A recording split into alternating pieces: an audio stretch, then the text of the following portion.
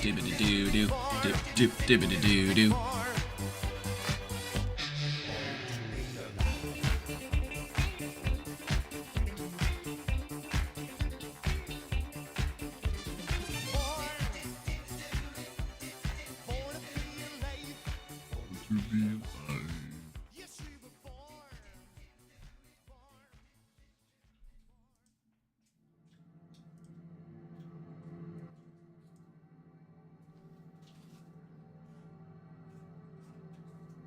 Hello? Hello?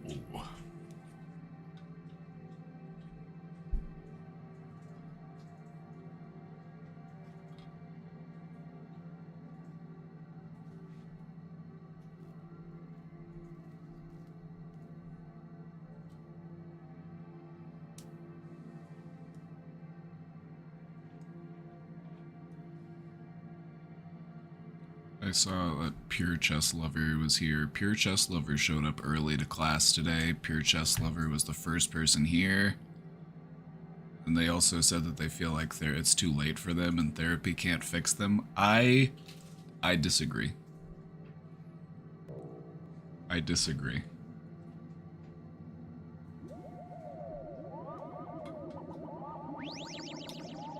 I disagree. It's not too late for anybody.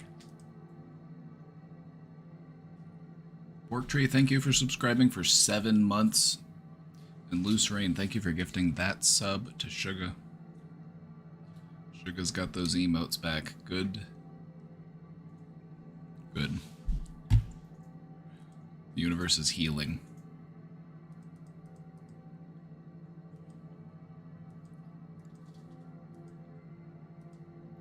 The universe is healing.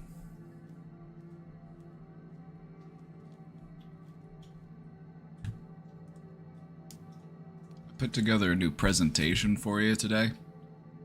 We'll still take it to a vote because I respect democracy. But I put a presentation together on hoarding today. No reason. No reason. Let's just say I was feeling inspired. Let's just say I was feeling inspired.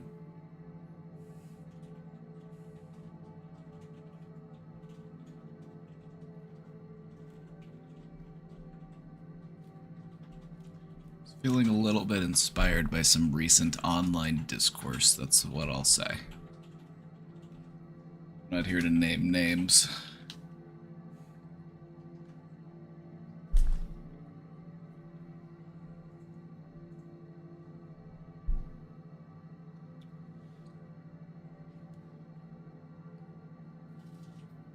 Inspired. I was inspired.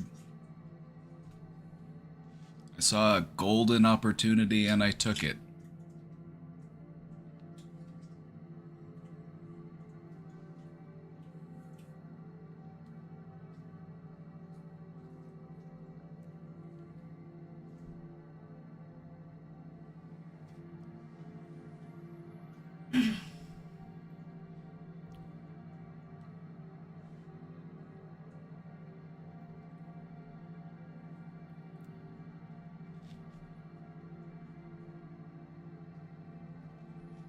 No, I'm not here to shit talk on anybody, okay? That's not really my business.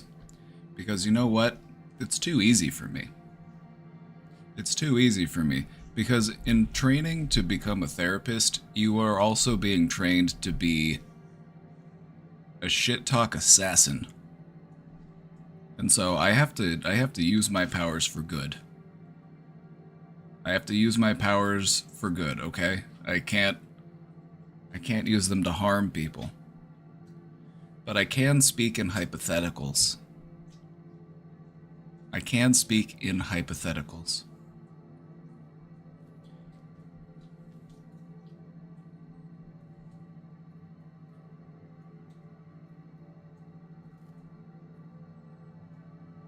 Can you imagine having a bunch of money and not paying for therapy? Can you imagine?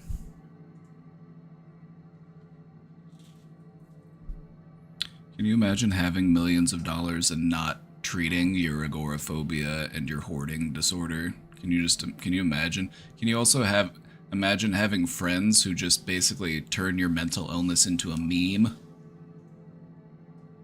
Just hypothetically. I'm not talking about anybody in particular.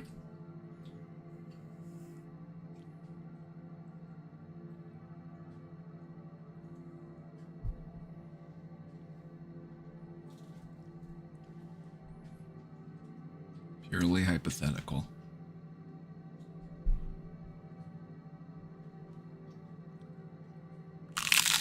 Look at this panini. Look at that grill marks on this panini.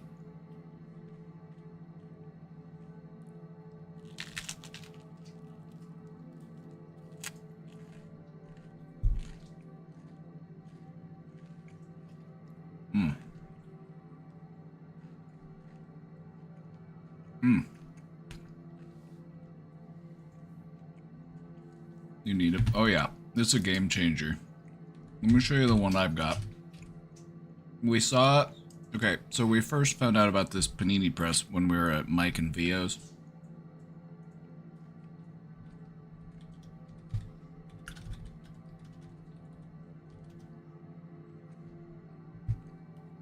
Let me show you this thing.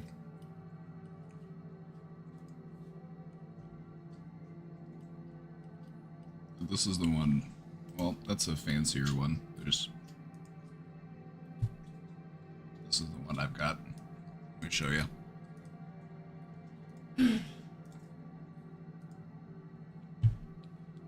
It's the Cuisinart Griddler.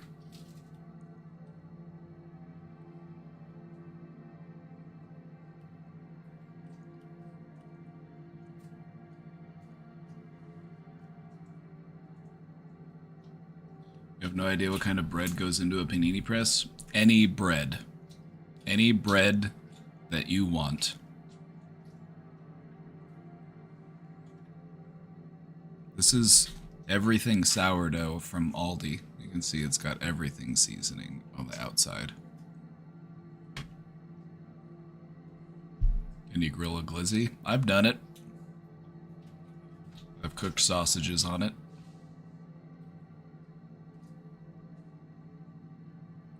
The only limitation is your imagination.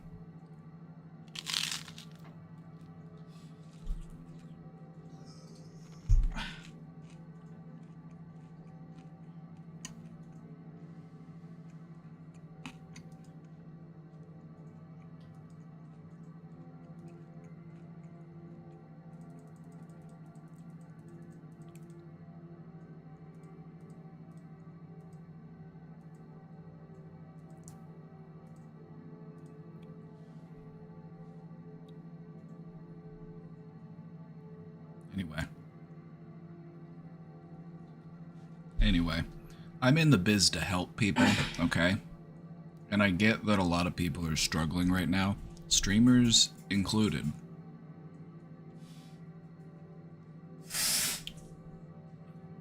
A lot of people have a misunderstanding about, streamers' mental health. Just because you're a popular streamer doesn't mean that you're mentally healthy. Just because you have a lot of money doesn't mean that you're mentally healthy.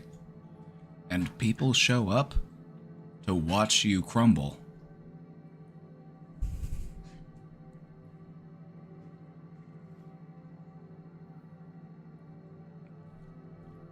Is everyone having such a hard time? What's going on right now? Genocide, late stage capitalism.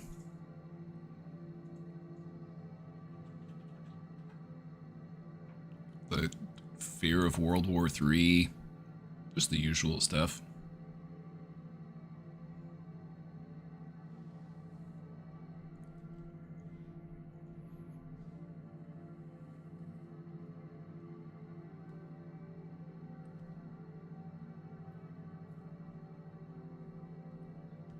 What else is new?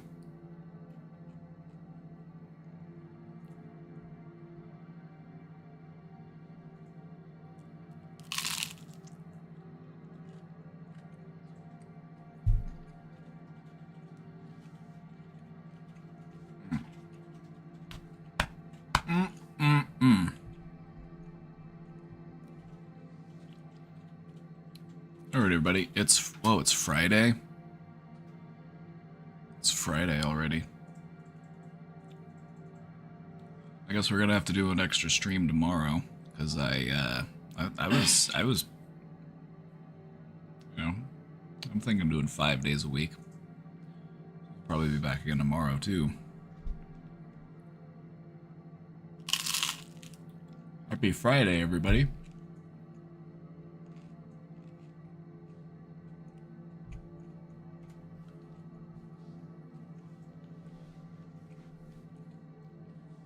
My arm. It's still healing. I'm probably another week or two away from it being fully healed, but it's a lot better than it was. I can kind of like twist it now, but like not all the way. It's still mending. But it'll get there. It's on its way. Is it a break? No, thankfully.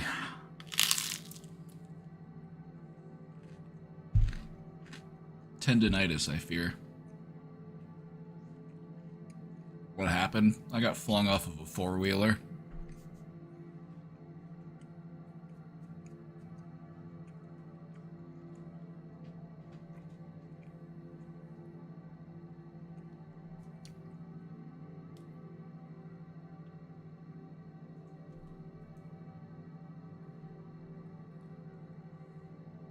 Forearm. In my forearm.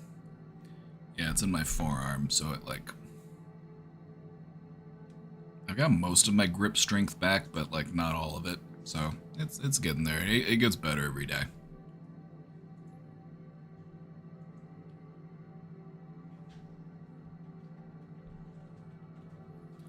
Tendons can just take a while to mend.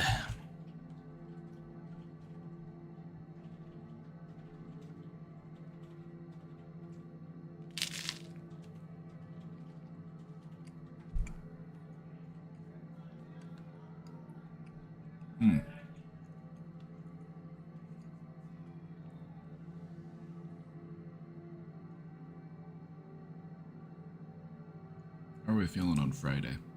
How are you feeling? How's your mood today?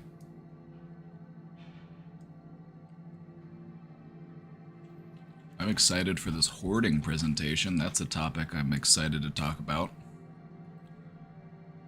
I was going to take it to a vote. I might still take it to a vote, but I feel like, how is hoarding not going to win? How is that not going to be the topic that we vote on? You know what I mean?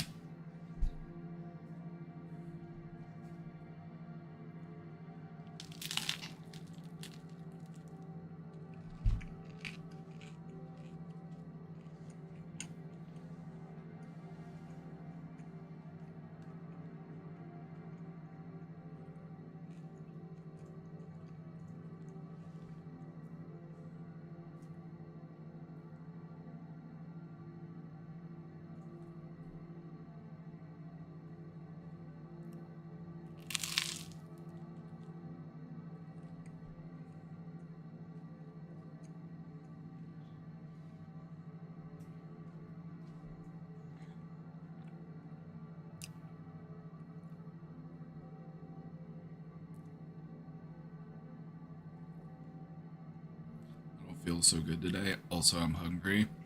If you're hungry, take care of that one first, and then see how you feel. You'd be surprised just how many ways hunger can affect your mood. You're feeling in the green? That's good. You're feeling regretful and displeased. Gonna talk about it.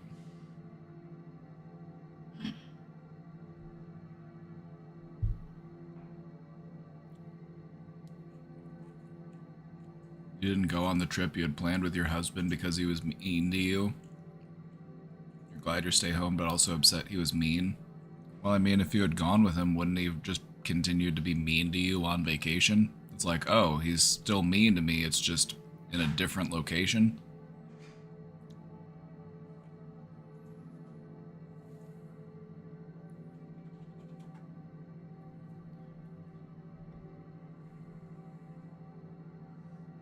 Some turds you just gotta flush. You know what I mean?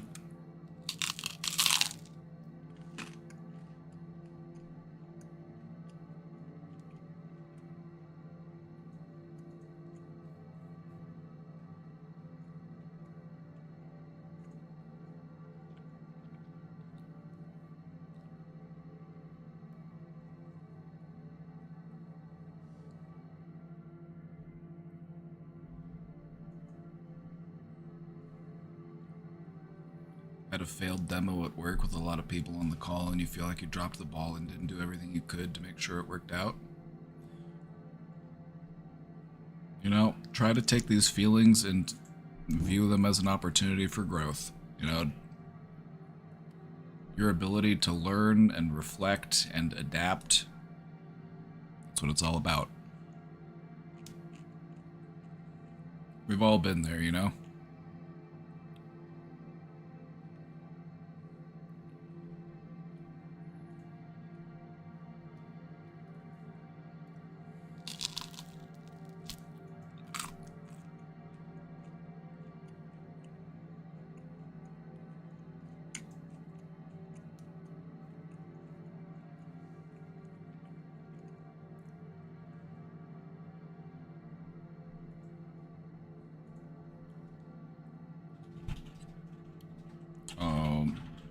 You're welcome. No problem. You'll be fine. It's like that kind of stuff happens to all of us. You know, we just gotta try not to be too hard on ourselves and just try to look at, like, you know what can I learn for next time? 'Cause that's what matters.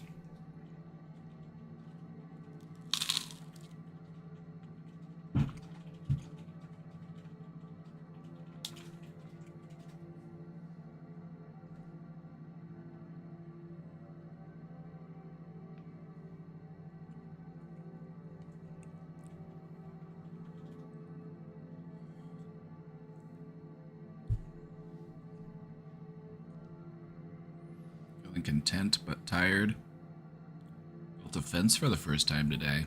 Oh, that's cool. That's cool. I feel like that's the best kind of tired to feel. Is that tiredness that you feel after you did something that you've been meaning to do, or you had you put in some genuine hard work and you're just like, it's like a good type of tired, you know what I mean?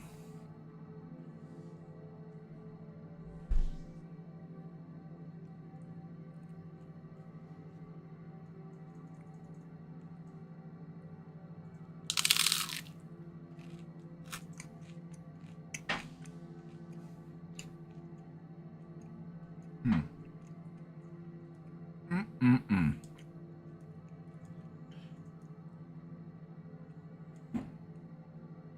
Alright, Wheel. I think we're done with you for now. What is a fox, really? This question came in at 10 a.m.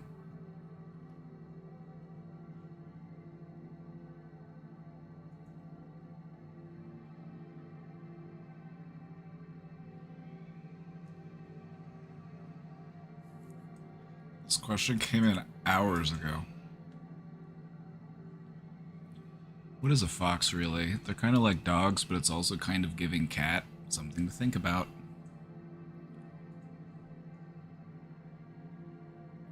Well, foxes are actually a member of the dog family.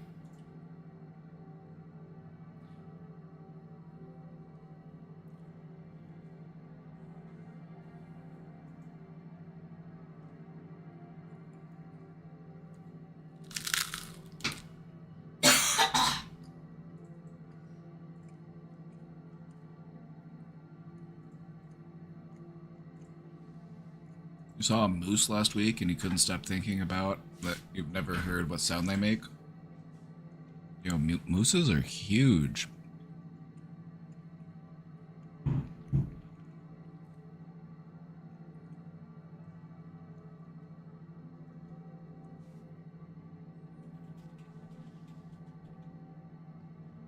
Mooses are huge. Mooses are so big, like sometimes a moose will get like hit by a car or something and then it'll just walk away.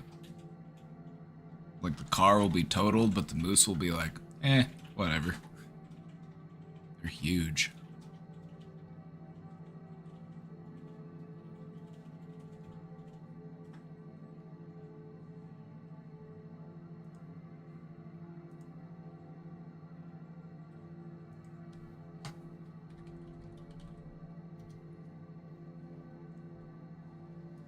You wanna hear what a moose sounds like?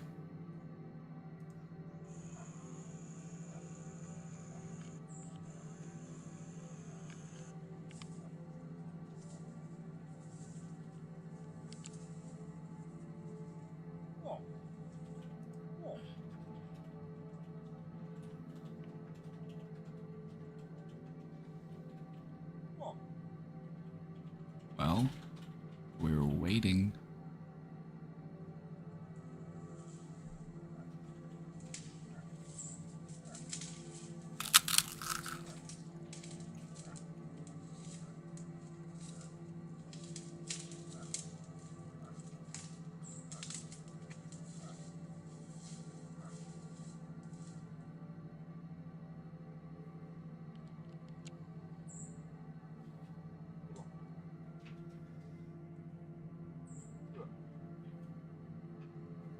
Gonna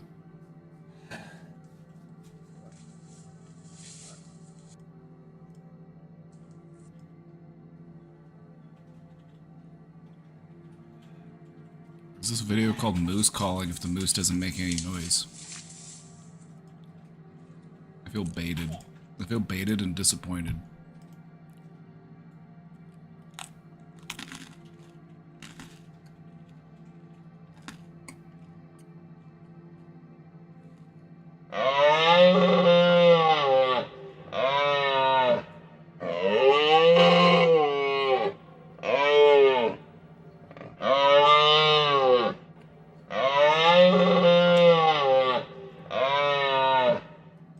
Sounds like a giant cow. That's kind of what they sound like. Sound like a giant cow. Like a bear cow. They sound kind of like a bear cow.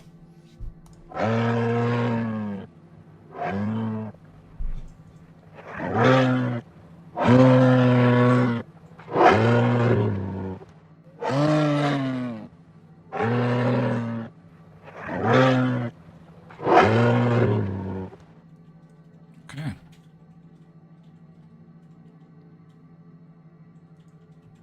Well, that's what a moose sounds like. Yeah, foxes are members of the dog family. Part of how they figure that out is stuff like the shape of the skull, the type of teeth they have, what type of feet and claws they have.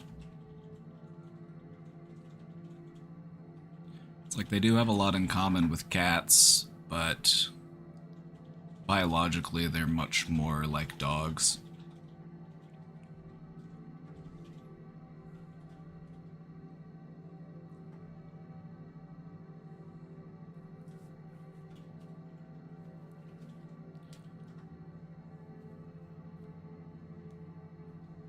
Domesticated foxes are kind of neat until you hear the terrible sound they make. Which raises the age-old question, what does the fox say?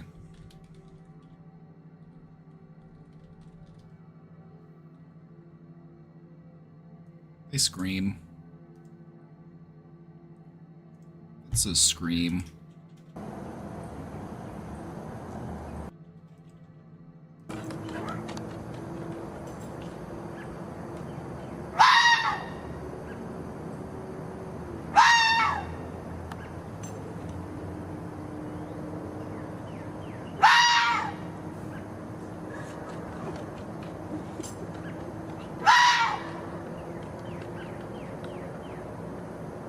Saying, wow.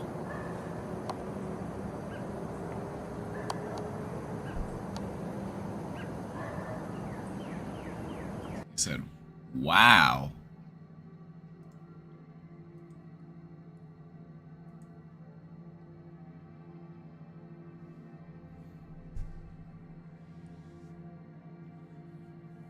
You were a fox in your past life, you think? And perhaps your persona is a fox in this life. Strange how the universe works. Do you believe shapeshifters exist? This one also came in early. This one came in at 12:30.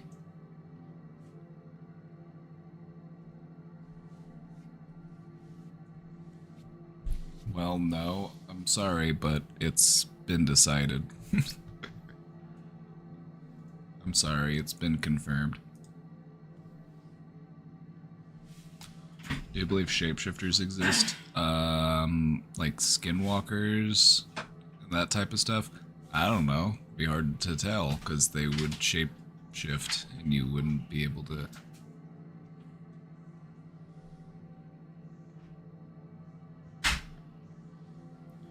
You believe in psychics, ghosts, and shapeshifters get help? Hey, I like to believe in all that stuff. Not because of any like scientific or logical reason. I like to believe in it because it's fun. That's what matters to me.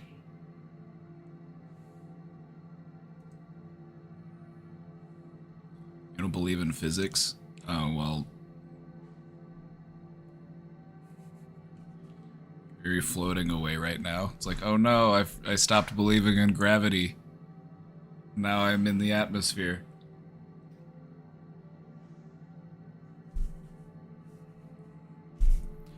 It's fun until someone is letting those beliefs rule their life.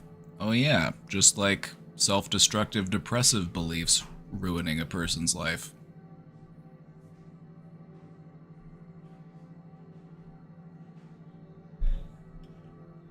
I would much rather a person believe in aliens and shapeshifters and psychics and ghosts than believe that they'll never get better from their depression.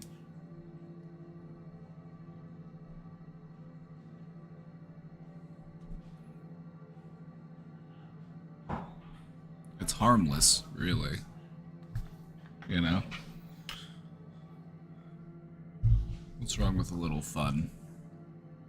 Do I believe shapeshifters exist? I can't prove that they don't.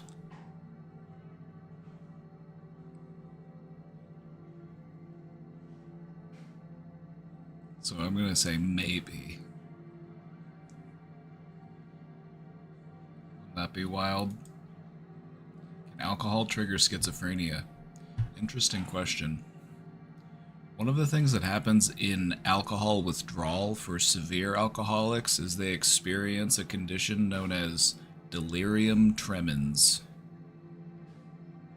And delirium tremens is basically a psychosis that is brought on by the alcohol withdrawal.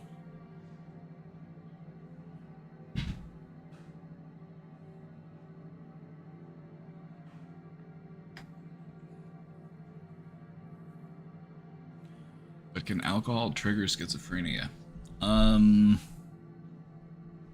I don't know. Let's see if there's any research on that.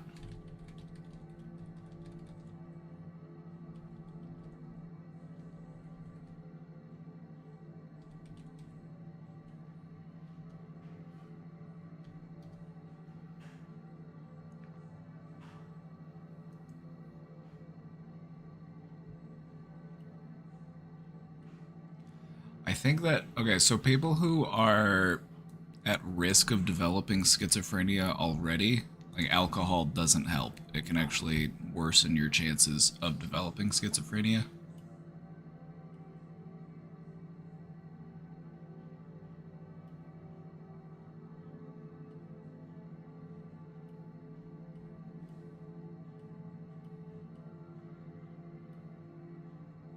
Also, people who have schizophrenia are more likely to develop an alcohol use disorder.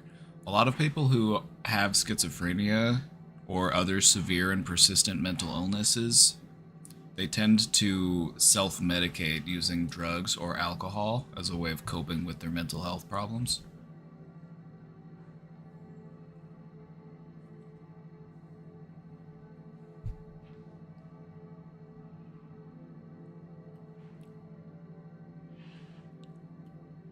Alcohol, when misused, has the potential to cause psychosis.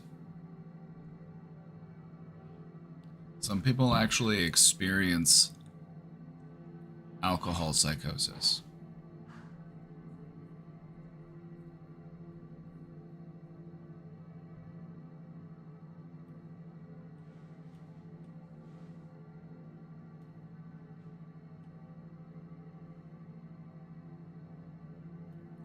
And it's important to note that it's different from schizophrenia. It's a distinct and separate condition.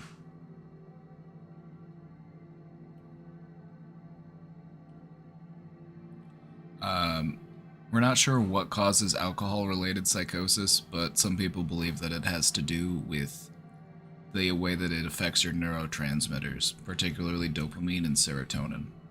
There is a connection between dopamine and psychosis. So you know.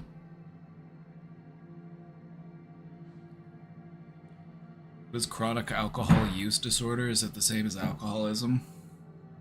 Yeah, probably. It's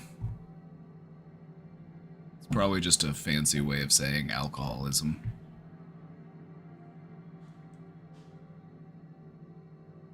I should stop drinking. Yeah, probably.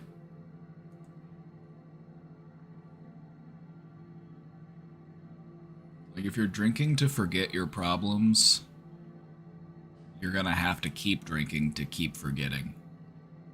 It's not really a road you want to go down. I can't tell if I have BPD or I'm just a Pisces.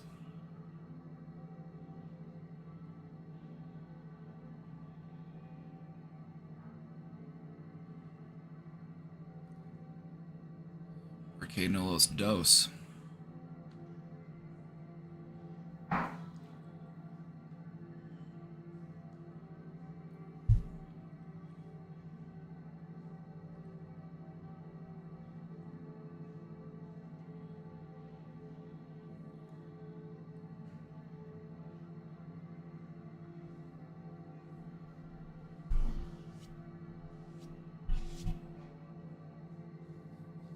Therapist office Wi-Fi works. You're in your therapist's office. You're in their waiting room right now. You tell him I said hi. Or don't.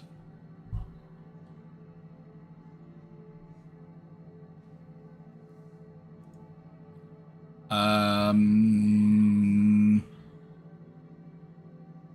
thing about BPD is that anybody can have traits of BPD without being BPD. It's like sometimes we have, difficulty regulating our emotions. Sometimes we have a sensitivity to abandonment and rejection. It's important to remember that any mental health diagnosis is just a more severe form of stuff that everybody already deals with. Does that make sense? It's just a more severe and pervasive form of the types of struggles that we all face.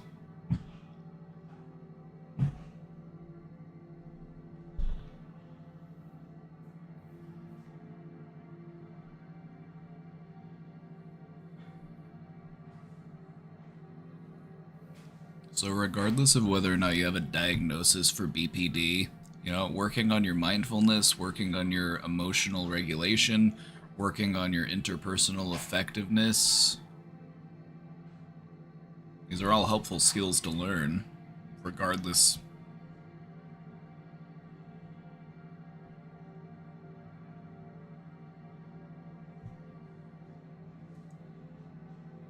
What's your relationship like with your parents and family?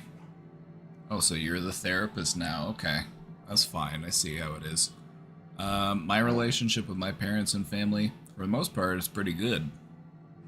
I don't see them as often as I'd like to, but, they're all adults now, and they've got their own lives to live. They're staying busy, but I try to see them at least once a month.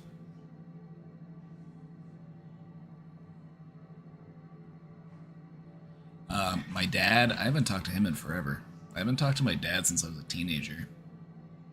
He's just a really stubborn guy, And he holds on to a lot of stuff for a really long time.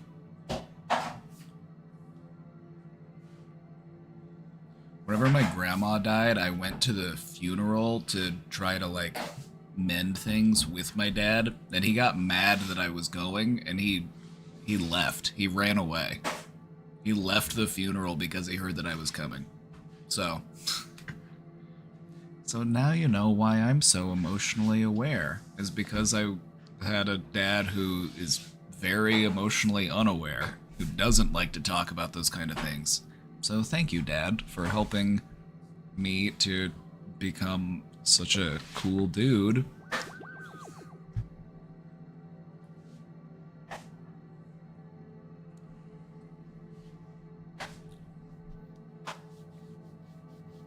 I don't know. I just feel like at this point he's missing out because I'm pretty cool. So.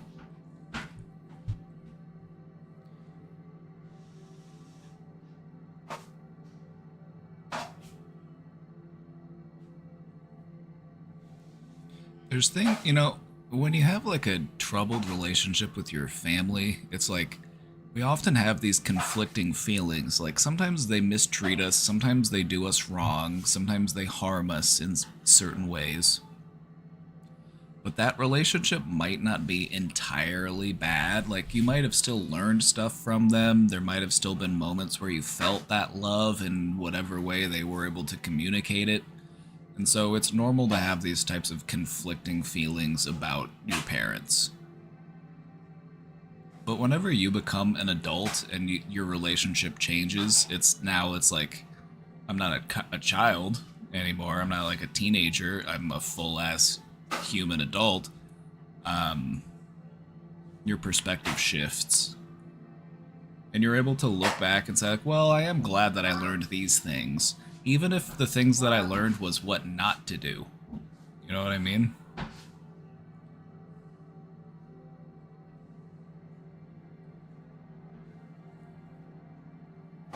So, in some ways, our parents teach us what we want to do in the future. They teach us how to be, but in many ways, they also teach us by showing us what not to be. I think just understanding the nature of generational trauma is really important, and it's something that hasn't really been on our minds as a society until relatively recently. Just understanding the nature of like these cycles that exist in families and the way that trauma gets passed down between the generations. And so, just in looking back, it's like, yeah, maybe my parents weren't perfect, but their parents and their parents' parents, it's like every subsequent generation, for the most part, tries to improve upon what they learned from their parents, but nobody's perfect. Nobody's a perfect parent. No such thing.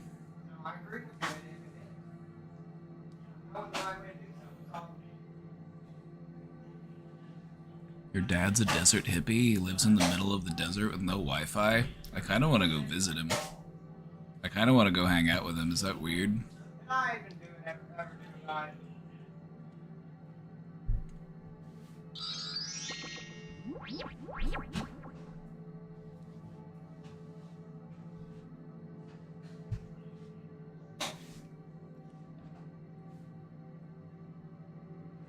AKA Calio, thank you for subscribing for 3 months.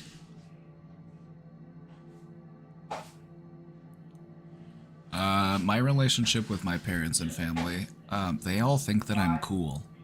In my family, I'm the cool guy. It's a lot to live up to.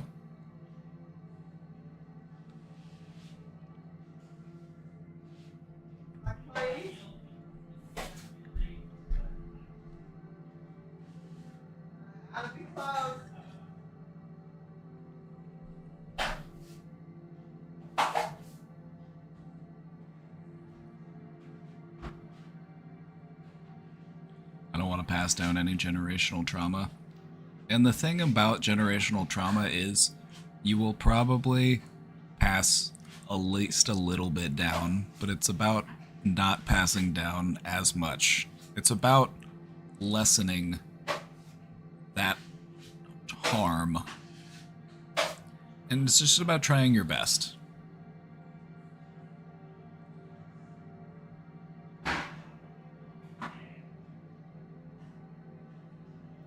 Your mom was a great teacher and everything you do not want in a marriage or a relationship, right?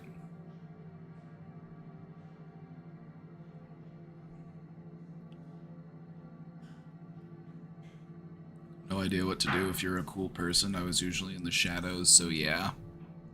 I mean, that's mysterious in its own way.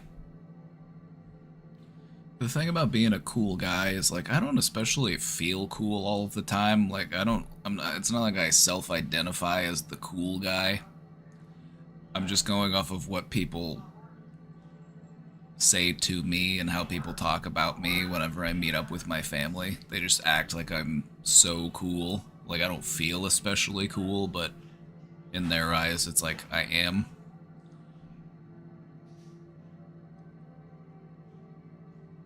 So I don't know. People who other people perceive as cool don't normally feel all that cool. It's like, I don't know.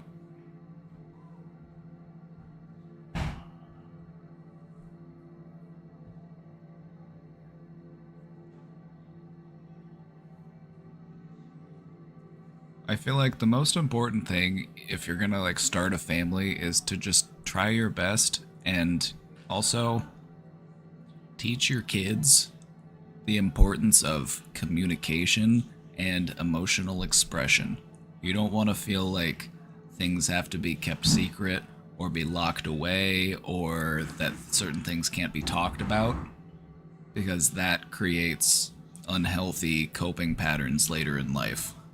People bottle stuff up, they let it fester, they let it, just.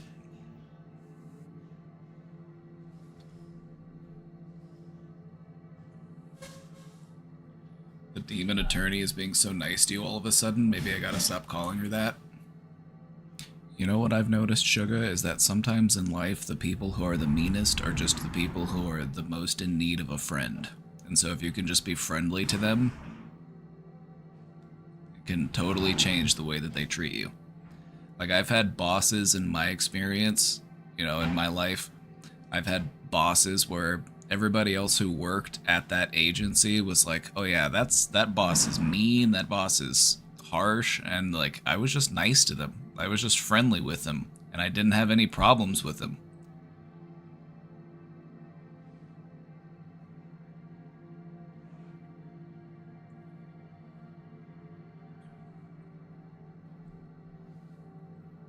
You just read half a book on psychology, so you have no knowledge or experience in certain situations, but you're not good at advice.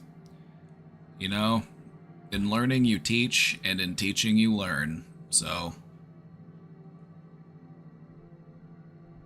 try not to assume yourself an expert on anything. Try to adopt a beginner's mindset. Like, even in the field of psychology, like, I still feel like I have a lot to learn. I try not to tell myself that I am done learning in any one particular thing. Because when you do that, you stop learning, you stop thinking about stuff, and you might be reinforcing your own errors. I see red every time, even when he holds up the red mouse. Huh? Wait, is that a dog down there? Dog? Scout, get out of here. Quit messing up my green screen. I have no food for you, Scout. Okay, what's this?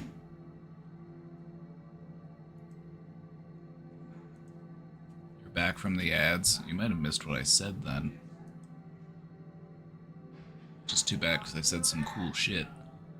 Do you see a red can there? Some of you will, some won't. But there are no red pixels on your screen. If you do a screenshot and zoom in, you will get this. It is black and white and teal. But if you zoom back out, some of you will go right back to seeing a red Coca-Cola can. Psychologist Akiyoshi Katoka likes to post these on social media. Here's another one. Just to point out that you do not see color with your eyes, you see color with your brain. I have found that you can kind of break the illusion if you just hold an actual red object up to it. The red will seem to disappear.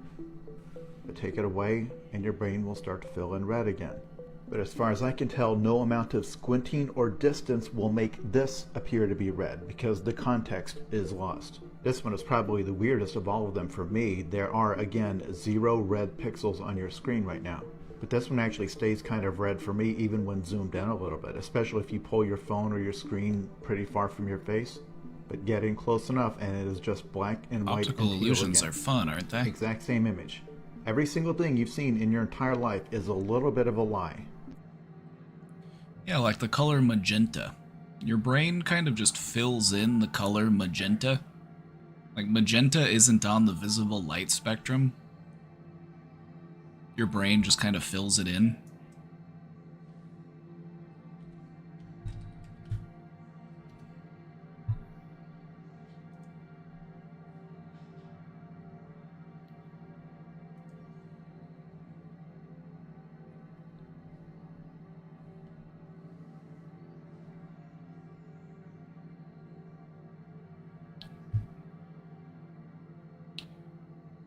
Let's see, what did I say, Drakbush?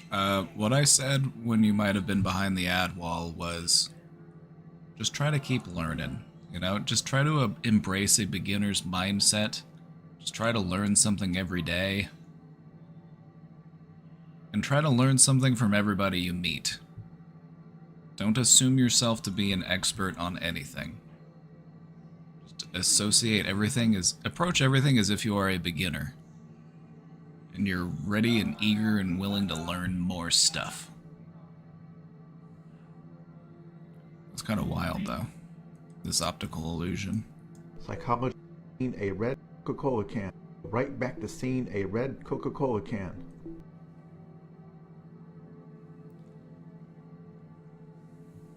You get more information if you listen, right? Another thing I said was, in learning you teach, and in teaching you learn.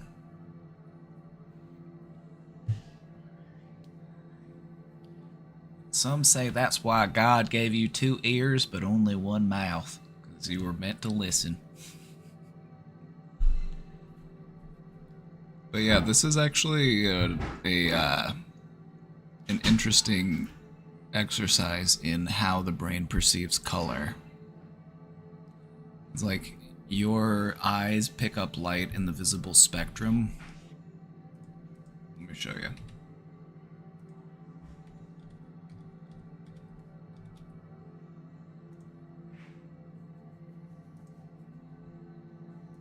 So like this is the visible light spectrum. You see colors from red all the way up to violet.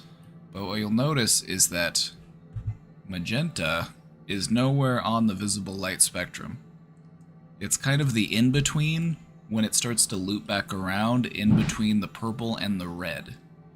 But magenta doesn't appear in the visible light spectrum. It's a color that your brain makes up to fill in that gap. Kind of trippy, huh?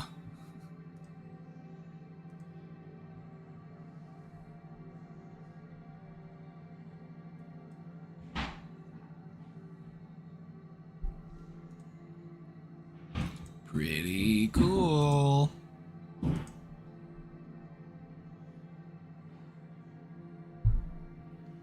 Question, if I have like one horrible day and I know the day is horrible but my overall situation is good, what is the best to focus on and think about in that moment? You know, I actually have some wise words in this video that I like to play regularly, so let me show you this. Let me show you this. This guy describes it better than I ever could. So let me show you.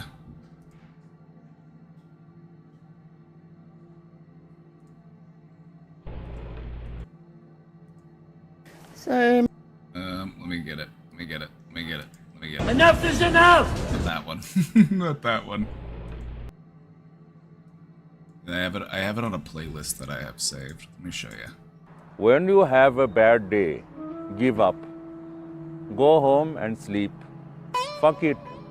Try again tomorrow. Not every bad day can become a good day. Some days are fucked and cannot be unfucked. When you have a day that is fucked beyond repair, that is the universe speaking to you, sending you a message. Listen to the universe. Go home. Save your energy. Tomorrow is another day. For now, just fucking chill. That's the best advice I can give to somebody. If it's like, if your day is fucked beyond repair, just call it a day. Just go home, go to sleep, try again tomorrow. Not every bad day can become a good day.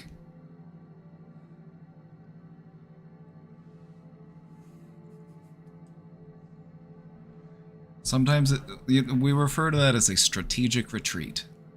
You know what I mean? Like in the art of war, it's like sometimes you have to know when to just cut your losses and regroup and gather your strength back up.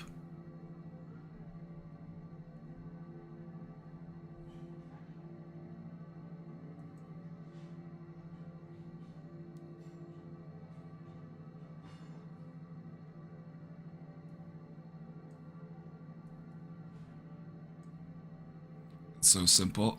right? But what I've found to be true is that sometimes it's the simplest lessons in life that take the longest to learn. Sometimes people spend their entire lives. Sometimes the simplest lessons of life don't really start to click for people until they hit like their 70s or 80s. And they're like, oh yeah, maybe I shouldn't care about what other people think about me. Because it doesn't fucking matter. What matters most is what I think about me. I can't sway other people's opinions. Like, I could do everything right for someone, I could be the nicest person in the world to them, but they could still not like me or be mean to me for reasons entirely outside of my control.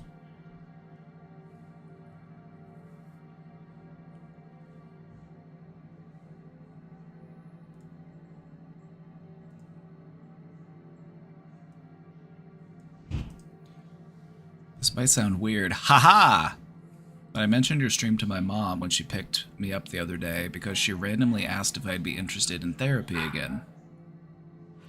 My mom has always been the I'm your mom, not your friend. But we're close and have a good relationship regardless. I appreciate you helping me learn and being able to express and show my changing and progressive thinking when it comes to my mental health. I've wanted to talk to my mom about going back to therapy for a while, and you really helped facilitate the conversation on my end, so thank you. I've been reframing, working on weed consumption, bettering my eating, taking time to breathe when overwhelmed, and so much more. You've really helped jumpstart my journey, and I can't express how grateful I am. You're changing lives for the better. Well, thank you. It's so nice of you to say. It's so nice of you to say. I love that. I love that for you. Also, remember this. You know who did all the hard work? You know who did all the heavy lifting? You. That was you. I didn't do any of that. That was all you.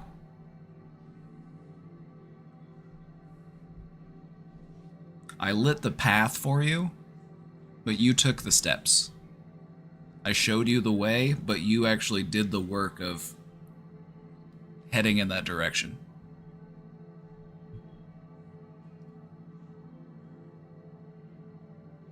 Just keep us posted. Let us know how it goes. We're happy to hear that you're making such meaningful progress. We're excited what the future holds for you.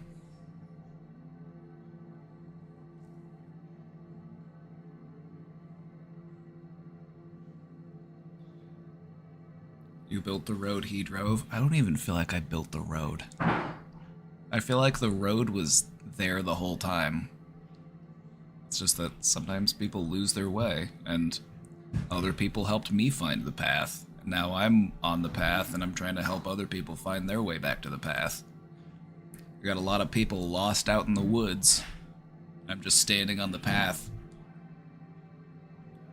I'm just standing on the path, waving my arms and screaming, "This way! Over here!"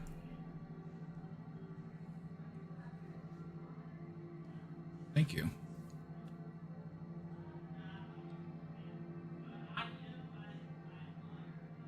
Thank you.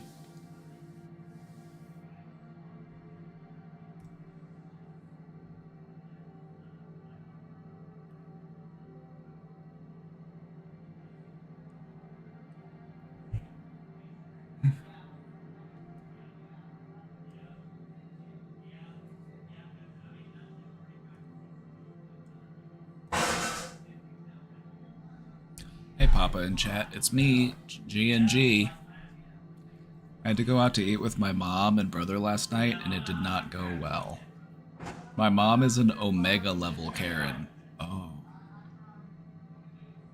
Is that an X-Men reference? Are you referencing Omega level? Is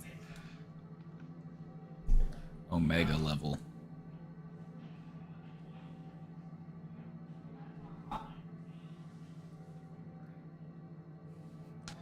You know what's funny? Quick side note.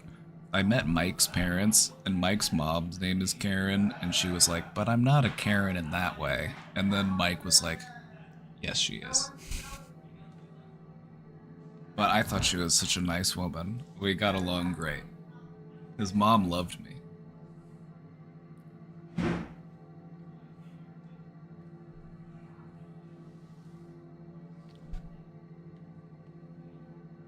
just think it's funny whenever a person is named Karen but actually lives up to the name. I just think that's funny. I have an aunt named Karen, but she's actually like super nice and friendly and not a Karen in any way. So, you know, it is what it is.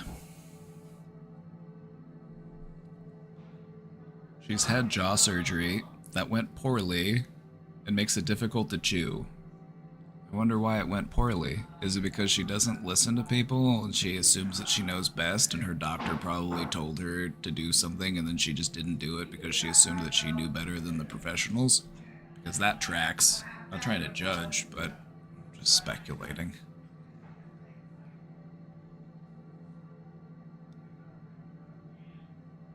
She's been a picky eater before this, too. My brother, having worked retail his whole life, wants to ensure the waiter has an easy time. It started with the lemons the waiter forgot to put in her glass of water, which she didn't get until 40 minutes into dinner.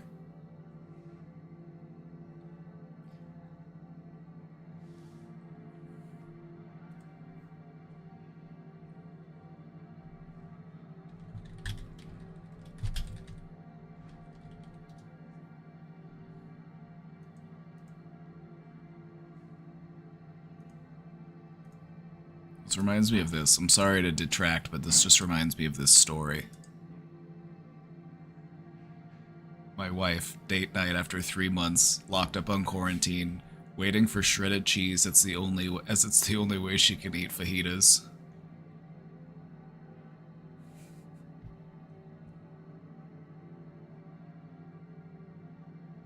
It's the only way she can eat fajitas.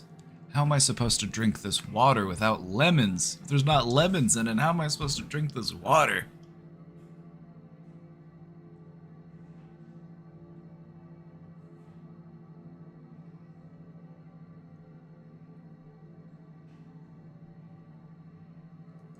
You know what I do if I'm in a restaurant and they're not bringing me something that I asked for? I go up to the kitchen window and I start bugging people. Like, hey, excuse me.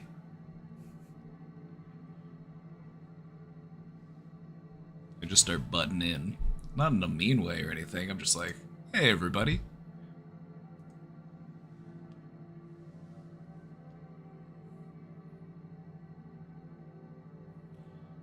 I had an old coworker that complained at every food place he went to and got free food. I was like, sir, I'll never go anywhere with you and I like my food free of additions. Yeah, the addition of spit. It's like, sure, you might be getting free food, but they might have picked it up off... Oops, I accidentally dropped it on the ground. 5-second rule. Don't fuck with the people who make your food. Don't fuck with the people who make your food.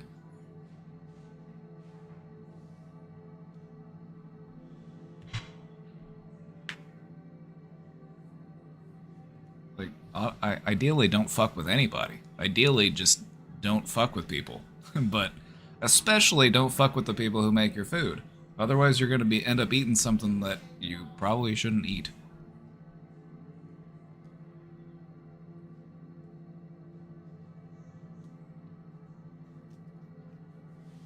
I'm not excusing that behavior either. I think messing with people's food is criminal.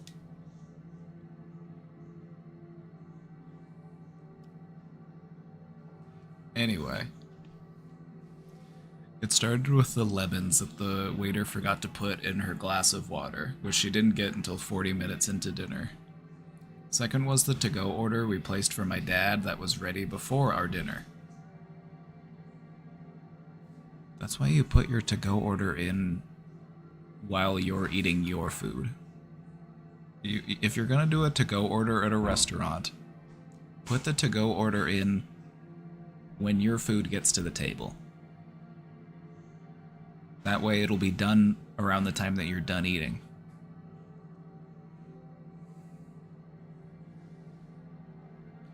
Because if you tell them that you're getting a to-go order, they might start making it as soon as you put the order in, and then it might sit there for a while. So I normally tell, if I have a to-go order, I will Like, the person brings the food to the table and they're like, anything else I can get for you? I'm like, yeah, actually, I wanted to put in a to-go order too.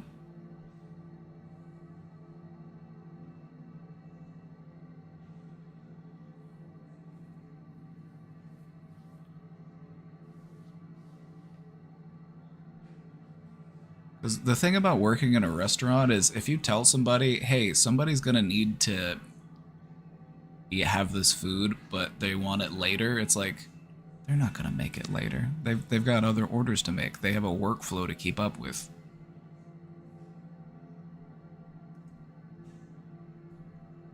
So they're probably just going to make it as they get the order. They might not know that that to-go order is the order that was made by somebody who's already eating there. They might assume that it's like a carry-out order or something.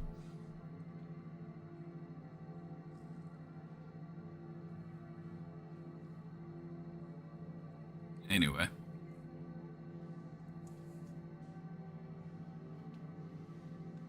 It was taken back and a new plate was made, the third straw, which had us waiting another 25 minutes after our meals were finished. The fourth and final straw came when she asked for her burger to be smashed so she could physically eat it, and they cooked it well done, as my brother had stated, instead of medium, as my mom requested. It looks like he wanted it smashed. Like, they're gonna squish it. They're gonna squish all the... It's gonna... Like, a smashed burger is a well-done burger.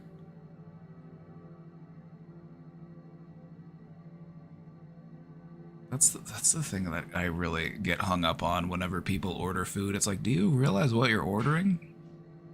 They're like, I want a smashed burger, but I want it rare. I'm like, that's physically impossible. You can't do it.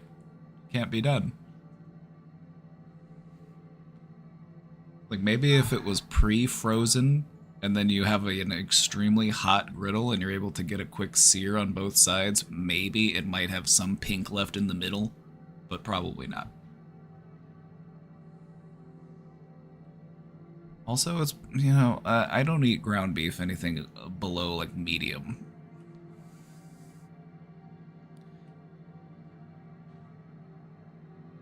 They normally say it's better for you to eat ground beef well done anyway, because it's been ground. You can have more chance for bacteria to get into it. Anyway. There's just no pleasing her. That kind of just makes you feel sorry for her, doesn't it? Like, sure, you could get mad about it, but you could also just get sad about it. You're like, aw, poor thing.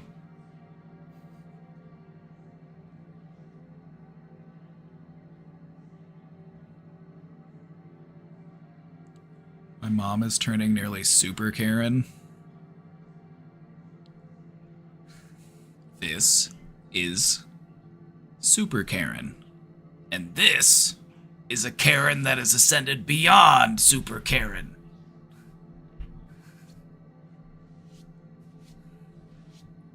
And this is to go even further beyond. Ha!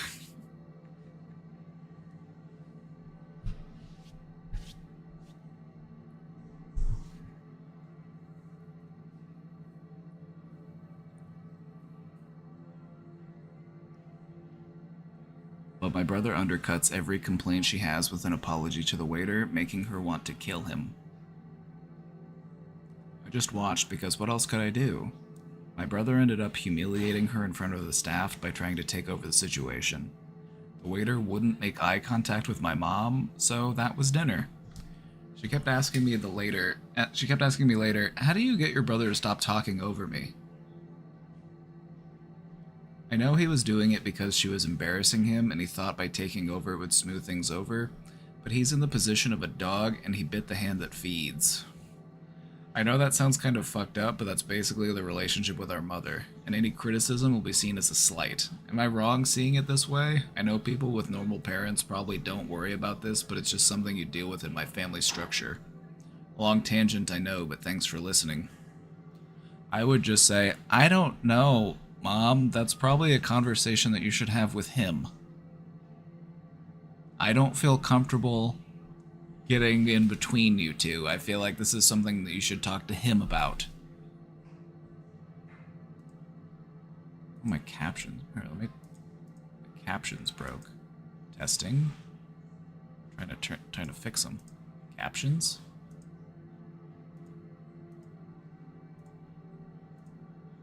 Try turning it off and on again. There it goes. Now it's working.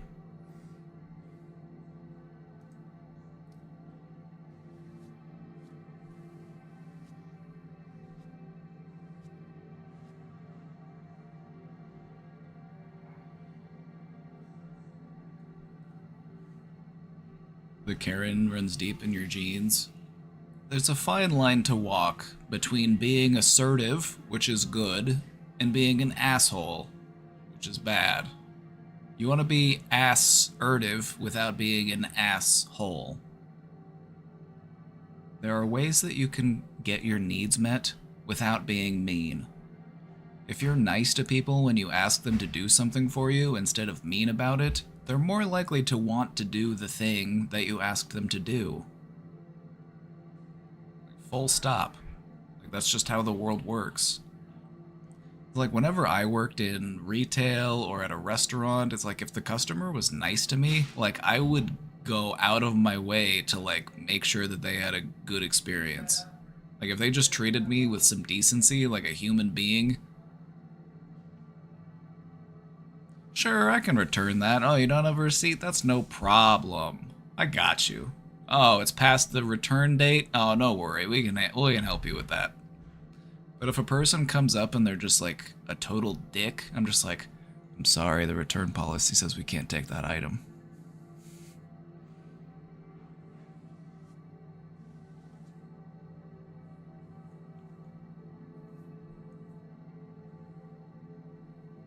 You attract more flies with honey than you do with vinegar. Unless you're trying to attract fruit flies. Fruit flies are actually attracted to vinegar, so that doesn't track with all flies.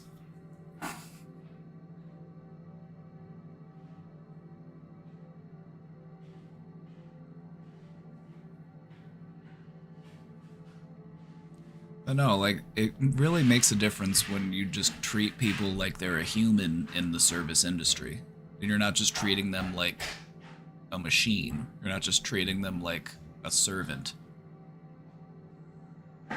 Because most people they just try to ignore or just dehumanize people who work in those types of jobs.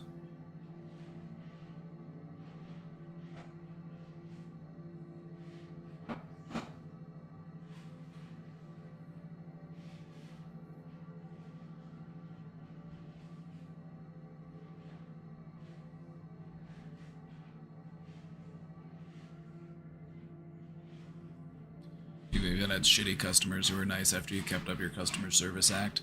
It's like, right, like if you stay calm and don't match their energy, most of the time people who are agitated will start to feel silly for being so escalated. It's like if you don't match them in their energy, they're gonna feel like, oh, my tantrum. Sometimes you just gotta give people a space to cool off.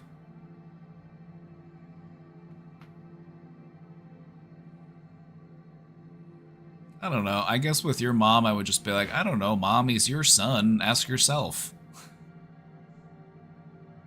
It's like, I don't know, Mom, he's your son. You raised him. You taught him how to act.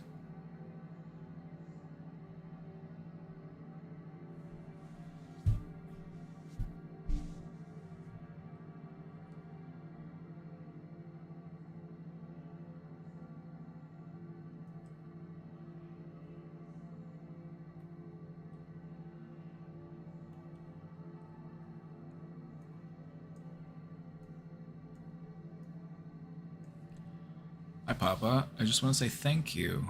I recently left my job because I had a bad manager, but I never would have had the courage to leave without understanding my situation from you and Chat's perspective. And as much as I want to find a new job now, I've decided to dedicate a couple weeks to focusing on my physical and mental health. I remember you told me way back when that loving myself might be closer than you think, and I think I was able to get there, so thanks for showing me how to care for myself. Aw, you're welcome. You're welcome.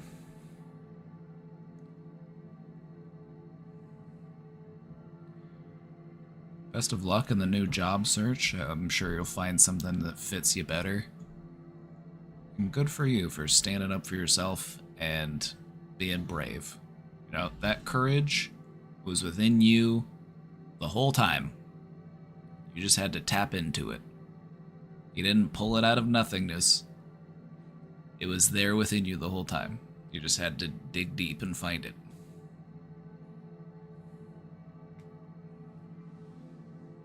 Thank yourself for doing the hard work. I just showed you the way. You took all the steps.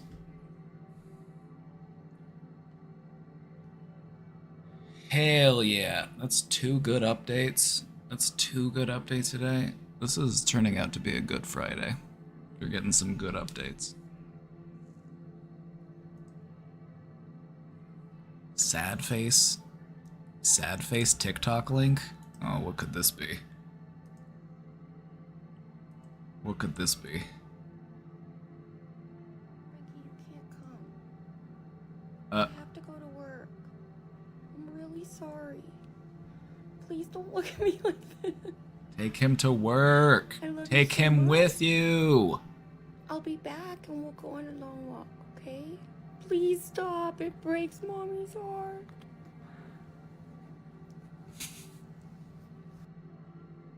Take him with you.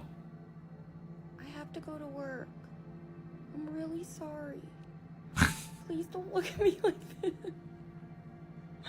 I love you so much. I'll be back and we'll go on a long walk, okay? Please stop. It breaks Mommy's heart. Take him with you.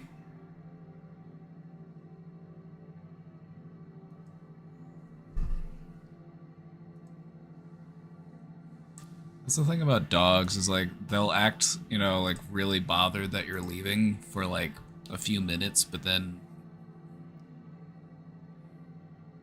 after a little while they're just like, okay, I guess I'll just take a nap. I guess I'll just do dog stuff.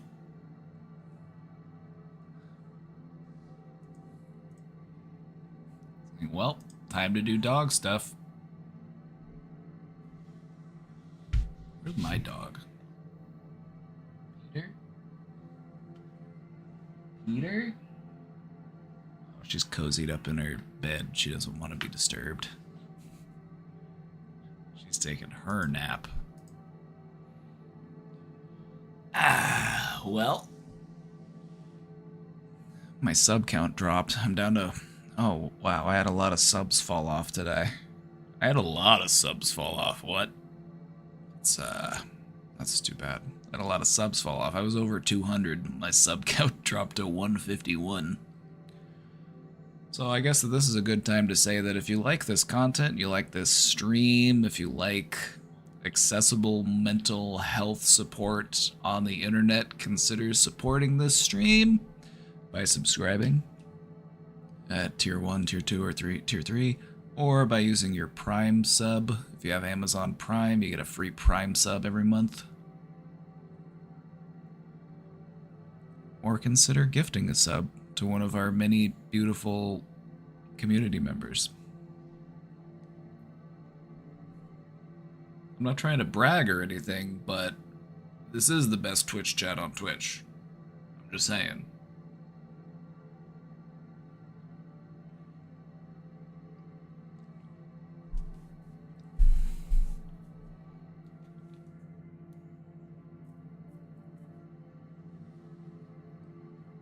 Where's Beaver? Let me see if I can summon him.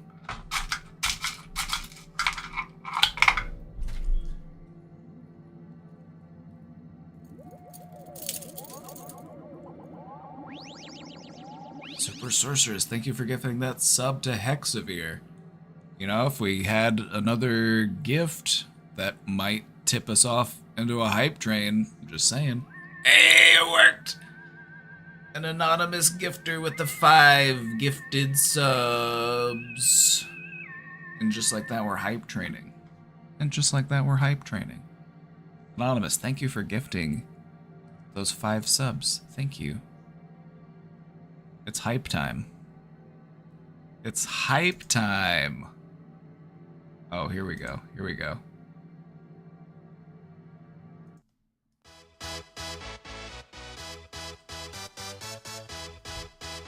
It's hype time. We're on a hype train.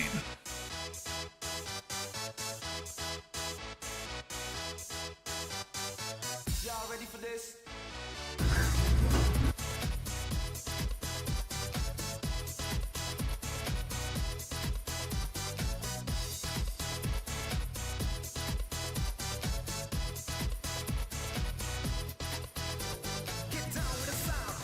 Heterophone with a gifted sub.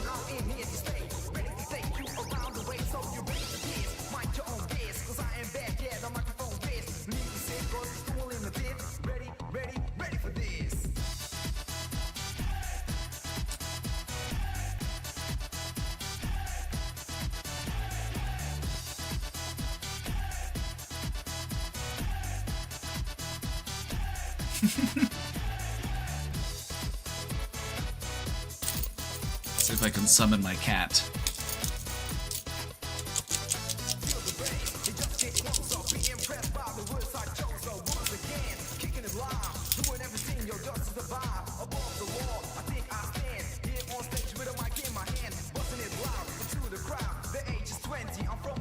And manifest Beaver. Beaver! Beaver!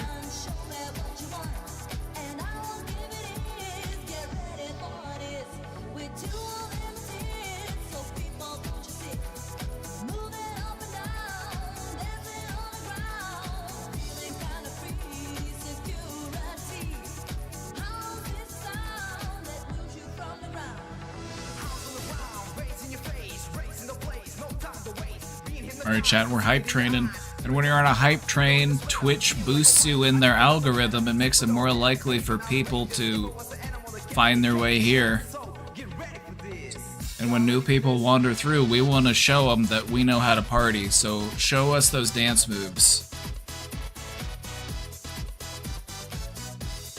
Show me your moves.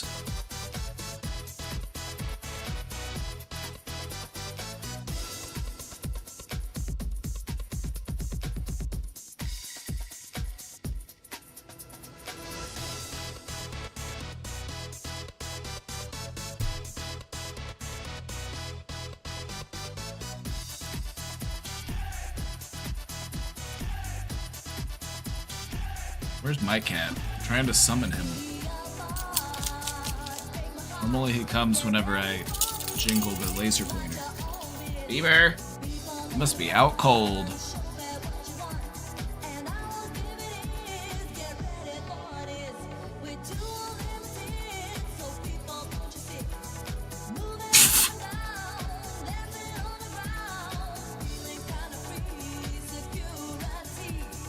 Hello, everyone. Austin, you're here right on time. You're here just in time, Austin. You got here just in time for the hype train. We got 2 minutes left. Can we make it to level 4? Can we make it to level 4? Trying to get back to 200 subs. My sub count dropped by like 70 subs today. I had a lot of subs. I had a lot of subs fall off yesterday. I need to rebuild.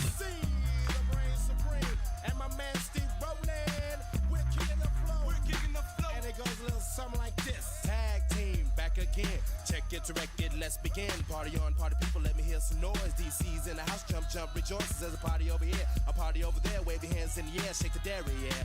These 3 words mean you're getting busy. Whoa, there it is, Hitman. You lost your sub yesterday? Oh no, Austin.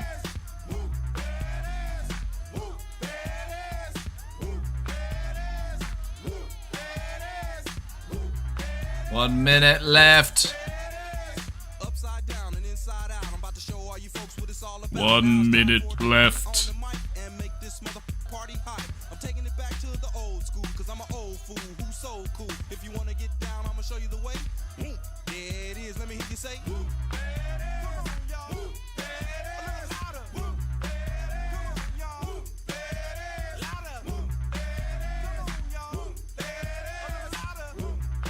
Manifesting Oilers.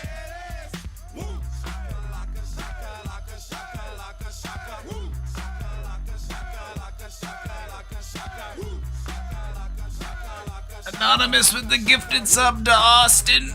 We made it happen. We made it happen. Dreams do come true. Thank you, Anonymous, for that gifted sub. Come on, whoop. There it is, I'm done.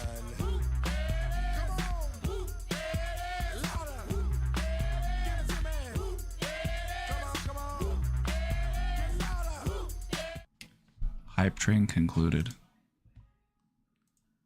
Hype train concluded.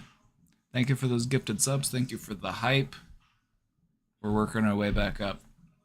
We gotta climb back up to 200 subs. I need to hit, realistically, I need to hit 300 something. I need to, so I can become eligible for the Partner Plus payout thing. I have to hit that threshold, which is where we're headed. That's where we're headed. We're gonna get there. I believe. I believe.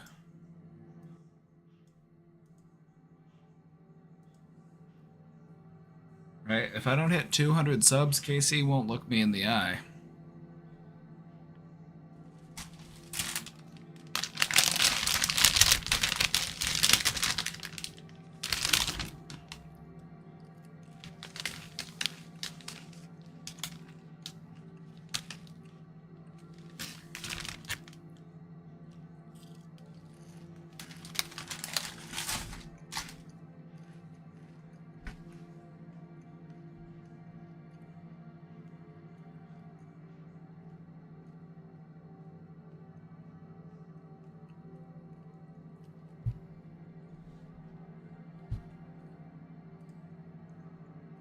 Okay.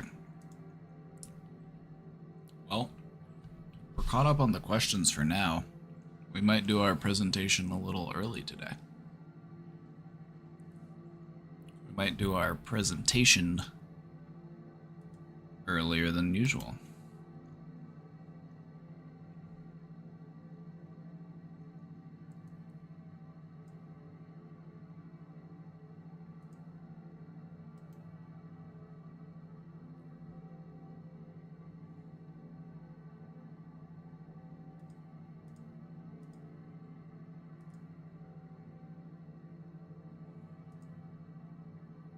We got 3 to choose from. We got 3 to choose from.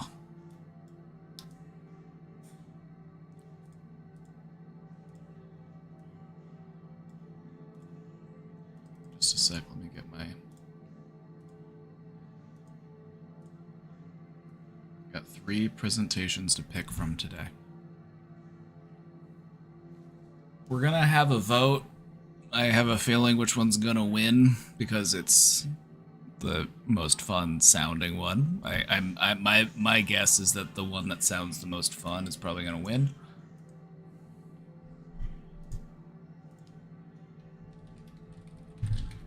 But you know, I like to leave it up for a vote anyway.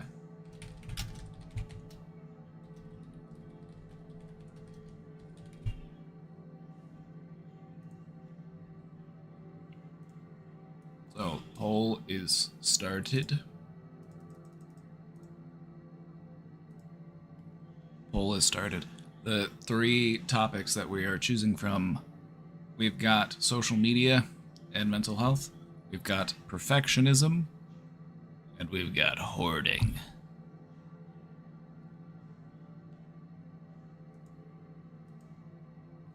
Previously on Hoarders.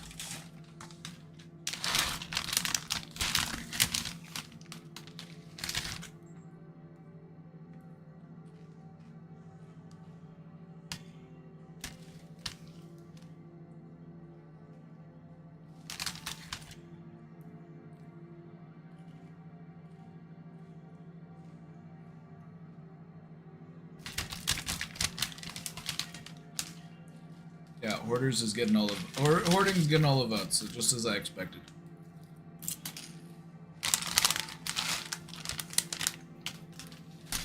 Just as I expected.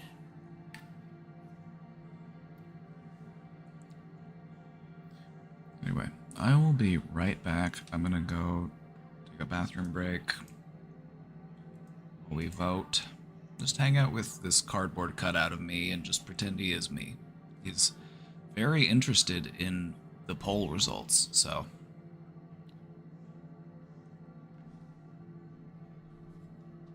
Just talk to him. I'll be right back.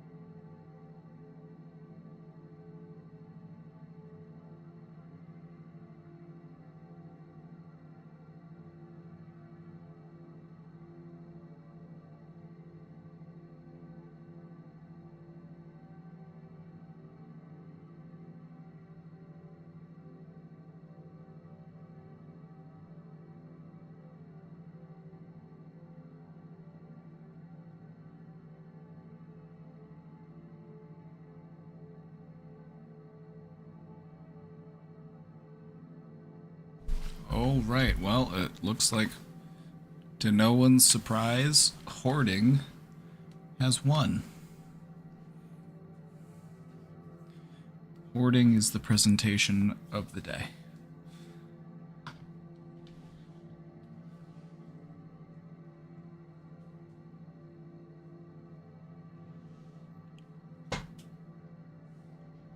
Kind of like the cardboard cutout. Should I just leave him up?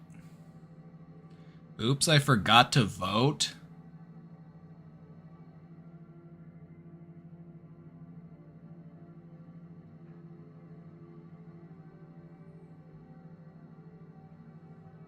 Is democracy a joke to you?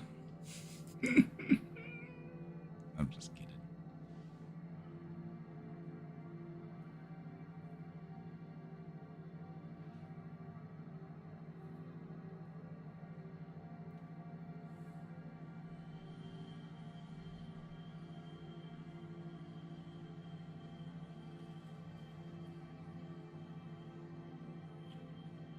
Well, hoarding is the winner. Hoarding wins. It's a good one. It's a good one. Okay, we're still caught up on questions.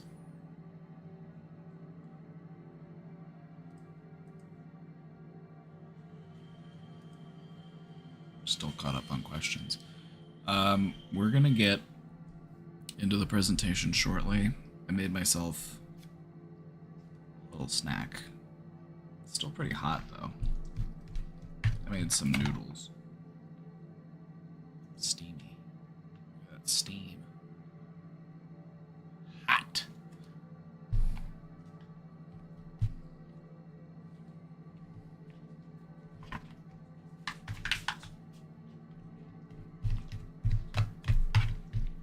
Let's just pretend we're on our lunch break together. So, how's life?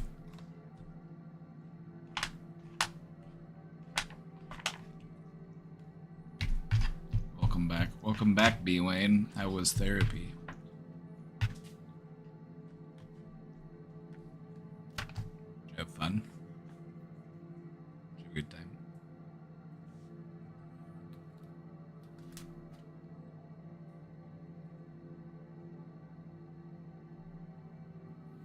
Unemployed people don't get lunch breaks? Yeah, but they still eat lunch.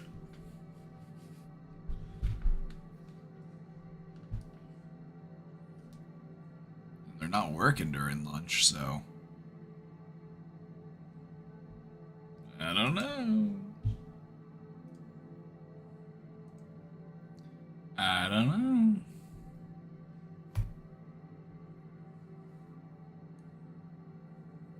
Right. Oh. My question box link got unpinned somehow. Might be why the question box hasn't had any submissions. I don't know why it unpinned itself. I'm just gonna blame the mods. Wherever they are.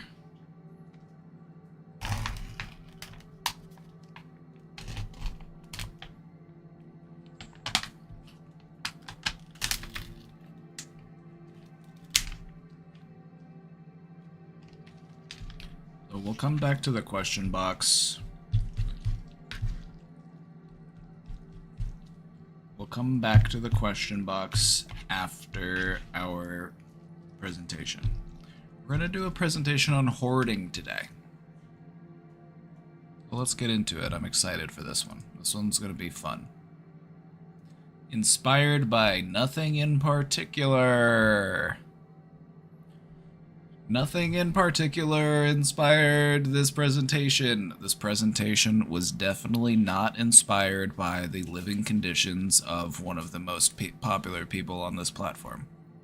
Definitely not. Okay? Don't get any ideas.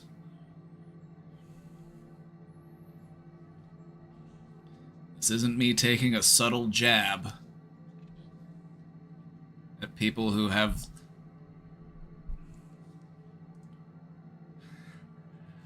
very messy living conditions. This isn't that. This is professional. Hey, 15, how's it going? Welcome in. You're right on time. You made it just in time for me to eat these noodles while I stall this presentation.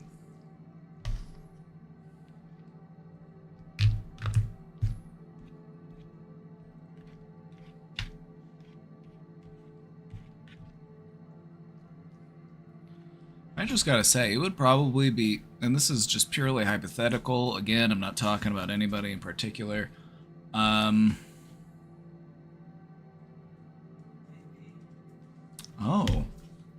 From Menards? It's my rebate check from Menards. I have 81 Menards bucks.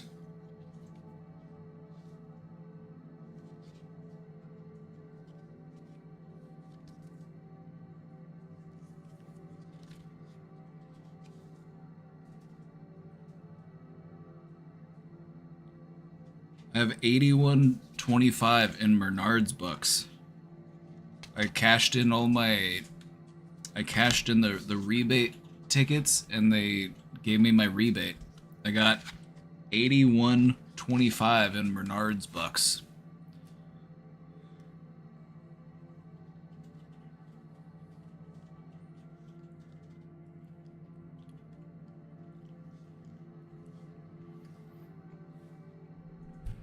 I wonder what I'll be able to get. I do have some camping stuff at Menards.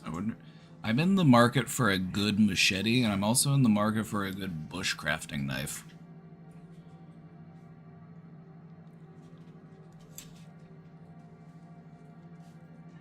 Hoarding. Hoarding.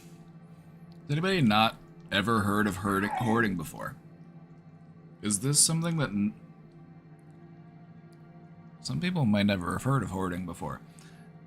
Some of us might be pretty familiar with hoarding. Me personally, I've watched pretty much every episode of the show Hoarders, so I like to consider myself a bit of an expert. I've also worked with some people, like, in their houses, helping them to declutter and to de-hoard their house. That's exciting.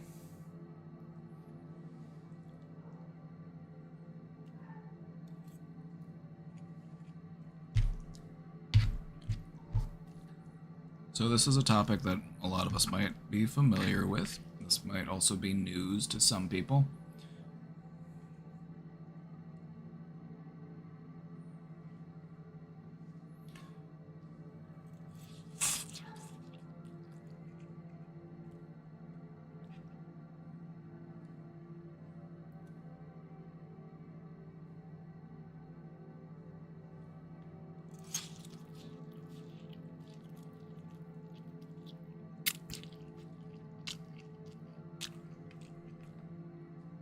Oh, my Menards bucks are here. I'm so excited.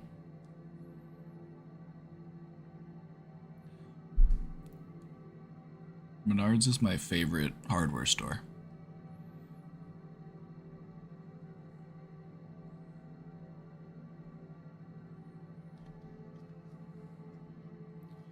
I believe there's a TV show on A&E called Hoarders. That's the one. That's the one I was talking about. Seen just about every episode. I haven't seen some of the newer episodes, but I went back and watched like pretty much every season up until like the most recent one.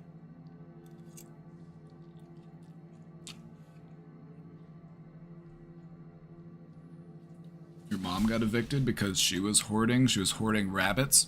Animal hoarding is a type of hoarding.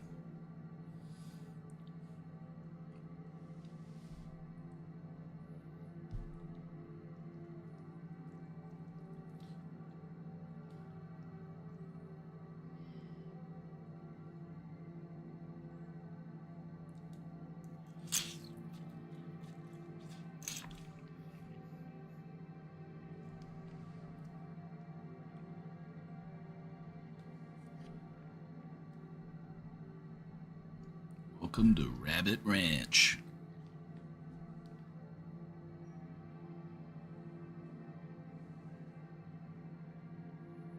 The interesting thing about hoarding is that hoarding can happen whether you are rich or poor.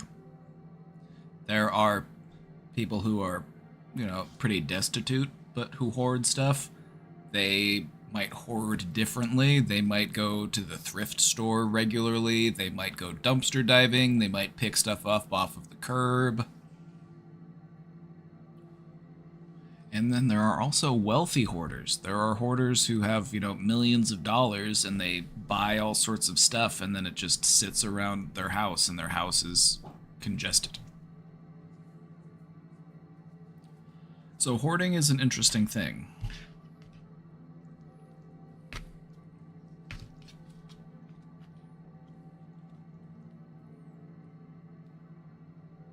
It's also primarily a Western thing. Hoarding is one of the things that you typically see in, individualistic societies. It seems to be a manifestation of that type of, individualistic drive that is embedded in Western cultures.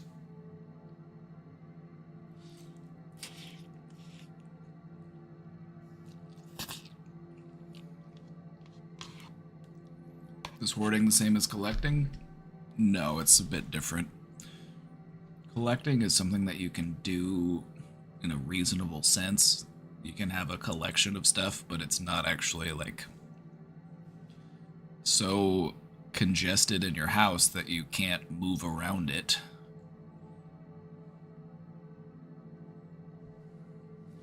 In more collective societies, people are more likely to share their belongings. True.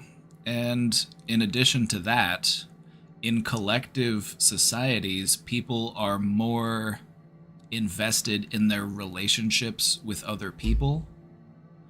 Part of the reason why people hoard is because instead of developing attachments to other people, they develop attachments to objects. And so that's also part of the reason why individualistic societies, such as the United States, you tend to see more hoarding, whereas you wouldn't really see it so much in a collectivist culture.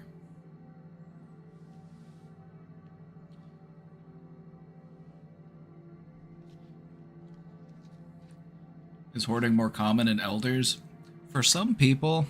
Okay, so the thing about hoarding, before we really get into it, is that people can demonstrate hoarding traits, but it can take a lot of time to accumulate a hoard.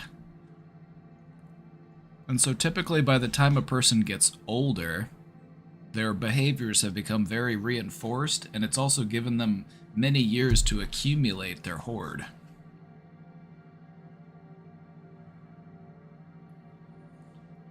I think being depressed is a trigger for this type of behavior.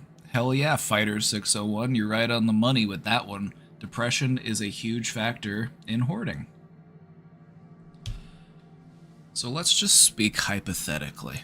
Let's say that hypothetically you were very depressed and you had a hard time cleaning your house. Not only were you depressed and you had a hard time cleaning your house, but the people who were supposed to be your friends, let's just say that these people also happen to work with you. Maybe you're all part of the same organization. These people who are supposed to be your friends, they don't really... They mostly just use you for a bit. Your mental illness is basically just a comedic meme to them. And you could see how that would double down and reinforce your depression, and it would make it even harder to break free from these hoarding behaviors.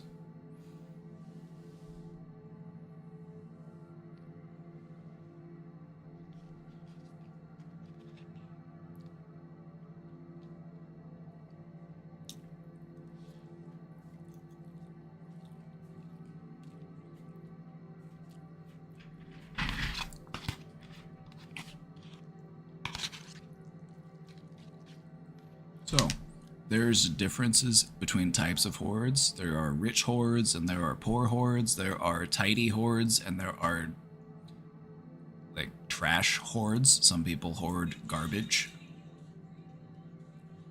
I've also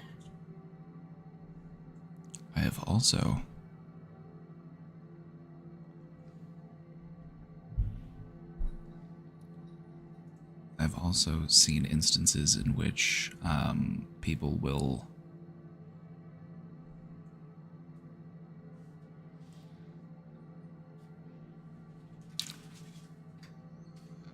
keep things in jars or in buckets that should not be kept, things that should be gotten rid of, such as their poop. I've seen people hoard poop jars.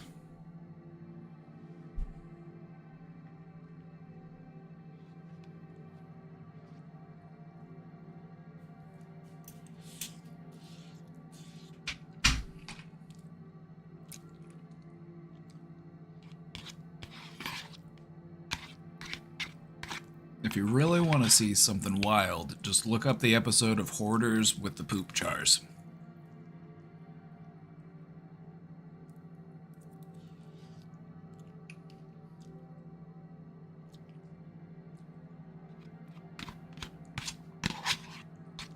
This is why I can't watch that show. See, I don't have a problem watching that show. I'm sitting here talking about poop jars while I'm eating. I'm just built differently, I guess.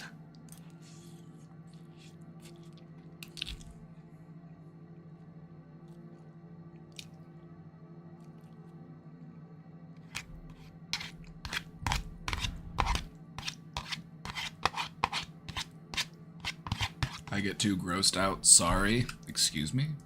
What did you just say to me?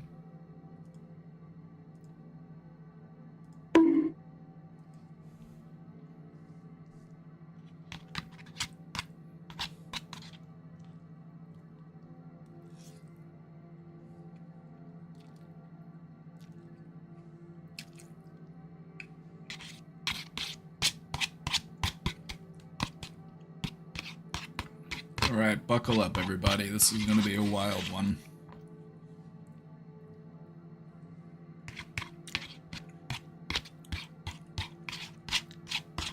This material here today, this is gold. This is gold.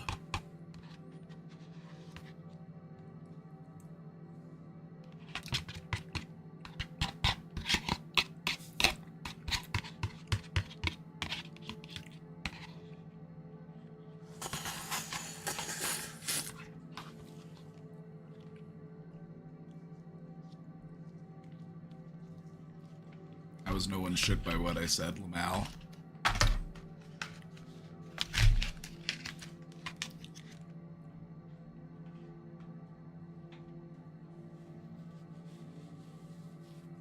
I don't know, because you're not live streaming your life and you're not, you don't live in a roach infested hellhole.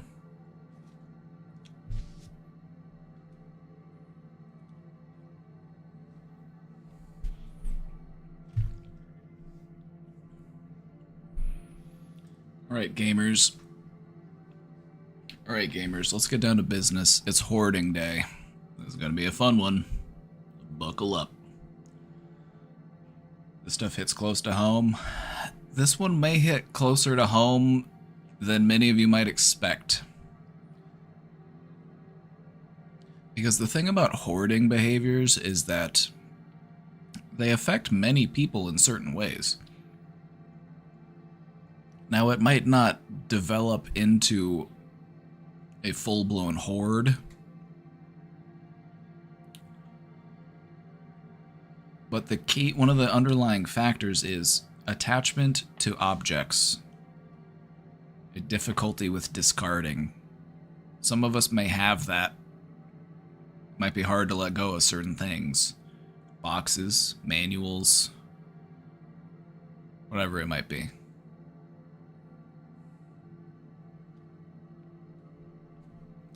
Like me, sometimes I have a hard time throwing away a good jar. It's like, oh, a good jar? I might need a good jar someday.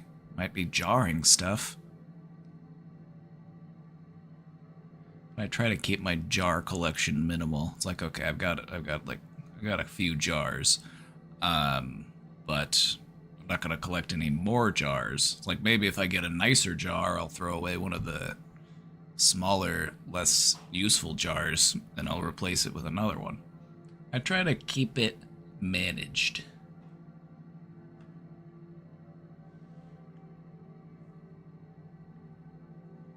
You genuinely need this presentation? Oh, we got you covered.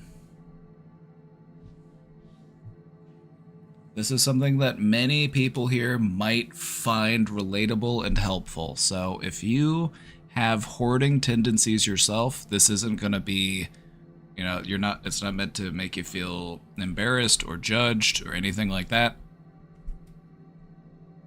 This is something that we just want to understand so that we can work on it better.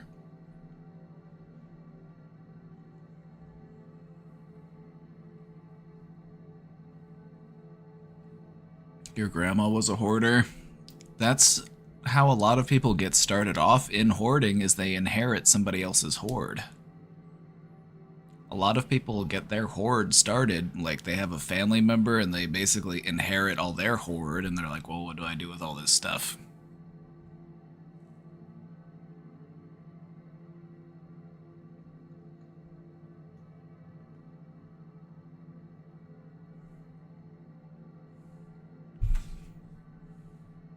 I have hoarding tendencies. I feel like most people do. I feel like most people, because a lot of what has to do with hoarding is it's about attachment to certain objects and having a hard time letting go of certain objects. And I feel like that's something that many people struggle with, whether it be the accumulation of wealth. Some people, like, just think about rich people. It's like, what are they doing with all that money? They're just hoarding it. The relationship that they have with money is more important than the relationship that they have with people.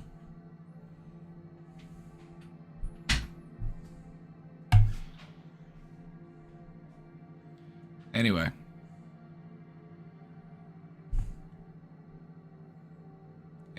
Yeah, this is actually monkey brain behavior. This is squirrel brain behavior. This is, I gotta have enough acorns to survive the winter kind of behavior.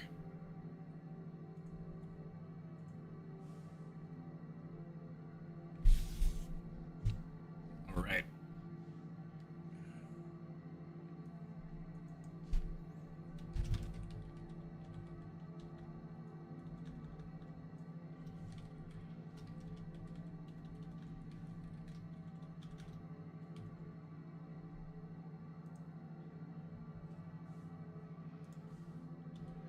Let me update my title so that people who are browsing will know what we're talking about.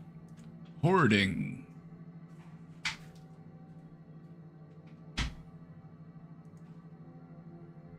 Hoarding.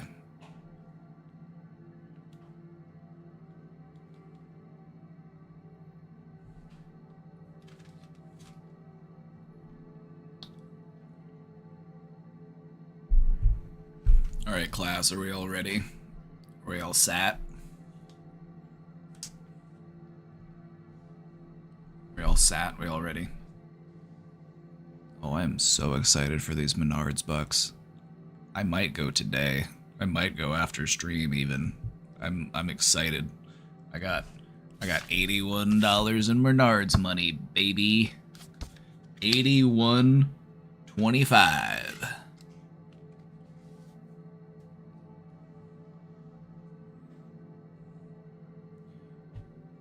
Very sentimental about some objects, and that's okay. Objects and sentiment, these aren't inherently unhealthy. It becomes unhealthy whenever you start to just continue to attach to objects instead of attaching to people. And also, you have a hard time letting objects go, especially if they're just things you don't really need. But I might need them someday. I might need this old receipt from the gas station where I went and I got a bag of chips and I got a candy bar and a soda and they gave me my receipt. I might need that someday. This receipt was from 2015. I might need it.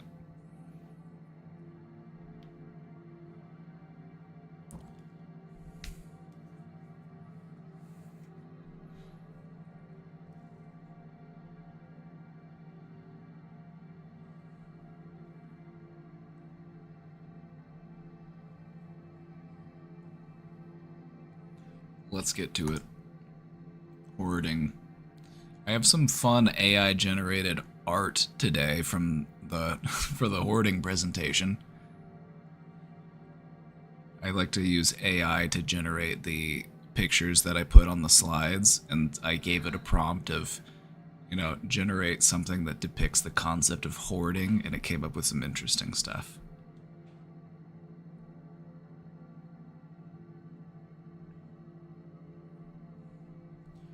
One of your relatives is hoarding money. That's dragon behavior.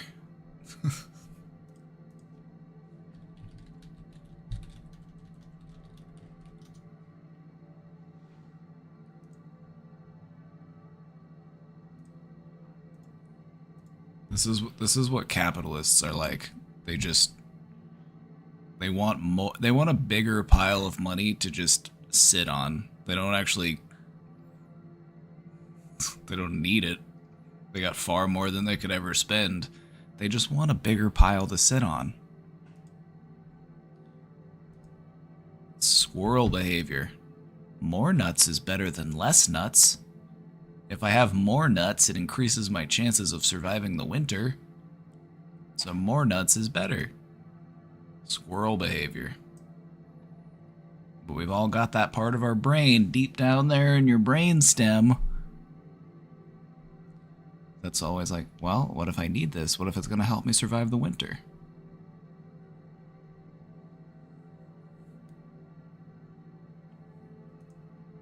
All right, intro. Hoarding. Hoarding is a mental health disorder, and it's characterized by a persistent difficulty in discarding possessions. You have a hard time letting go of objects. And what ends up happening is this results in a cluttered living space, and it also impairs your functioning in a number of ways. But we'll get into that. We'll get into that later. We'll get into the nitty-gritty of it, and we'll talk about just how it affects you and in what ways. But if you're unfamiliar with hoarding, this is the general idea of what it is. Is there a diagnosis? There isn't a diagnosis for hoarding disorder, at least. I don't think there is.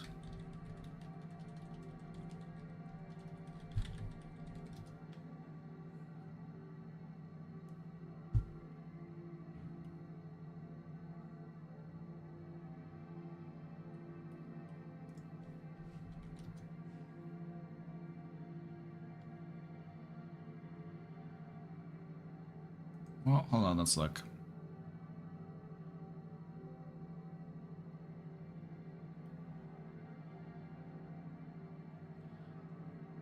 Okay, it's actually, yeah, it's tied together with the obsessive compulsive disorders.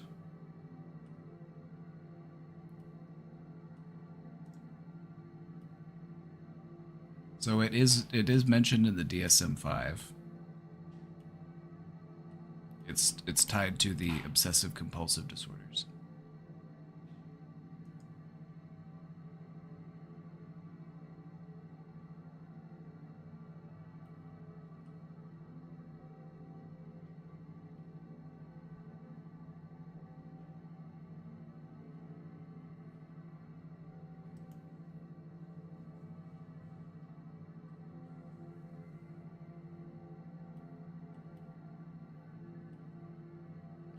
But no, it is in the DSM now.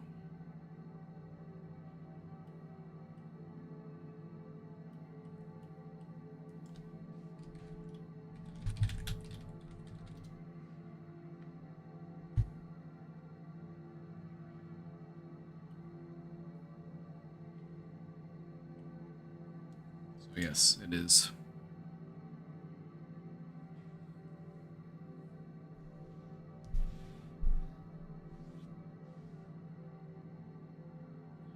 Curious. Speaking of hoarding, should I discard or get rid of my old COVID vaccination card? I treat it like it's a piece of history or dark history. I mean, do you think you'll need it?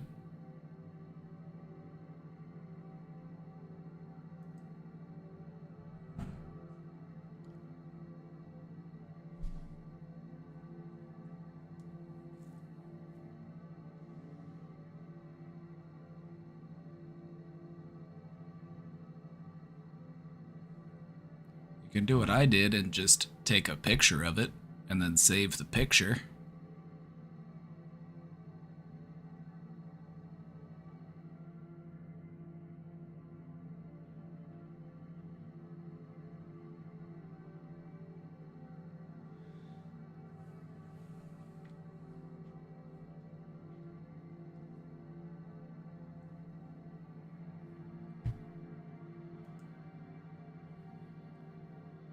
All right. Today we're going to explore the behaviors that are associated with hoarding. We're going to talk about some theories on why people hoard, and we're also going to talk about how hoarding can be treated.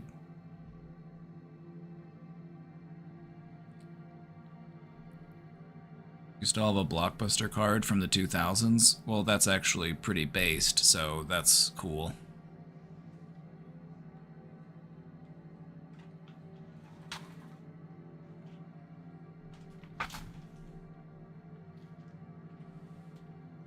Crack the window. It's a little steamy in here. All right, let's get to it.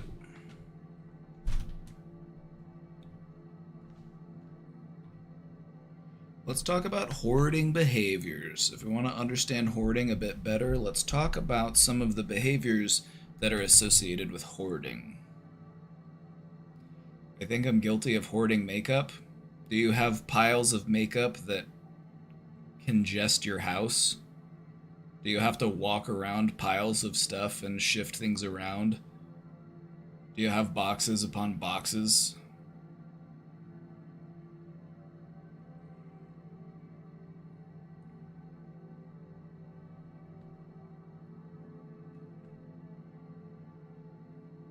Just drawers full, not that bad. Well, try to go through it and try to get rid of some of the stuff that's out of date or dried up or expired or whatever.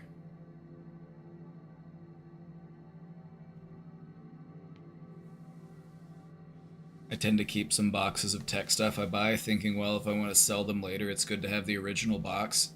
And yet, you never do.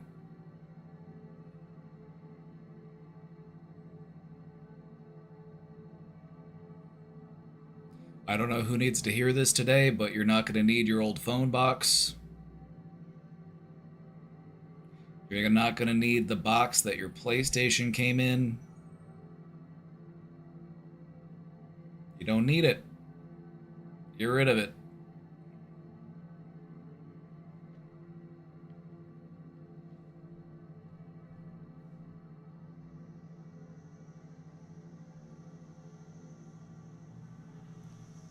There's a saying in Buddhism, the things that you own you. Every object and item that you are attached to, it takes away a little bit of you. It takes away a little bit of your focus, a little bit of your attention, a little bit of you.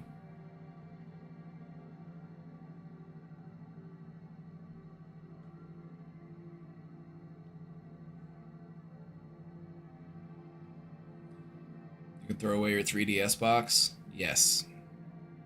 Absolutely.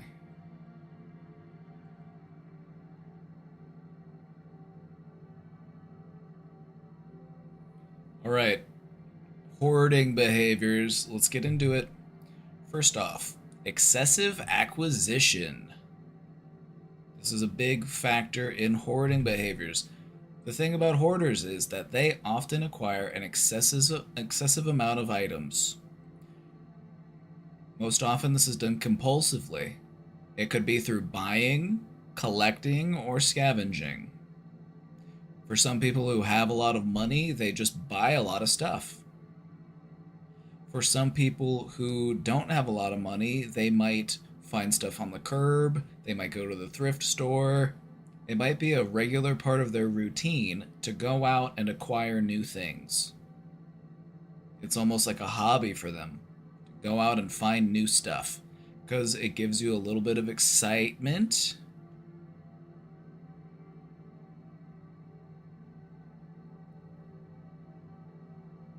It gives you a little bit of excitement. Every time you find something new, you're like, ooh, this thing, ooh, very cool. I love that. Oh yeah, it'll make a great addition.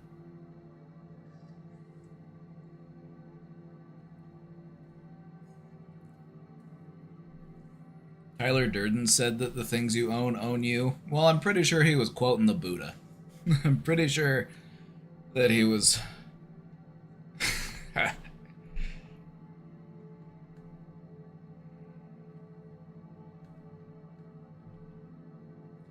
Another factor in hoarding behaviors, difficulty discarding.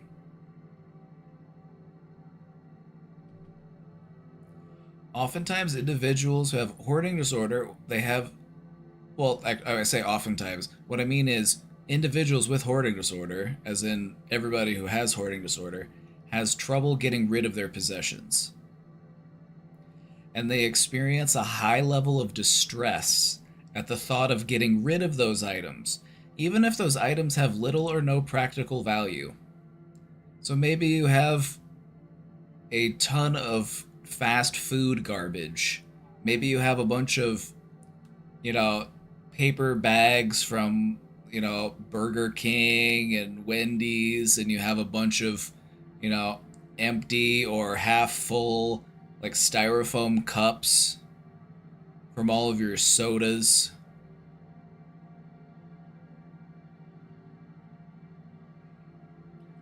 A lot of people who hoard also hoard trash.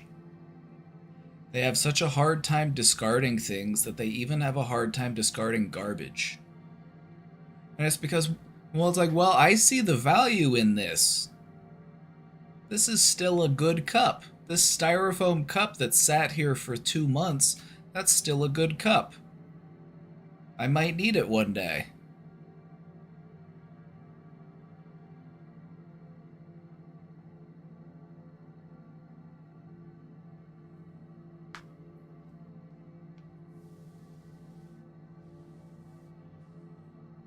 You're right, I need to get better at discarding, and right now I want to discard all of it, everything, but I'll get over it and mess up again.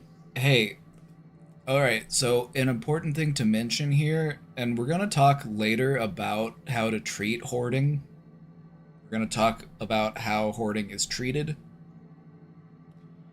And one of the things that I want to mention is just getting rid of everything doesn't necessarily help. In circumstances in which,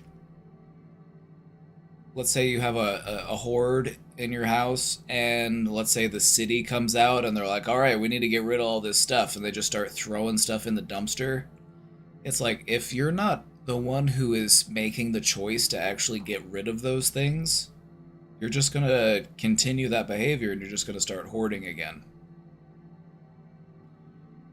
Like, you have to confront your own difficulty with discarding things, and then you have to practice letting things go.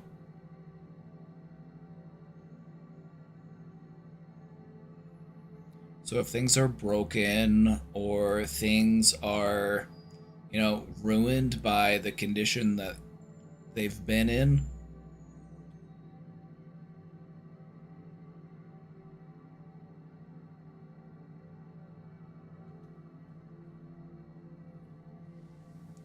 sorry, I just want to quit my career and be a drug addict for a while. Well, first off, you apologized, so... Also, second off...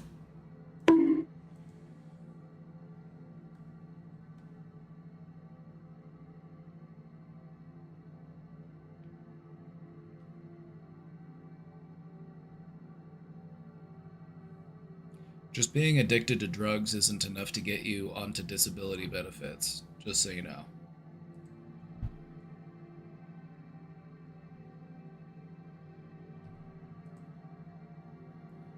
Alright, number 3, cluttered living spaces. The thing about hoarding behaviors is that it leads to a lot of clutter and disorganization. It makes it very difficult to move freely and to use rooms for their intended purposes. Pretty much every available room that has space in it becomes a storage room, and this person might have so much stuff that it is piled up all around their bed. It might be even piled on their bed. Maybe they just have a little corner that they sleep in. I've seen people who sleep on top of a pile of stuff. I've seen people who have their house so full of stuff that they can't sleep in their house anymore. They have to sleep, like, they have to sleep outside, or they have to sleep, just wherever they can. Oftentimes in a really extreme hordes, you'll see that they'll just have like one path that you can take through their entire house, and every square inch that could be full of stuff is just full of stuff. So hoarding means a lot of clutter, and it means difficulty in getting rid of those things, and it also means excessive acquisition. Even though you have no room to keep bringing stuff in, you keep bringing it in. Because in that moment of acquisition, it's like, oh, this feels good. It's like, ooh, shiny.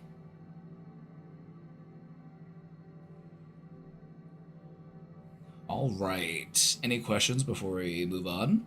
There are more hoarding behaviors to talk about. I think I have 2 pages of those.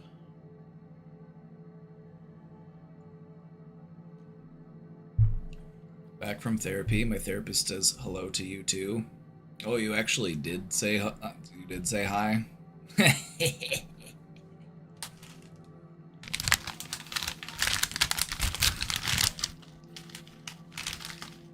Can you hoard friends? No.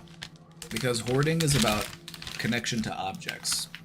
It's actually the opposite of hoarding friends. You are forming friendships with stuff instead of forming friendships with people.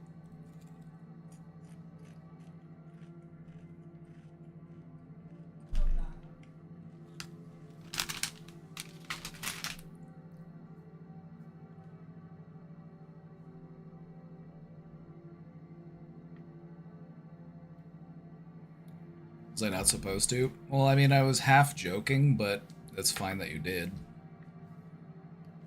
I'm surprised they weren't like, who?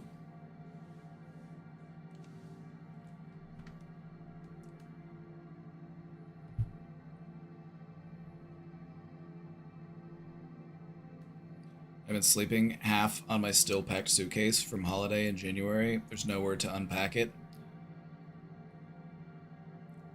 It might be time to downsize. It might be time to go through your stuff and figure out what you're willing to let go of so you can make some more room. Right now, that stuff's just getting in the way. And that clutter that you're living in is creating clutter up here.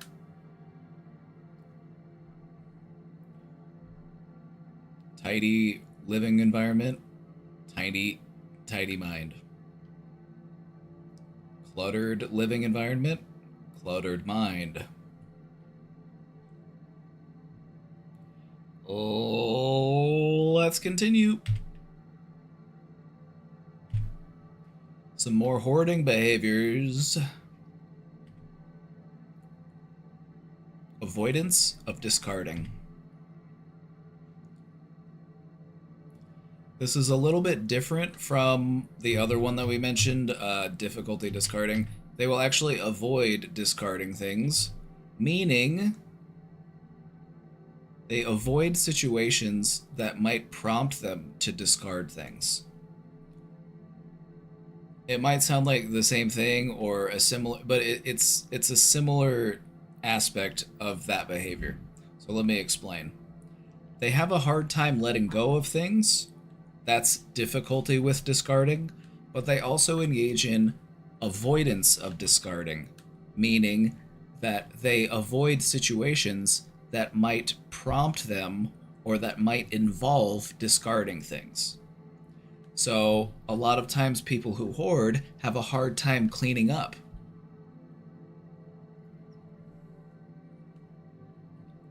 Or they might avoid organizing things.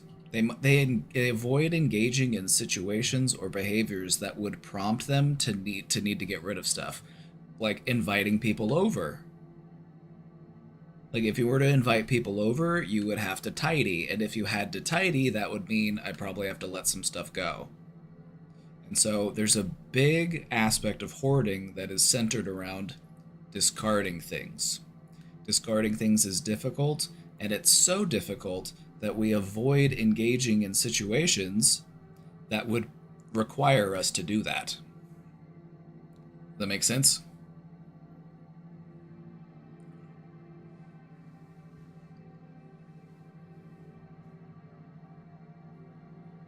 So like how a person with an eating disorder will avoid being around food, but on top of that, avoid going out with friends at the risk of ending up at a restaurant, for example. Exactly! Good job. Gold star.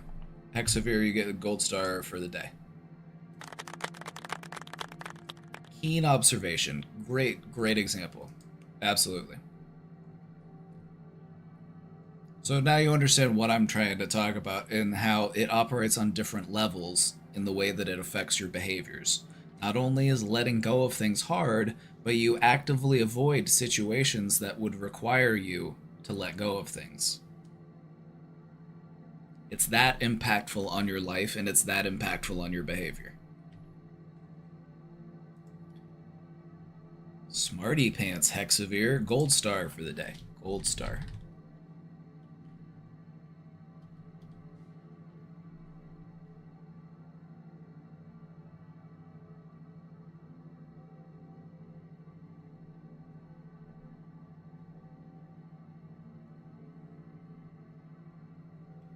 At my biggest depression, I had cat litter on the bathroom floor, and you couldn't get yourself to change the box, so your cat was going to the bathroom on the floor, and I'm super ashamed about that.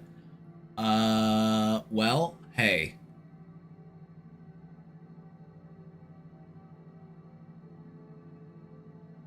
We can't define ourselves based on our worst days. Sometimes we do that. Sometimes that, and that's kind of how guilt and shame operates.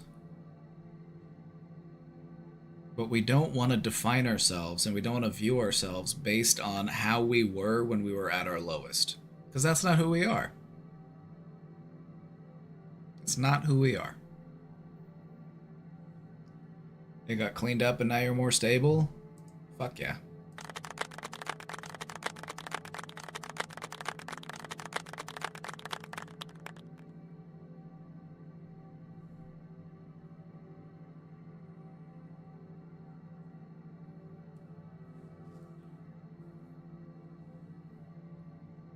Hey, you got a clean bathroom now. That's what matters.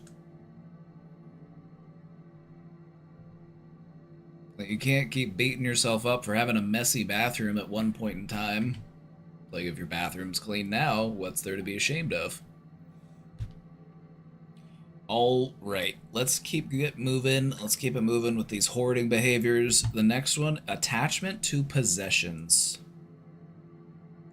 Hoarders very often form strong emotional attachments to possessions, as it gives them a source of comfort and security.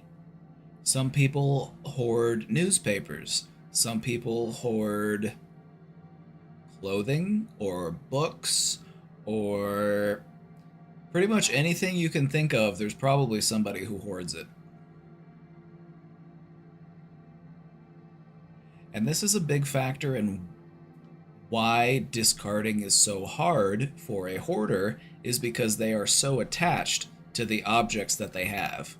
Even if it's garbage, even if it's trash, they still see some use in it. They see its potential. Are you following me? They see the potential in the object. It's also it's an expression and a manifestation of the deep-seated feelings that they have about themselves.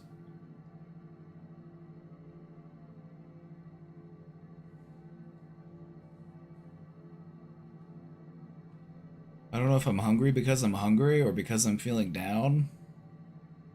I'll eat something and figure that out. Imagine having a sense of comfort and security. Well, there you go, Tidy Meows. That's visualization. What would it feel like to have more of a sense of comfort and security? Now you're cooking.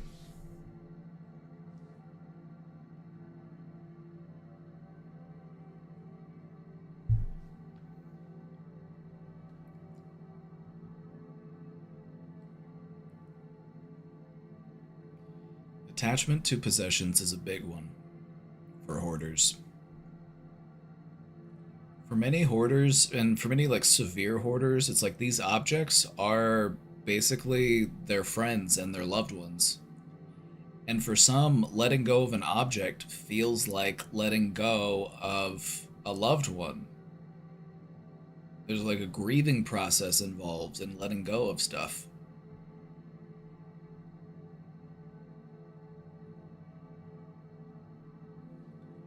What goes through my mind when I need to throw away trash? Can this be reused? What if I can't afford any other containers and I run out? Should I wash it and use it again?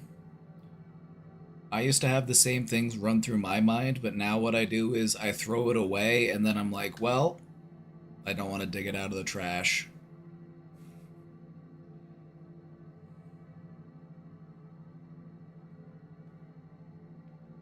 Like, if you really need to get containers, you can find some containers. I bet your neighbors got containers. I bet your friends have some containers that they could let you have. They probably have too many containers too. You don't need to have every single thing that you need for your entire life. You just need to know where you can find it if you do need it.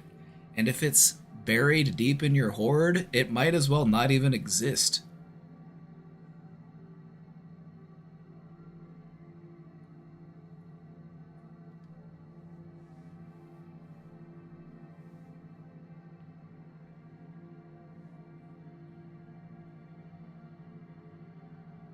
What if it just adds to the landfill? The world's already on fire.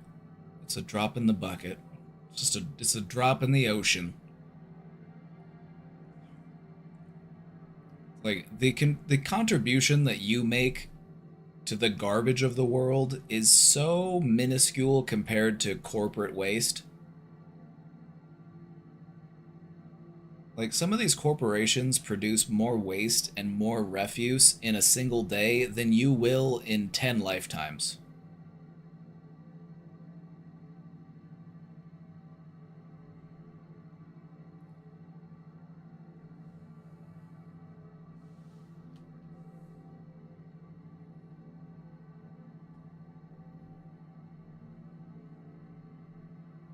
You need a hug? Alright, I got you. Wow, my arm looks huge when I do this. Look at that. I told you my left arm was getting swole. I told you my left arm was getting swole from having to do all the stuff that my right arm used to do. It's like now I've got Hellboy arm. I got one big arm and one shrimpy arm.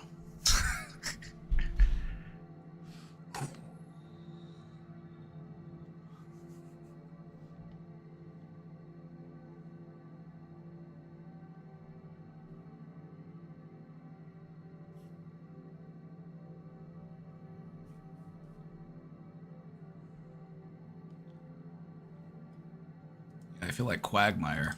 It's my gooning arm.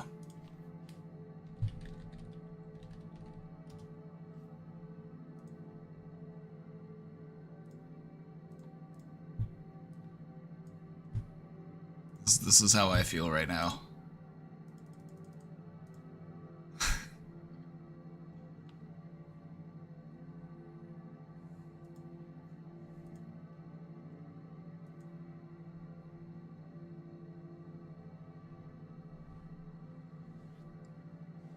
I'm gonna be honest, I did more cleaning in my bedroom in the past 20 minutes than in the past 3 months, and it feels good. Hell yeah. Hell yeah. That's the way to do it. When it comes to cleaning, and what you want to try to do is you want to try to get over that guilt that you have of like, well, why didn't I do this sooner? Or this guilt of like, or this fear of like, it's gonna be too much to handle.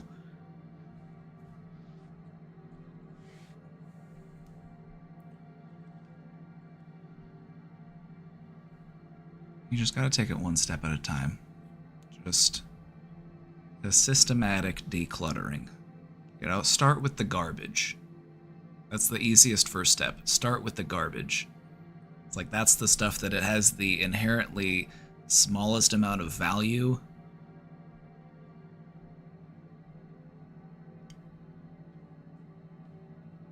Don't worry about cleaning your whole house. Worry about cleaning one corner of one room and then just go from there.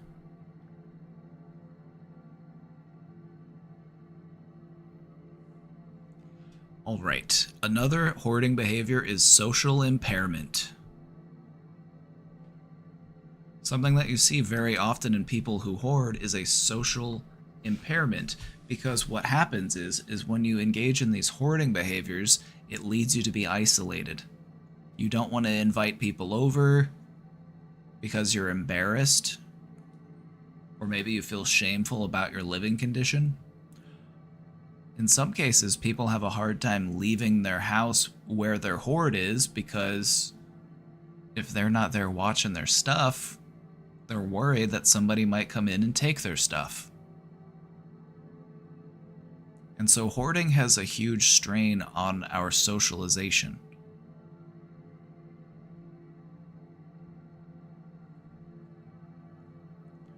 Even if you're a millionaire, even if you're a rich person with rich friends, you can still be really lonely and really isolated.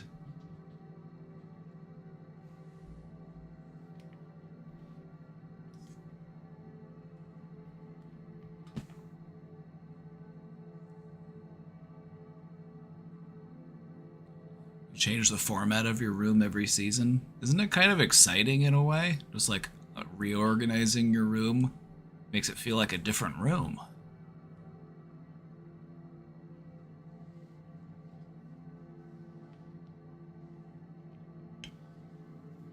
Okay, any questions about hoarding behaviors before we continue?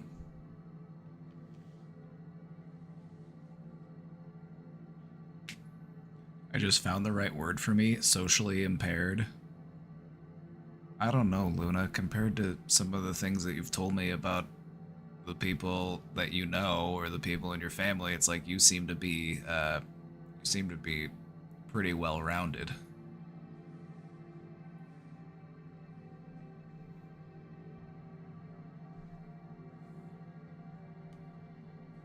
Let's continue. So, what is the impact of hoarding? Let's talk about it. Hoarding has significant negative consequences. Hoarding is devastating for a person's mental wellness. Hi, what is this stream about? Well, we're a mental health stream. We talk about all sorts of psychology stuff, and we also do like Q&As, and we help people work through some of their problems. And right now we're talking about hoarding.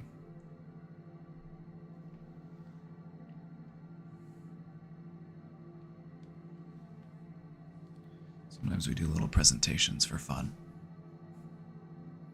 For fun and education. Alright, so first off, one of the obvious ones, there is a lot of health and safety risks associated with hoarding. When you live in a cluttered living space, it increases the risk of falls. It's also a huge fire hazard. I've seen a lot of hoards where you literally have to climb over stuff.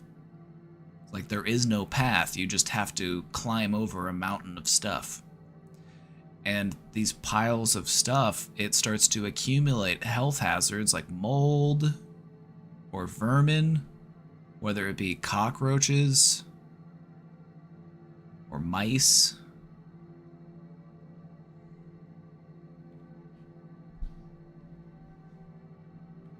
Also, the thing about cockroaches is that if you can see the cockroaches, if they're coming out during the day, then it's really bad. If you have cockroaches coming out and crawling on you during the daytime, then the cockroach infestation is really bad. Because cockroaches actually, they hide, and they don't like to be seen, but they only are seen when there's so many of them.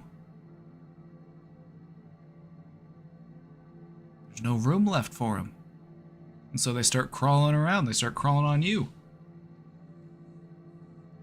Sounds like a great place to rot away. Oh my god. Tiny meows. trying to bonk some sense into you.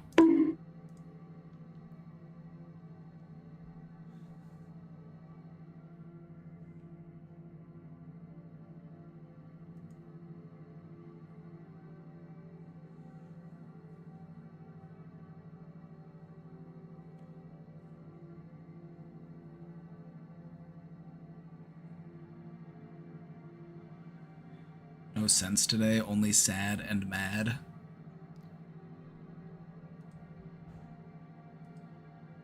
Try to channel it into productivity, I guess.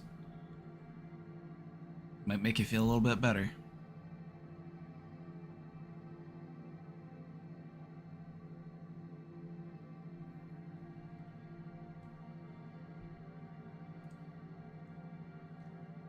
Hoarding also creates a functional impairment. It impacts your ability to do the things that you need to do on a daily basis. Whether it be cooking, cleaning, taking care of your personal hygiene, all of these things become much more difficult when you're living in a hoard.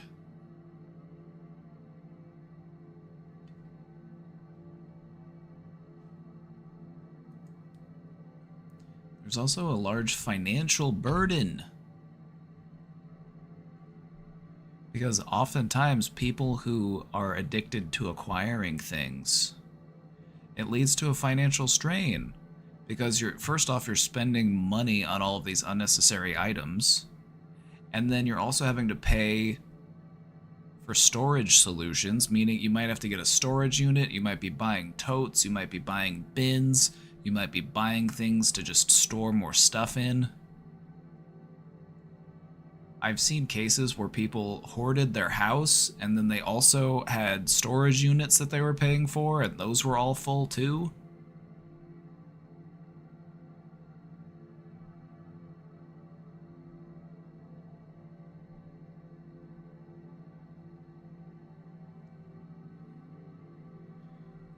You just had what you thought was a great day, but you fucked up, got locked in at work. You just need to be grumpy, melancholic for a while. Well, hey, if you had half of a great day and half of a shitty day, that balances out into an okay day. Hey, Chris, how's it going, bud? Hope everyone's having a wonderful day. Oh yeah, we're living our best life.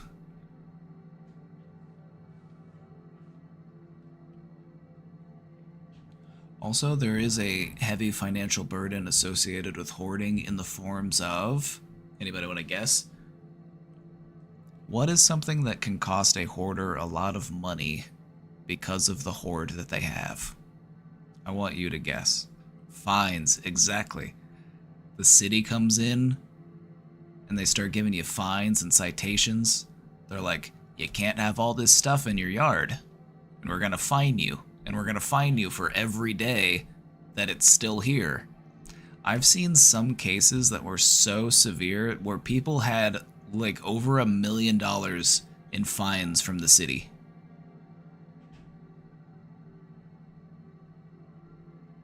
As if they're ever gonna get that money. It's like, this doesn't make any sense. Like, just continuing to fine people, it's like, okay.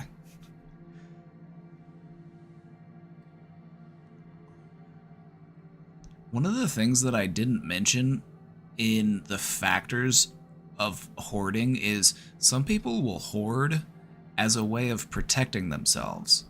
They're literally like putting a physical barrier in between themselves and the outside world. It makes it more difficult for people to have access to them.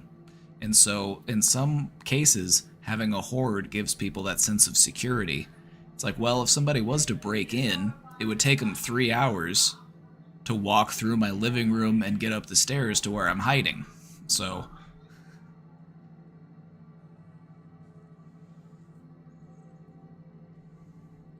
Can they fine you for the inside of your house? It depends on the city, I think, because different cities have different statutes regarding these types of laws and rules, but I feel like in some cases they could fine you for having too much stuff inside of your house because it's basically a fire hazard. And if your house were to catch on fire, it would be really, really, really difficult for them to put the fire out because of all of the combustible material you have in the home.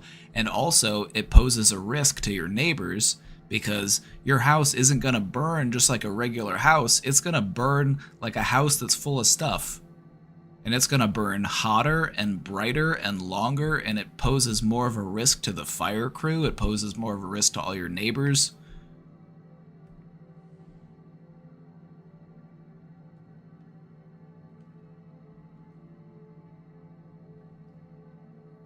Your door only opens enough for you to get in. Is there anything in your room that you could get rid of right now? Is there anything that just, you're like, you know what, I don't need this. Like, oh, I got this old receipt here on my desk. I threw this receipt from Walmart on my desk. This is from the 420 stream, so it's only a couple days old. This is just the stuff that we bought for 420. And, I don't need it anymore.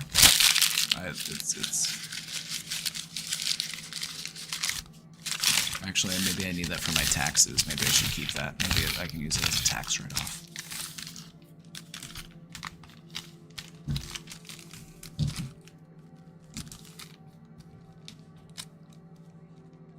How does hoarding relate to being overly sentimental? Am I wrong about that connection? No, not at all. No, not at all. Not at all. You're actually right on the money with that. The way that it relates is that people form attachments to these objects instead of forming those objects to people. So there's not anything wrong with being sentimental, and there's nothing wrong with having a sentimental connection to an object, but what you want to make sure that you're doing is that you also have those same connections with people and not just to stuff.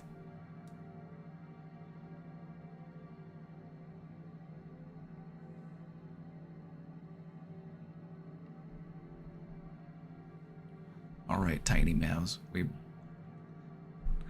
we're here for you. Enjoy that burger. Another significant impact of hoarding is the emotional distress that it causes people. Because the thing about hoarding is that it often coexists with other mental health issues. Hoarding is associated with things such as depression, anxiety, and OCD.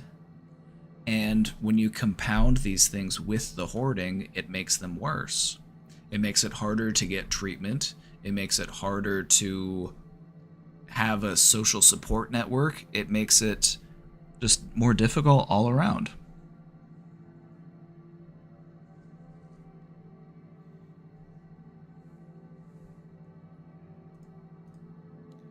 All right.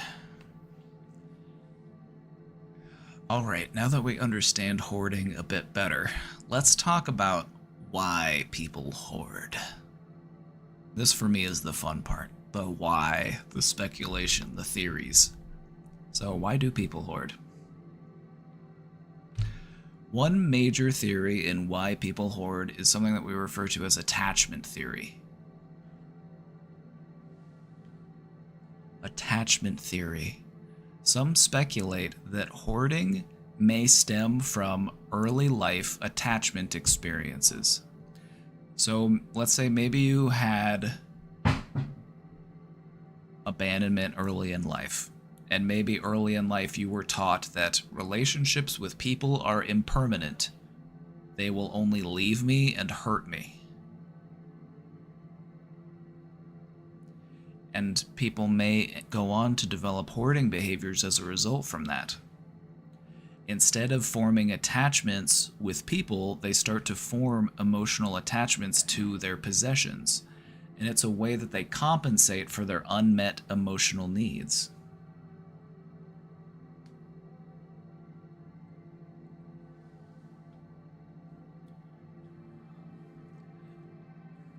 You're absolutely right. This also ties into things such as instability and scarcity. Like maybe early in life, there wasn't enough food growing up. Maybe you didn't always have access to food growing up. And maybe there were some times in your life where you were hungry. that might make you have more difficulties later in life discarding food. You might buy too much food. You might have a fridge that's full of food. And it might be difficult to let go of stuff because of what you've experienced early in life. Like, even in, like, the thing that people should understand is that these types of early childhood experiences, they don't even necessarily have to be prolonged or even that severe in order to affect your behavior in different ways. Like, there was probably only 1 or 2 times that I can remember where it's like, we just didn't have food. Like, we just didn't go shopping or something, and we just didn't really have much.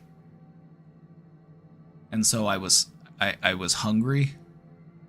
And even those isolated incidences, even though they weren't that intense, they weren't that severe, it's still like it can, like, sometimes even today I'm still just like, well, might as well keep that. Just throw it in the freezer.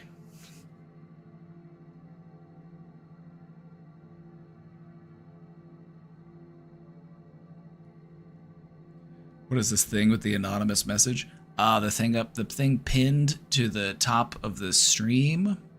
I have an anonymous question drop box where people can put questions. A lot of people feel more comfortable discussing mental health topics if they can do so anonymously, and so that's why we have the question box. We're gonna come back to the question box after the presentation, though.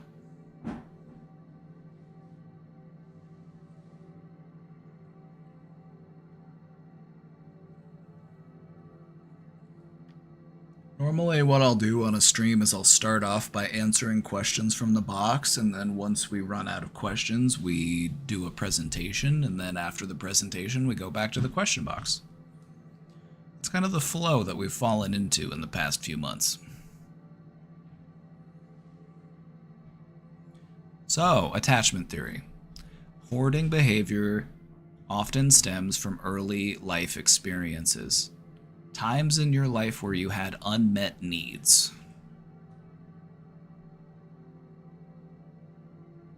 I always heard the state of your living space is a mirror of the state inside the individual. Oh, absolutely. Cluttered living space equals cluttered mind.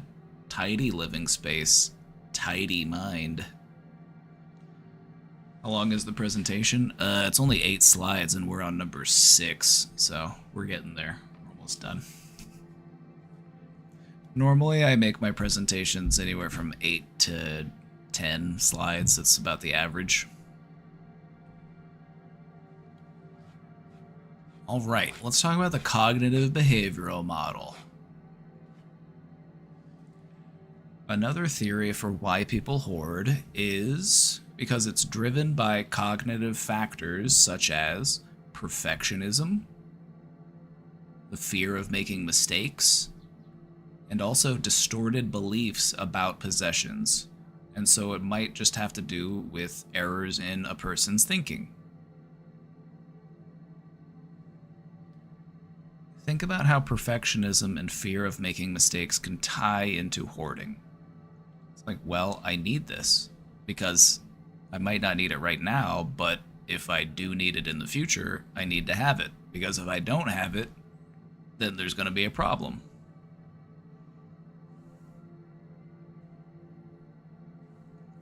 Also, there are oftentimes in hoarding situations distorted beliefs about possessions. Something could be chewed up by rodents, it could be half rotted, it could be, just absolutely disgusting, but they're still like, well, no, there's still some good parts here. There's still some good parts here. There's still some use for that. I can clean that up.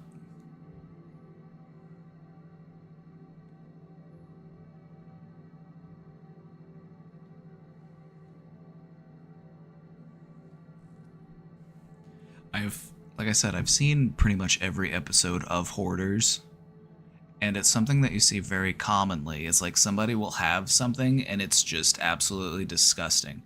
It's been crapped on by rats. it's been chewed up, it's been pissed on, it's just disgusting, and they're like, I can clean this. I still need it. I don't want to get rid of it. And they're like, Jill, it's covered with rodent feces. Let it go. It's a health hazard, girl.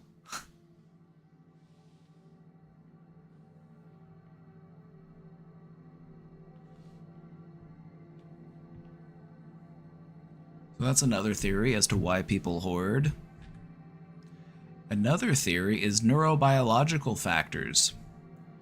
There is some research that suggests that hoarding might be something to do with your biology. Some research has suggested that there are differences in individuals who hoard compared to those who do not.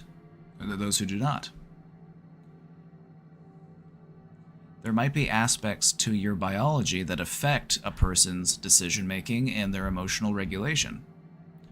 Hoarding is also one of those conditions that can be learned, and it can be passed down through the generations. If you grow up in a home where there is a hoard, you're more likely to grow up to be a hoarder because that for you is normal.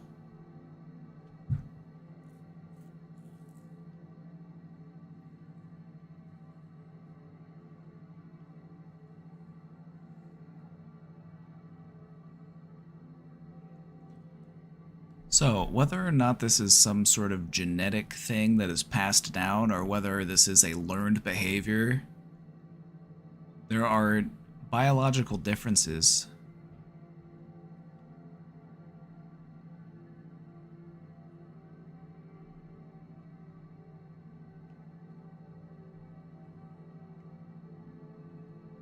In reality, it's probably a mix of all of these things. That tends to be the case in my experience. Whenever it comes to like different theories about why a thing happens, it tends to be a little bit of all of them.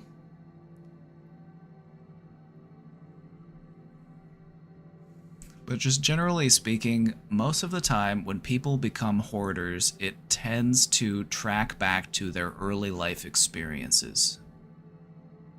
Early life traumas, or abandonment, or instability, scarcity. These things all contribute to a person developing hoarding traits later in life. Also, there's an important distinction to make between being a hoarder and having hoarding traits. If you have hoarding traits, you can do a lot more about that because it hasn't continued to progress. When you actually have like a full-blown hoard, that's when it is at its most severe. And so the earlier you can start to approach these behaviors within you, the better your prognosis and the better your outcome.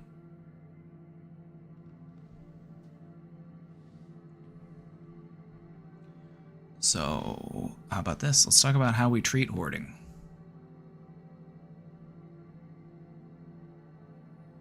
You had family members teaching you how to hoard?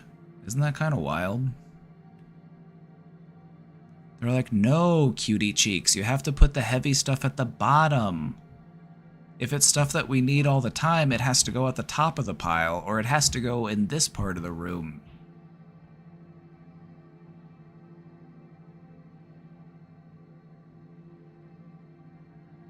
I know I can easily become a hoarder.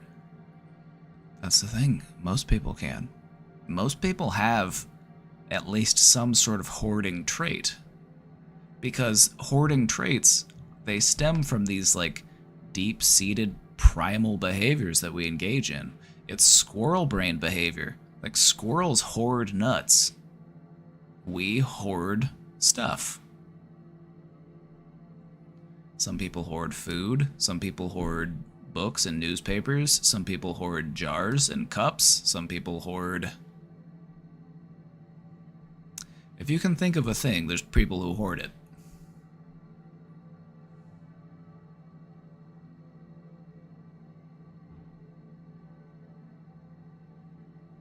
The best thing about living in a big place was you couldn't even notice all the stuff I was gathering because there was a space for it. I view that a little bit differently in that it also could enable a hoarder. Having more space to hoard could actually enable hoarding behaviors.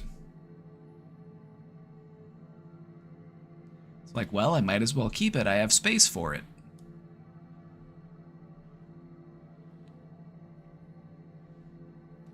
For me, it's a lot of half-done projects and associated parts. Alright, realities are, I want to see you finish one of those projects. I want you to pick a project. Having a million half-finished projects isn't as satisfying as finishing one project. Finishing one project is worth more than any number of unfinished projects.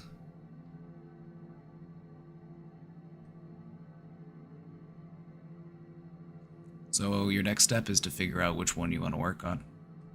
I would say to pick one that you already have all the stuff that you need to finish the project, rather than try to start on one of your projects where it's like, well, I'm waiting for some other parts to get that one done.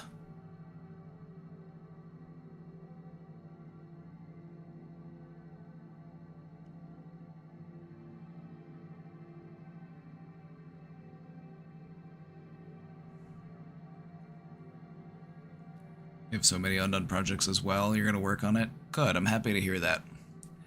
There's a certain thing about unfinished projects, and I want to take a moment to talk about it before we get into how we treat hoarding. An unfinished project represents a dream that is still alive, whereas a completed project, for some people, that might feel as if that's the end of that dream. It's a done thing now. It's concluded. It's over.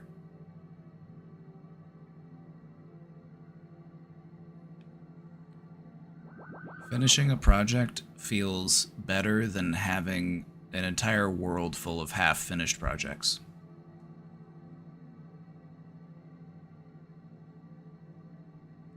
So pick one and start on that one.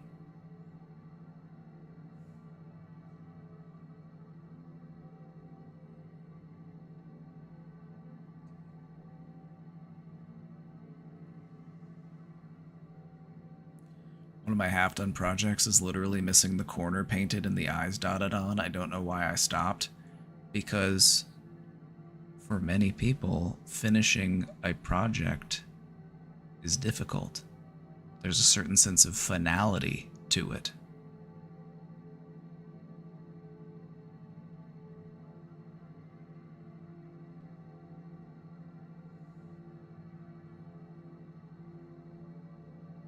You don't know why you stopped? It's probably tied to some form of anxiety. Hoarding is tied to OCD, which is an anxiety-driven disorder. There's a lot of anxiety connected with unfinished projects.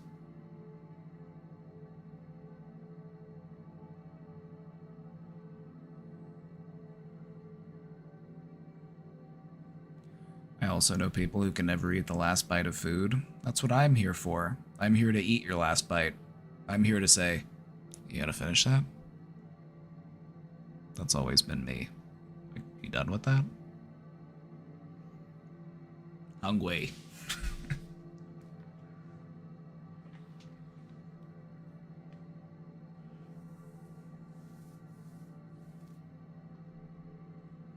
I can never drink the last sip of a drink. It's weird. That's your challenge, is to try it. Go do it. Just say, bottoms up.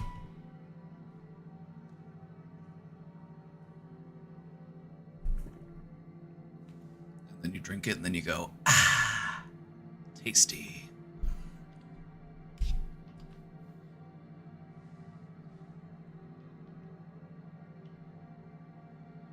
Do I take the last slice? What I will do is I will ask the people in the room, I will say, does anybody want this last slice? Nobody? Alright, that's me.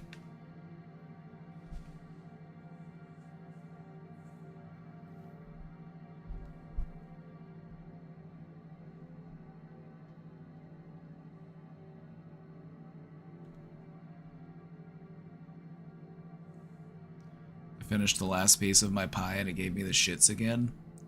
How did you invent diarrhea pie? What kind of pie did you make that it's a pie that gives you diarrhea? I need the recipe. Apple pie? Huh. Huh.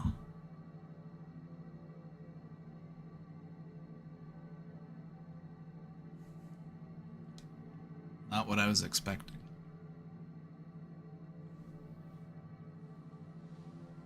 Yeah, I was gonna say, I would think the opposite would be true. I would think that apples would make for a more firm bowel movement, but what do I know? Alright, one of the ways that hoarding is treated is through good old-fashioned cognitive behavioral therapy. What CBT helps a person do is to identify and challenge their maladaptive thoughts and beliefs about possessions. And this is done through processes and techniques such as exposure and response prevention. Remember, exposure response prevention? It's the gold standard in treating OCD. Exposure response prevention.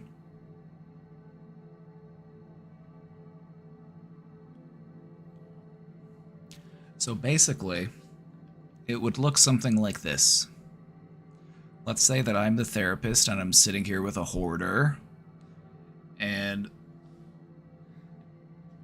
just for this example,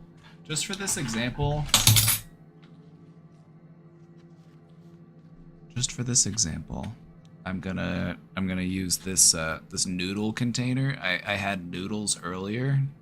I haven't been holding on to this for more than like an hour, okay? So don't judge me for having this on hand. I just ate these noodles. But a hoarder might have had this noodle container for months. And so let's say that I'm sitting there with a hoarder and I'm like, all right, we're going to practice some exposure and response prevention. All right, so what is this? I'm like, well, that's the container that my noodles came in. Well, all right, well, why are we keeping it? Like, well, it's still a good plastic container, you know, it's microwave safe, and if I want to cook other noodles, I can use this to cook the noodles in. Okay. Do you eat noodles often? Do you often cook noodles that don't already have a container that they are cooked in? Like, well, no. Well, maybe sometimes. Have you ever used that object to actually... Have you ever actually used it for that purpose? You just want to get them thinking about their thoughts, and you want to start challenging those thoughts.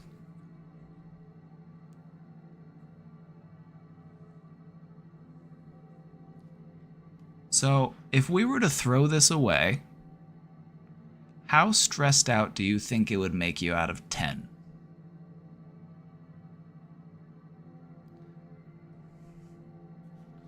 You want to identify their level of stress response to getting rid of things. And they're like, well, that would be about would be about a 7. Okay, so that's a 7. We're not going to throw this away yet. We're just establishing your priority and we're starting to understand your thinking. All right? So, when you're working with a hoarder, it's not about just making them throw away the first thing you pick up. It's about saying, okay, so this is a 7. Now find a 1 for me in the pile here. Find something that would be the easiest for you to throw away. The easiest thing for you to get rid of.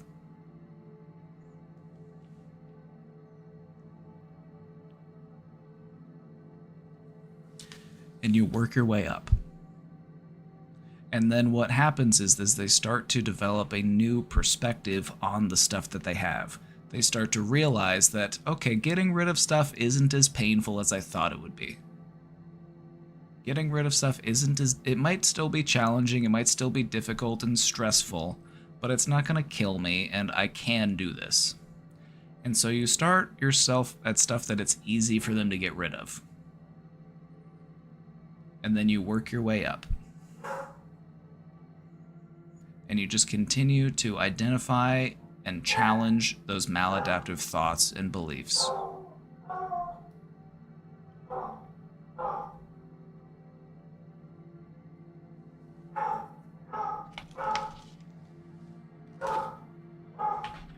It can take time. This can be a time-intensive process.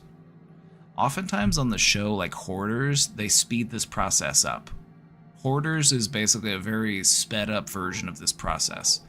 And what they will say is like, okay, well, you need to go like aftercare therapy. You need to go to continue to go to therapy after the show. But they don't normally do. Keep thinking about the fake pen you threw away.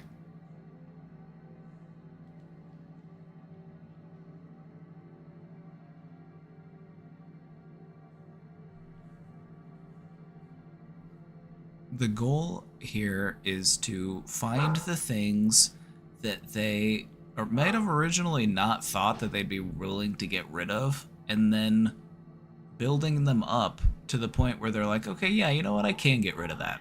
I can throw away that old ramen noodles container. If I really need to eat ramen noodles, I'll just cook them in a pot and put them in a bowl. Or I'll just get a new container. Like, the next time I buy ramen noodles, like, it comes in a container already, so I don't need to keep the old one. Like, okay, good. So that's exposure response prevention. You are slowly and gradually exposing yourself to things that trigger you, and in this case of the hoarder, the thing that triggers them would be getting rid of their stuff. And you slowly and gradually work your way up so that things get easier and easier to let go of.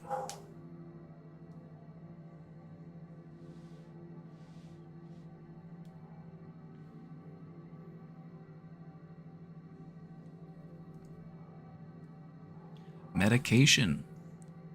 Medication is also helpful for people who are struggling with hoarding because there are often symptoms that are associated with hoarding, such as depression and anxiety, that can be alleviated with these medications.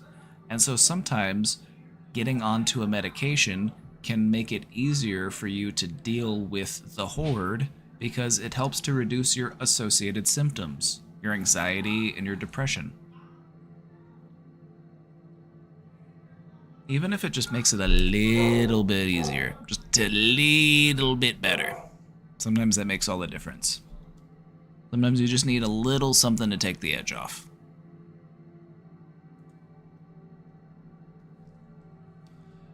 Another way that they treat hoarding is through home visits and environmental interventions.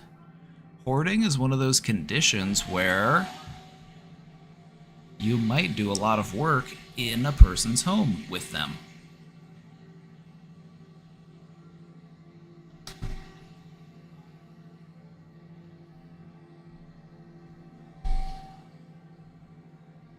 So it's kind of like the stuff that you see on the TV show, Hoarders.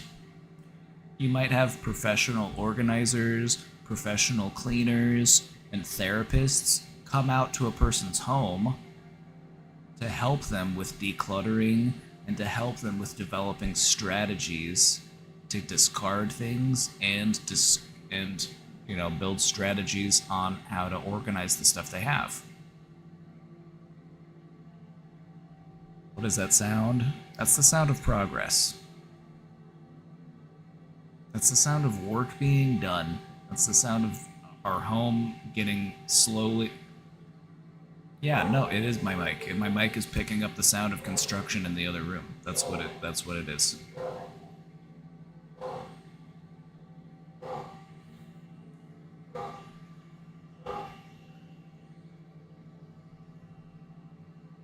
I have the door closed. I don't know what to tell you.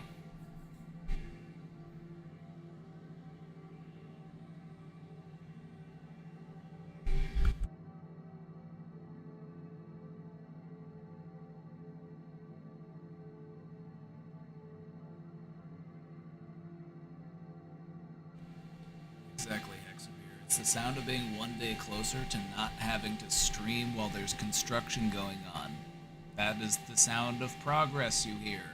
That is the sound of me coming one day closer to having a finished house.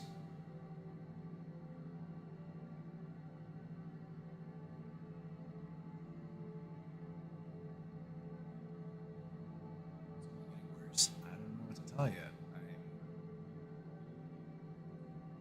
Yep, it's very loud. It's very loud for me, absolutely. How about I just pause for a moment?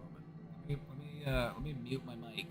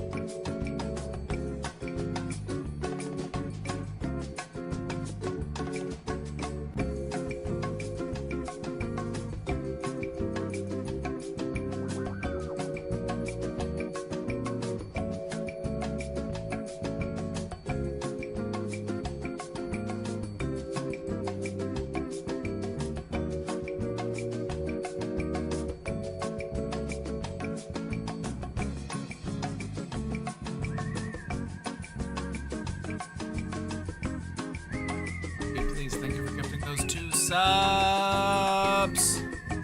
Thank you for gifting those subs to Clinton Hobbies and MidQ.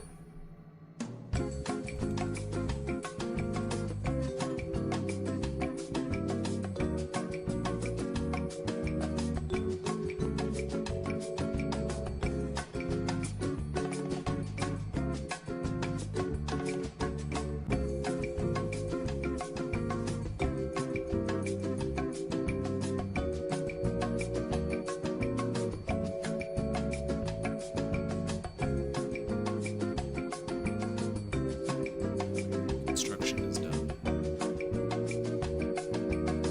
All right.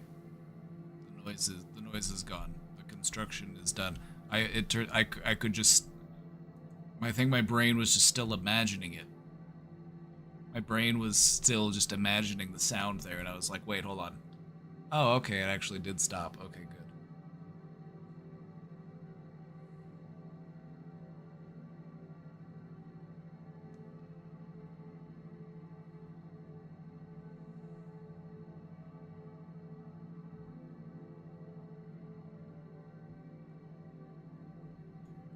All right. So hoarding is one of those disorders where there might be a lot of in-home interventions. You might need professionals to come in to help a person in that environment. I've helped do this before. I had a person that we knew they were at the organization we were at, and they were living. It wasn't a full house; it was an apartment, but it was very cluttered and very congested. And I volunteered. I went out there with them and their therapist, and we helped to tidy and declutter and clean up a bit.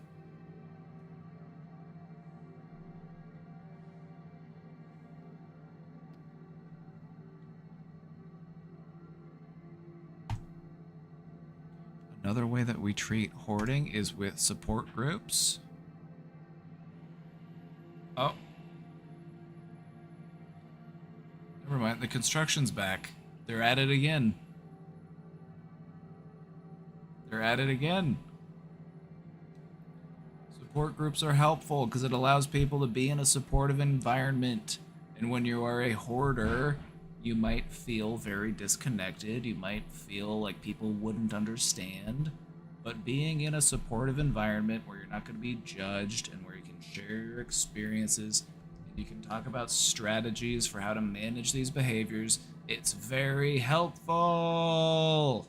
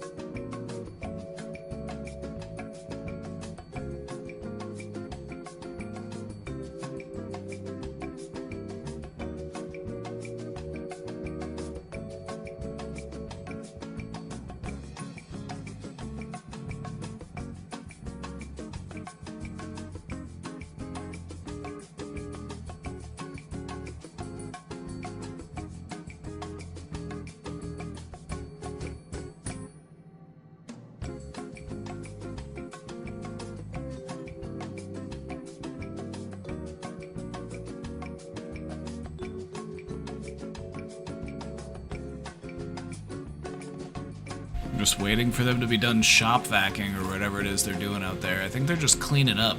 They were doing a bunch of, they were doing drywalling, they were doing like mudding, and they were also doing some sanding. And so there's a lot of like just drywall dust around. I think that that's why they're vacuuming so much. They're trying to clean up all that dust. So that's the sound of a shop vac.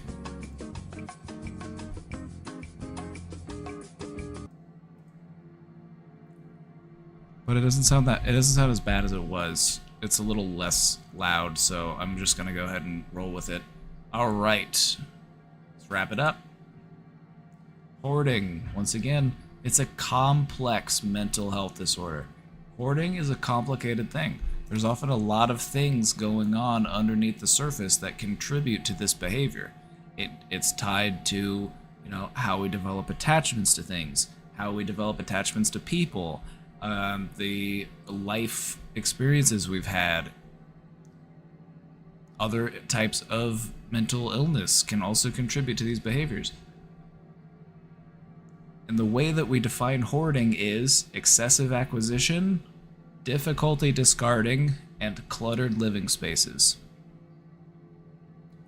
You might have some of these behaviors because most people do,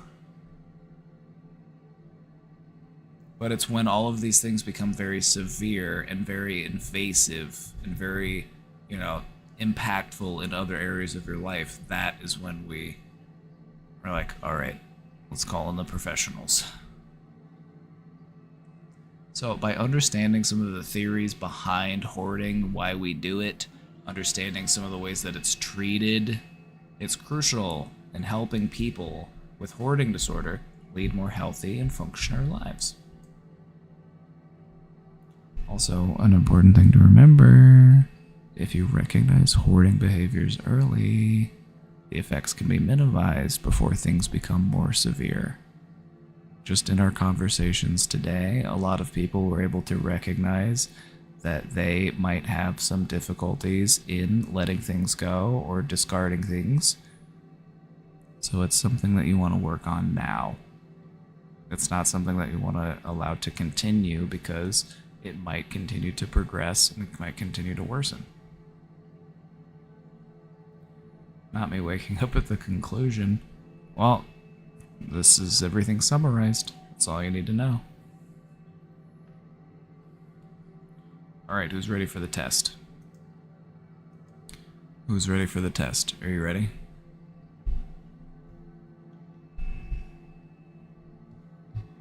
Alright, who's ready for the test? Alright, go ahead and just pass these back. Pass the... Alright, I'm just gonna hand you some. Just pass these to the person behind you. There you go. Here you go. Go ahead and just pass those back. All right. All right, class. You got 45 minutes. Once again, no talking, no phones.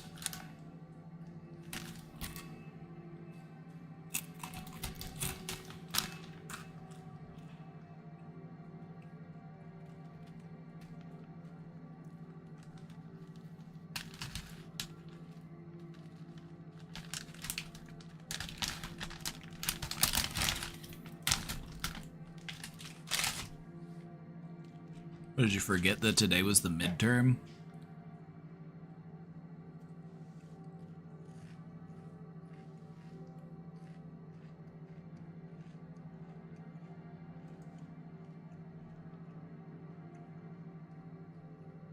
My conclusion went too fast when you were writing it down. Good news.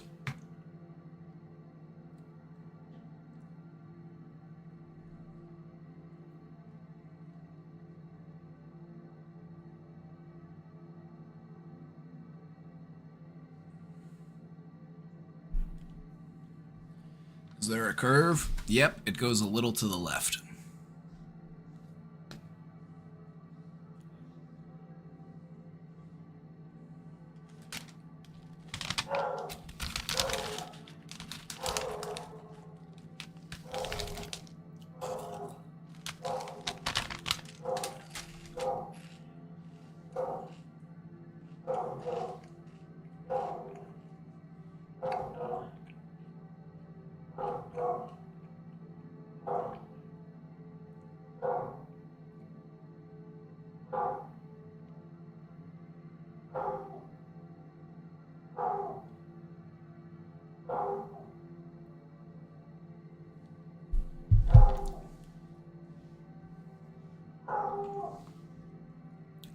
Alright, if anyone would like a copy of this presentation, I can put a copy of it in the Discord.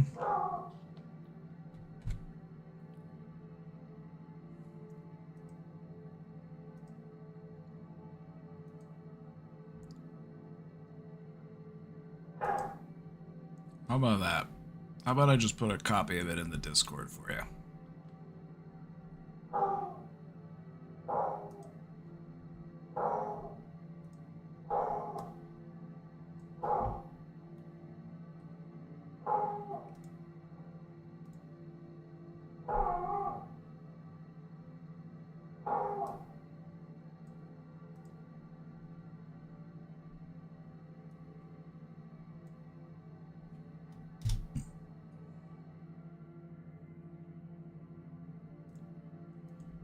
There you go.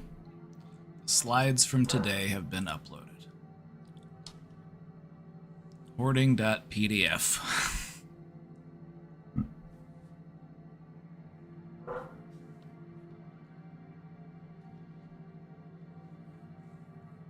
There you go. All right. Any questions about hoarding before we get back into the question box?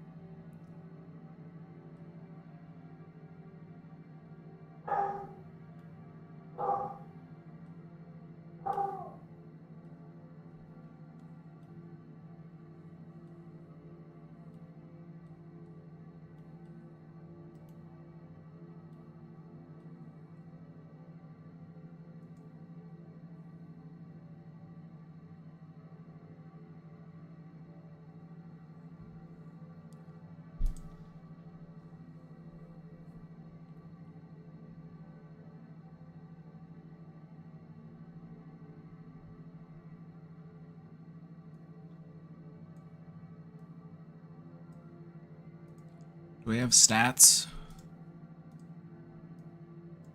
Do we have stats? Do we have stats on if hoarding happens more in a certain type of countries or cultures like in the US? See, it was my understanding, and I might actually be wrong in this because I'm looking it up now. I might have actually been a little bit wrong in this. It was my understanding that hoarding tended to be more prevalent in individualist, capitalistic countries, and I think that the rate might be slightly higher, but let's take a look. This is from the International OCD Foundation. And it's who gets hoarding disorder. It's estimated that it's between 2 to 6% of the population. It affects men and women at a similar rate. It's also believed to be a universal phenomenon with consistent clinical features in all races, ethnicities, and cultures around the world. Which is news to me, because it's not what I've heard previously. I had heard previously, and I didn't mean to misinform you, but that was just what I had heard previously, was that hoarding was pretty much it was like a individualist thing. It was a capitalistic type thing. But it does make sense that it's universal, because it does really tap into like your squirrel brain.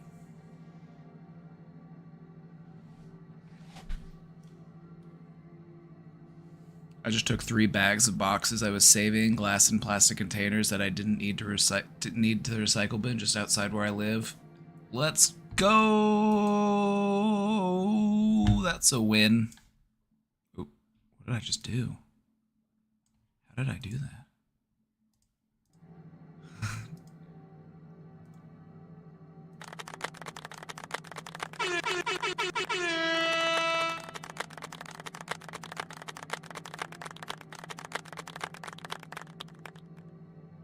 Oh, it was because Spotify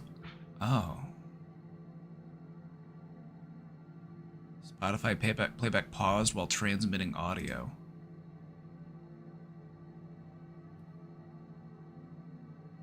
That's weird.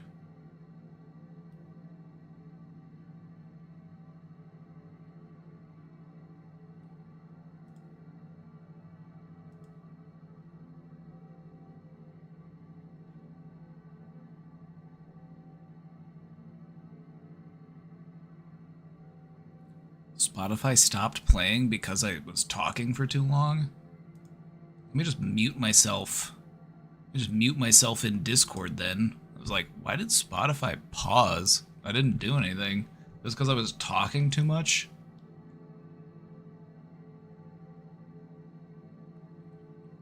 Huh. That's stupid.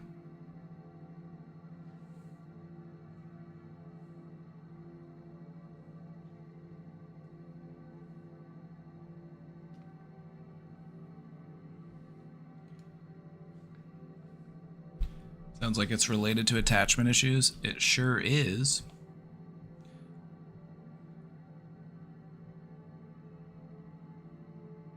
Okay.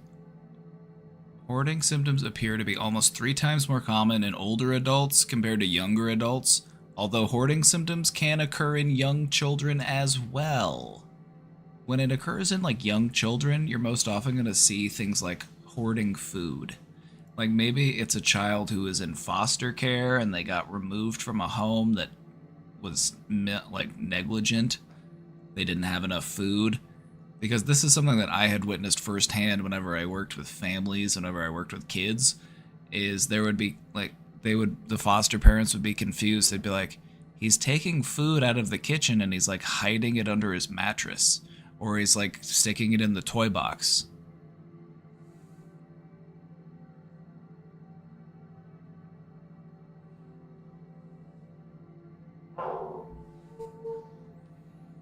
It makes more sense that it's more common in older adults because hoarding is something that can take time to progress. It often starts as these hoarding traits, these hoarding characteristics, and then it tends to grow and build throughout your lifespan. It increases in severity as the decades pass. So a lot of people might develop symptoms of hoarding early in life in their, adolescent or teenage years.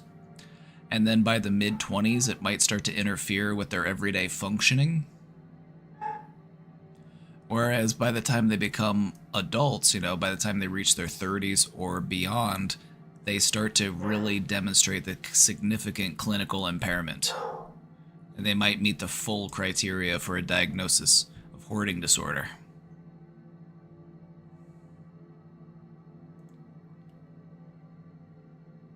Around 75% of individuals who have hoarding disorder have a co-occurring mental health condition. I'm like, how is it not 100%? How is it not 100%?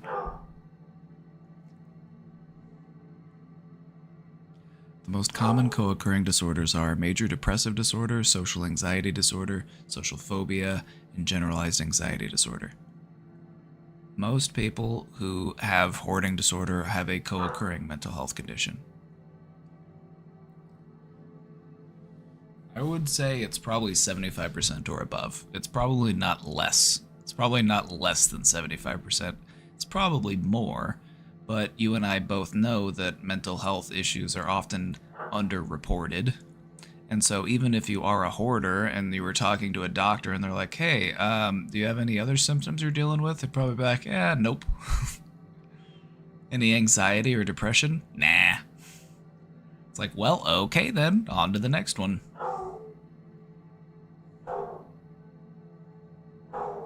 Around 20% of people who have hoarding disorder also meet the criteria for OCD. Which seems low. Seems low to me.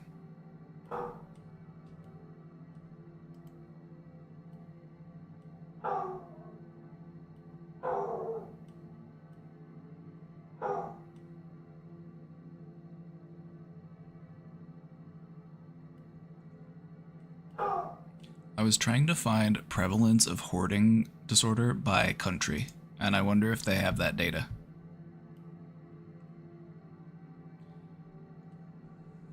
This is a meta-analysis, which means that they went through a bunch of different studies to accumulate all of the data from all of those different things. And what they found is that the prevalence rate tends to appear consistent across all developed countries, ranging anywhere from 1.5 to 6% of the general population.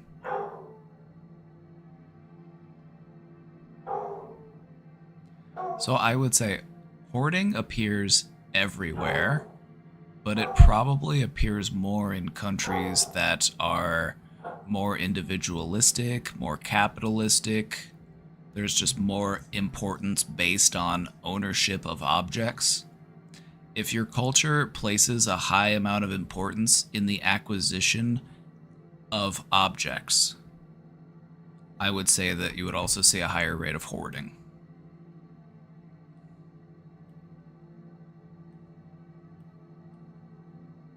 Anyway.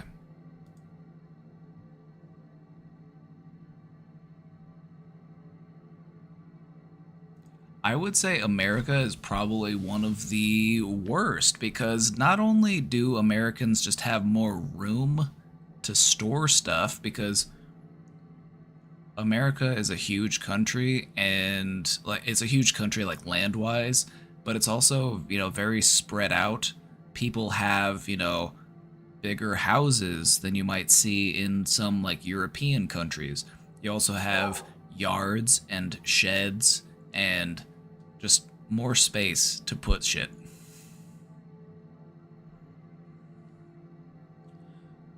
There are also some countries where like basements aren't normal.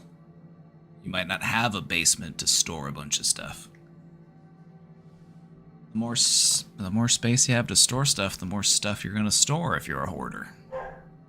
I've seen some cases of hoarding where people actually have more than one house and they're both full. I've seen cases where there were couples and they were both hoarders.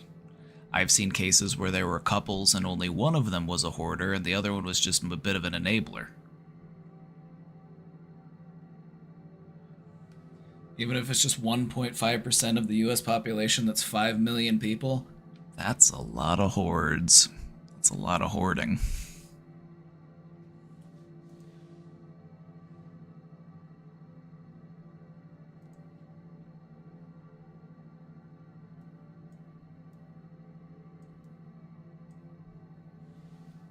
I have so much stress with school and I just can't handle it.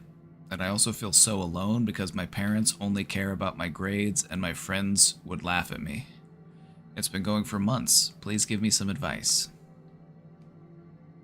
Your parents probably care a lot about your grades, but that's probably not the only thing that they do care about. They probably care about you as well, and they probably care about your well-being. They might just be placing a lot of priority on your grades because you're in school and that's just something for them to talk about and it's something for them to criticize you for. So, I would say, how have you handled it before? What were the things that you have done and what were the things that helped you to handle it up until this point? We want to do a strengths assessment. We want to figure out, in what ways do I have strengths?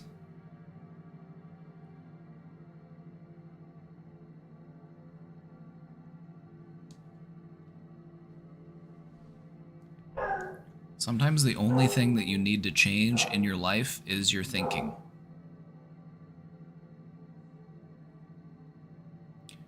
You've gotten yourself through 100% of these hard times. All those hard days, you made it through. And that says something about who you are, and it says something about what you're capable of.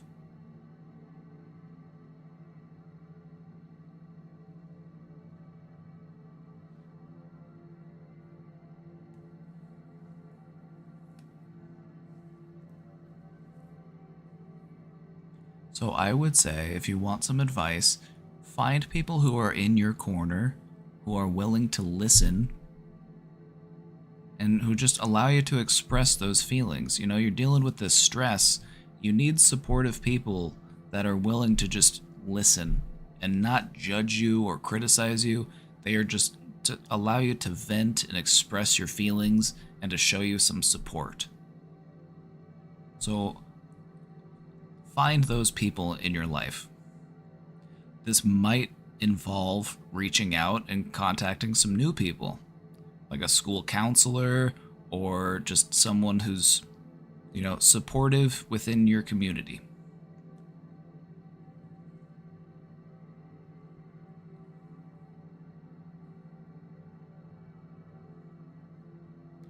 Also, you could try asking, you know, your parents,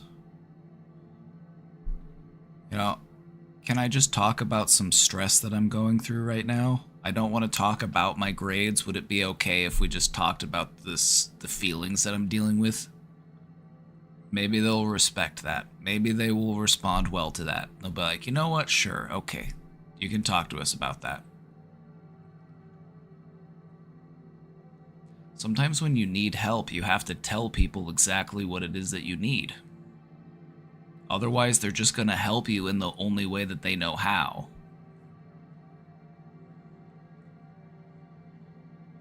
So sometimes you have to spell it out for people. I need help in this way.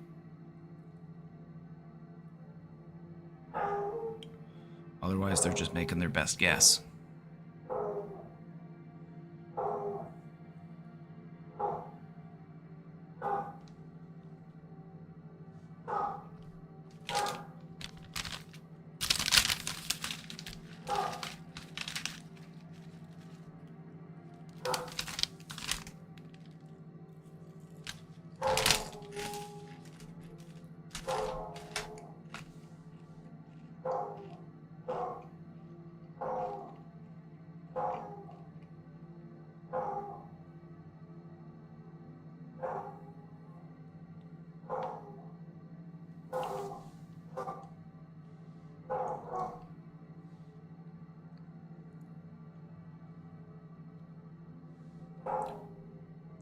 I used to have so much anxiety for my grades from a very young age, and because you pushed yourself but your parents didn't care, you always thought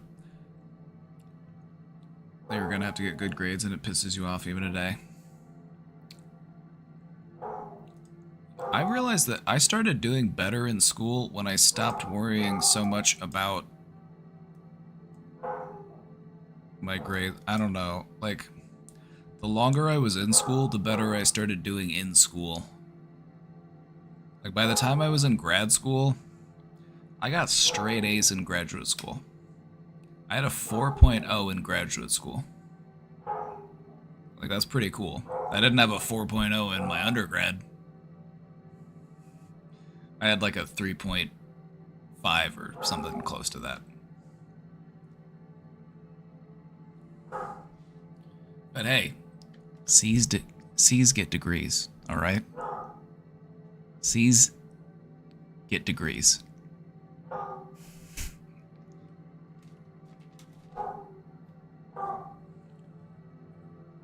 Like, you know what you call a doctor who got all C's in medical school? Doctor. And what do you call somebody who got all C's in high school? Officer.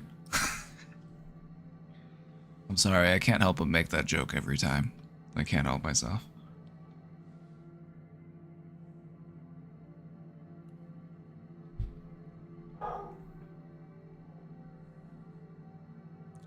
So that's my advice to you, is to just tell the people in your life that support you exactly what it is that you need from them. Just tell your parents that you just need them to be a parent right now and to not worry about your grades and to just be there for you. You are their child and you are stressed.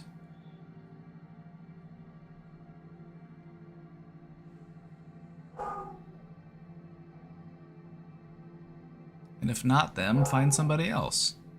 Another family member, a school counselor, somebody who's willing to listen. A stranger on the internet.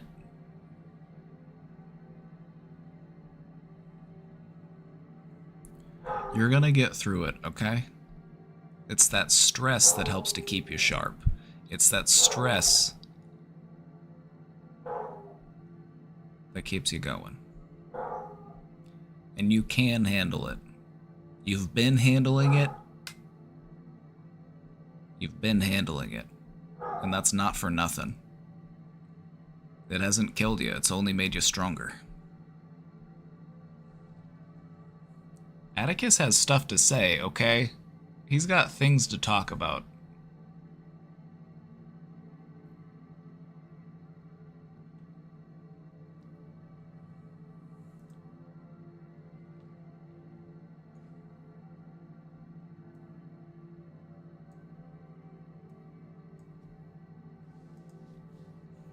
Hi, I'm living in Ukraine, in the nearest city to Russia, Kharkiv.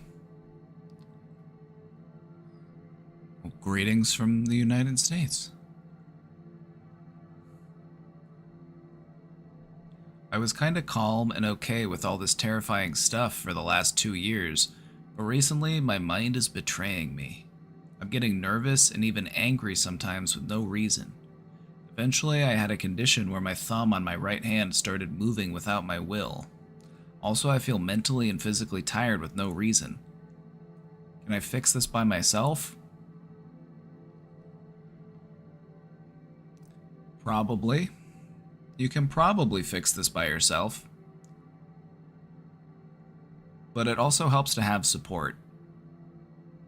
You know, you're living in a war zone. It's no doubt that you're going to start to feel that stress.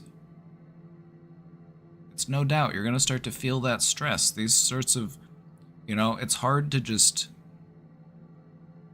it accumulates. You know, it builds up.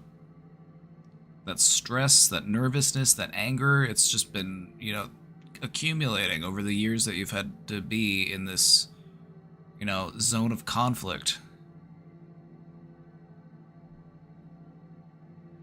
I feel like I need support, so I'm here. Welcome in.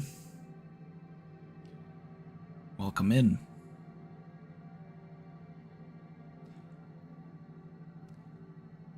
It sounds like you might just be dealing with some symptoms of anxiety. sometimes we develop what we refer to as tics, or, you know, sometimes it might just be like a little twitch, but we refer to them often as like a nervous tic. It's related to your anxiety. Like, you see it a lot in people who might have, you know, they might be shaky, they might be a little jerky or jumpy, and it makes sense given what you've gone through.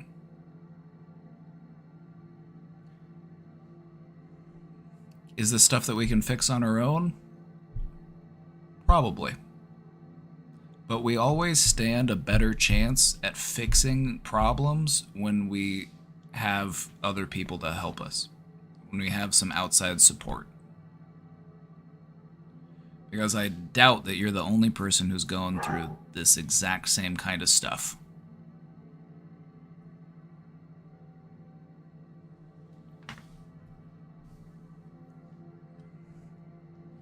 Can't imagine.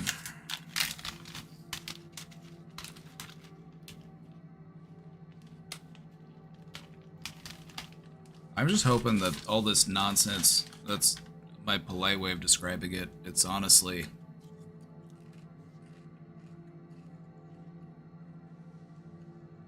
it just doesn't make sense to me.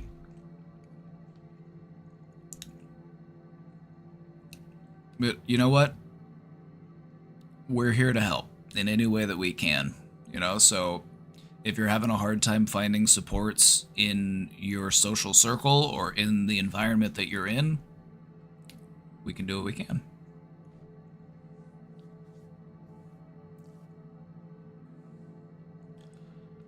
The biggest problem we have is how to change your mind back to, it's gonna be all right, just deal with it, from your current state.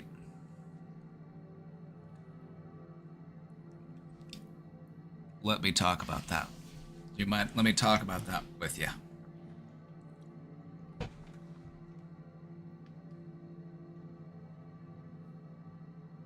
Also, your name is Alpha Third 40K. Are you into Warhammer at all? Is that where the 40K comes from? Just curious.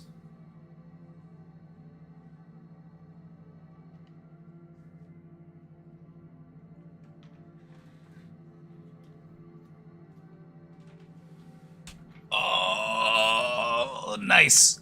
Hell yeah. Hell yeah. Love 40K.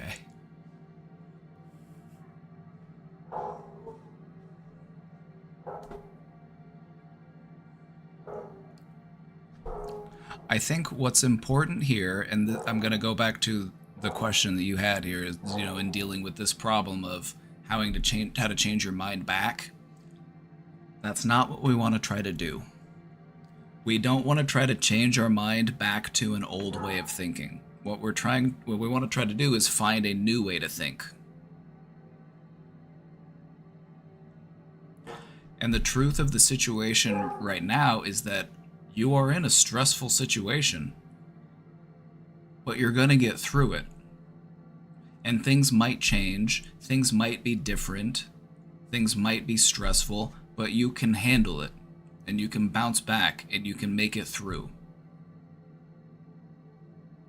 Whenever we try to get back to an old way of thinking, what we realize is that's impossible. You can't return to an old way of thinking. You can only find new ways of thinking.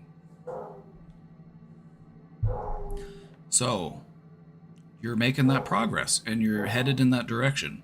You're here, you're talking about what's stressing you out, and that's good.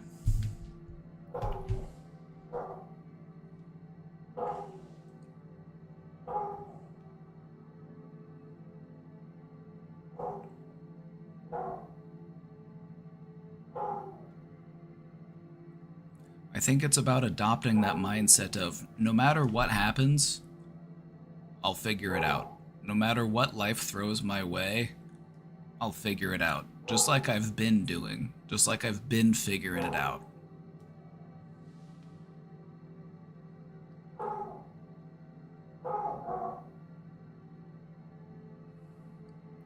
Life is like a river, you know? And we don't want to try to swim upstream. We just have to go with the flow and just see where it takes us.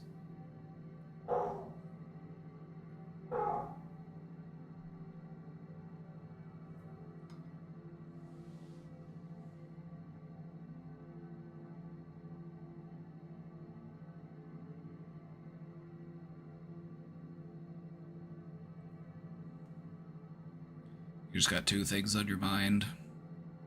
16 hours a day without electricity. Oh.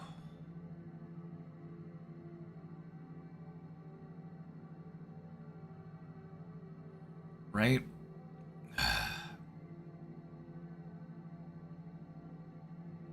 You've been hiding for 2 years, both from your country who invades, from the country who invades you, and from your own country, right? And it's like, you don't want any part of that. It's like you don't want to. It's like it doesn't make any sense. It's like why is there fighting in the first place? It's just outdated, imperialistic worldviews. It's.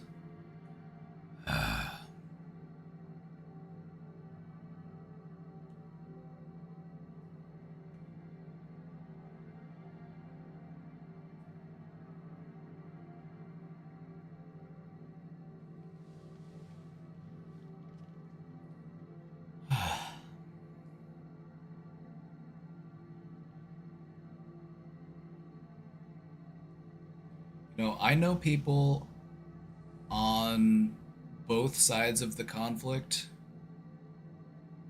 I'm also friends with a young guy who lives in Russia, and like I worry about him just as much because like he doesn't want to get sucked into this. He doesn't want to get drafted or conscripted. It's like throughout the history of humankind, like it's the young people that suffer in these wars that are perpetuated by old people who are at no risk.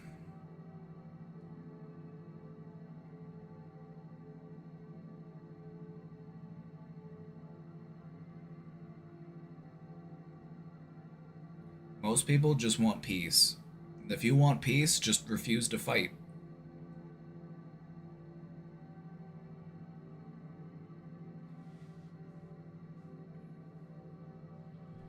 Right? It's like the average Ukrainian and the average Russian has much more in common than it's like they're the same. It's just like I feel like I'm the same. Like I'm no different from them either.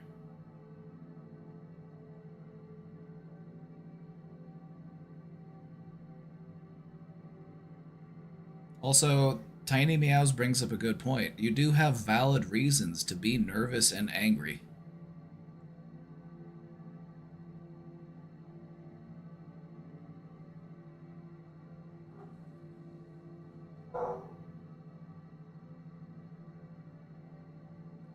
But if you don't want to fight, you don't have to fight. I just don't see the point in it. You know? Like, I'm a bit of a pacifist. I'm like, let him send me to let him send me to jail. You know, let him lock me away for not fighting. I'm not gonna fight and die for somebody else's war. You know.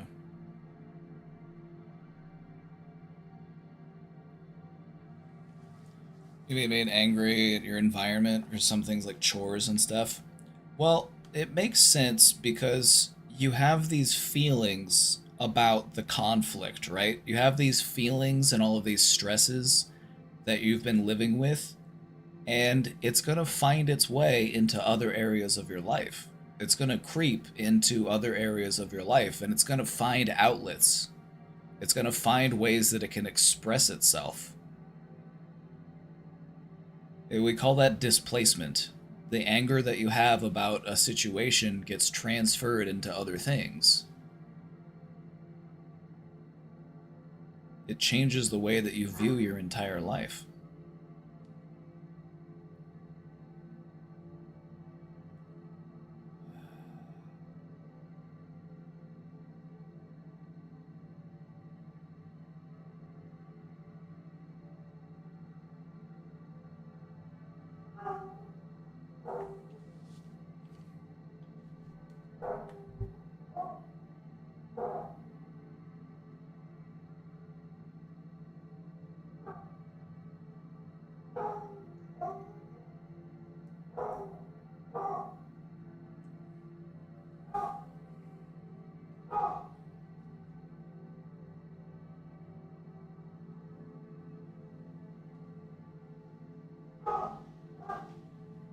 You sound like a smart person, and you also sound like you're pretty emotionally aware. The thing about the thing I want to talk about real quick, because you mentioned it, is like people are becoming more and more aware of the importance of mental health with every generation. Like even our parents, they had a completely different understanding of mental health than we do, and our grandparents is even more different. Every generation understands to a greater degree the importance of mental health.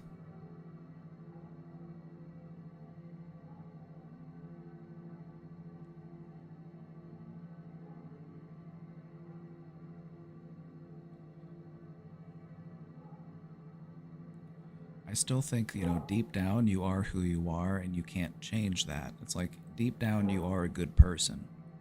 You're just a good person who's in a stressful situation. And it's completely understandable and justified that you would feel stressed and angry because that's the circumstances that you've been put into against your will.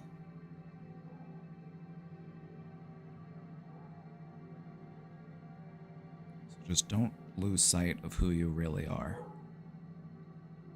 Deep down in here.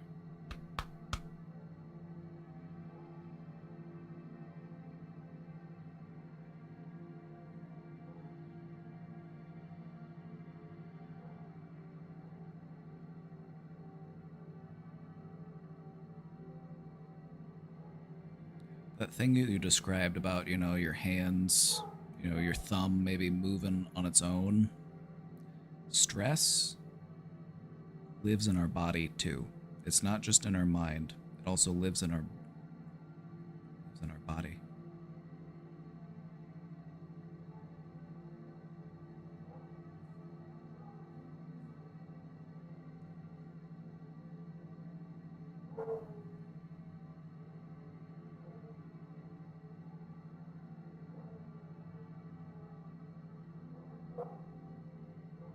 My dog's got a lot to talk about today. Oh, it's because there's somebody out on the street walking their dog. That's why Atticus has so much stuff to say. He's barking at them.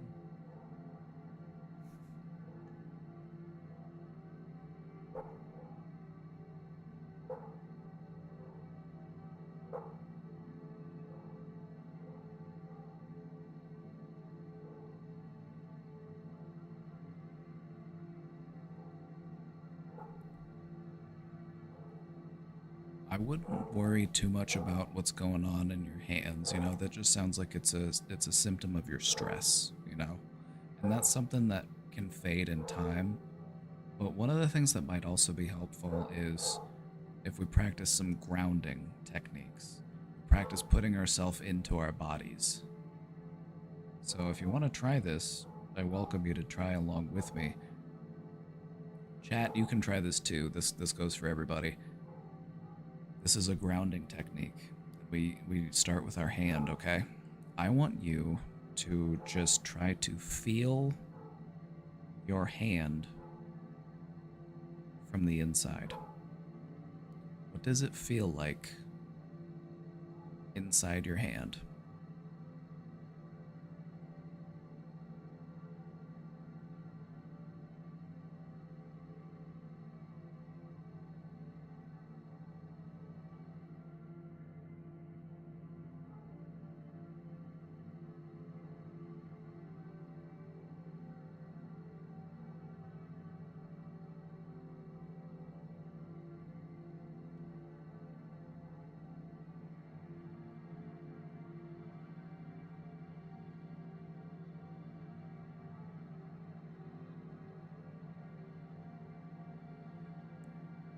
Try to put your awareness into your hands. You might notice, you might feel like a sort of a tingle. You might feel something. You feel that awareness.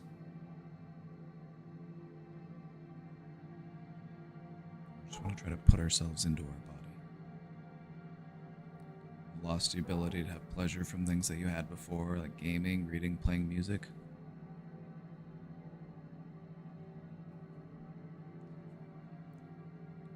Has anyone ever talked to you about depression? Are you familiar with the symptoms of depression?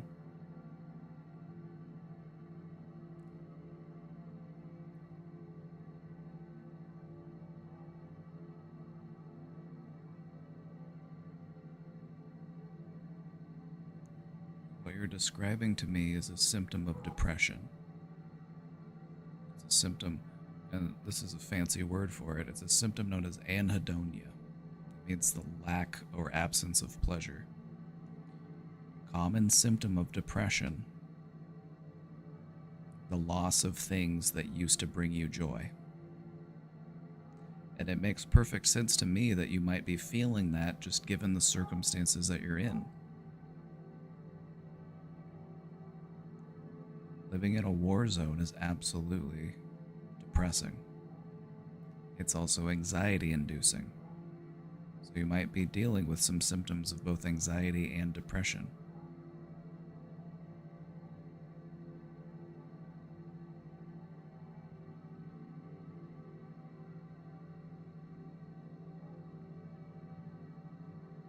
You don't talk about your feelings much with the friends that you've got.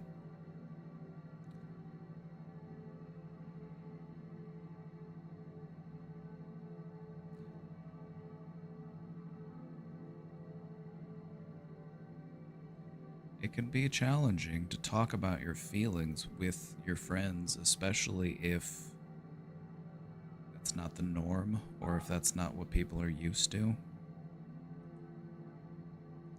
It's like if you live in a society or in a culture where talking about feelings isn't the normal thing.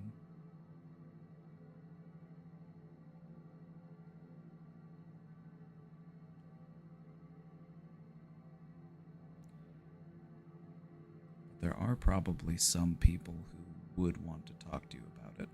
Also, when it comes to your friends, you never know until you try. Sometimes you might surprise yourself. And I don't doubt that your friends are probably experiencing some of the same feelings that you are.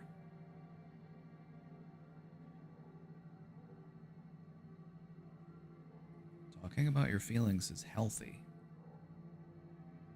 Bottling them up and keeping them to yourself, it eats you away from the inside. So, yeah, you're absolutely welcome to talk about any of that stuff here if you want to. That's what we're here for.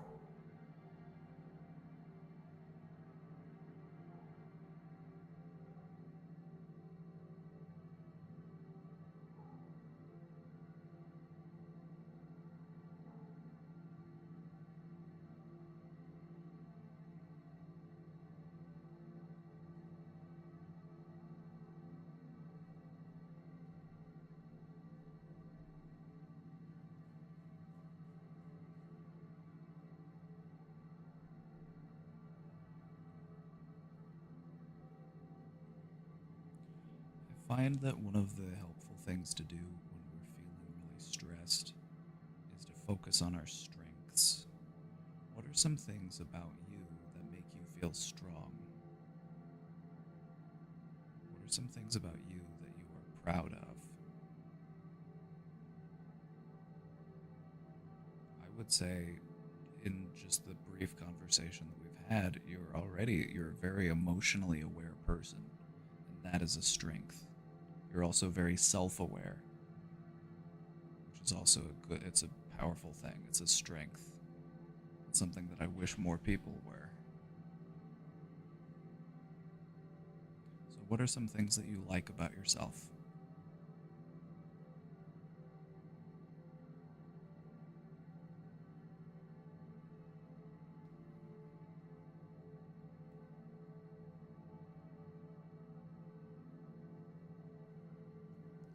Whenever we're feeling like we're down at the bottom, we want to start taking inventory of our strengths.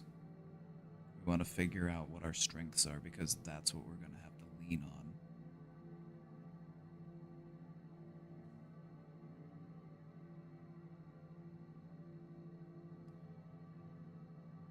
In our modern society, I think being emotional is a huge disadvantage. I just had some ads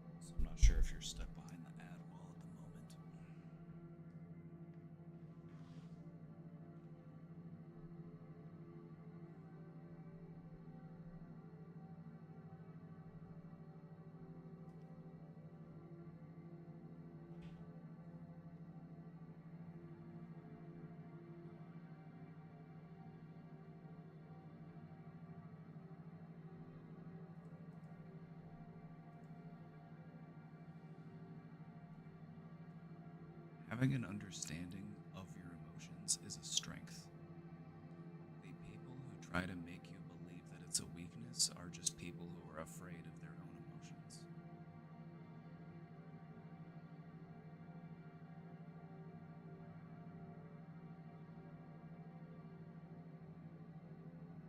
I think that those are some beautiful things about you. I think that those are some beautiful things. Allowing yourself to be moved by a piece of art, to feel things.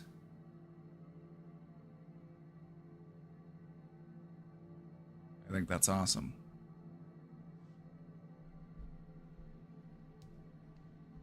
Cutie Cheeks, thank you for gifting that sub.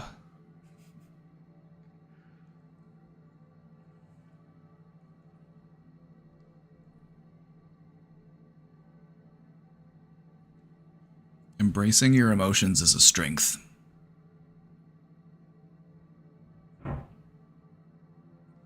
I fixed my microphone, don't worry. I was just trying to keep it monitored because Atticus was barking.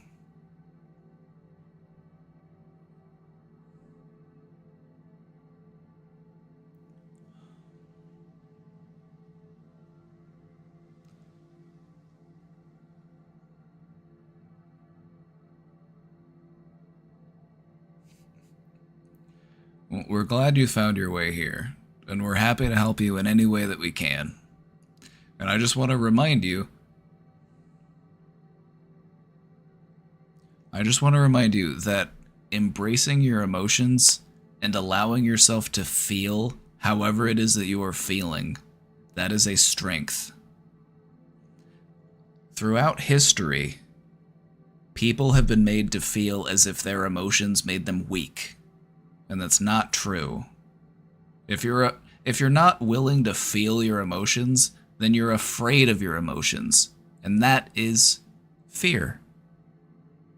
And that is weakness. If you want to be your best self, you have to allow yourself to feel whatever it is that you are feeling.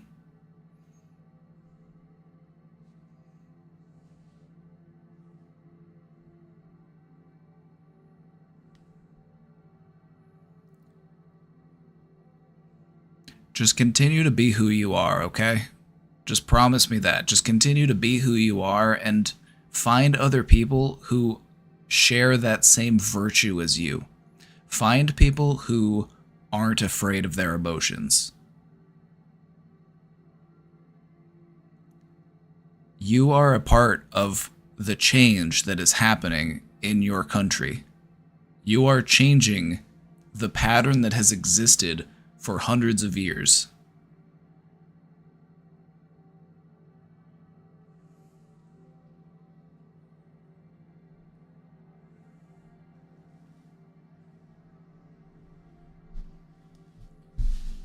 So just rally together with the people who believe in the same things that you believe in.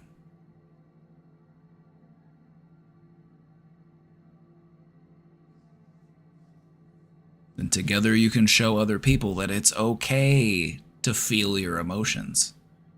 Just show people by your example that it's okay to feel your emotions.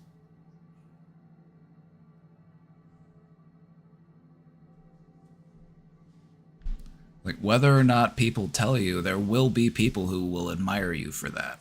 They will wish that they could do what you do.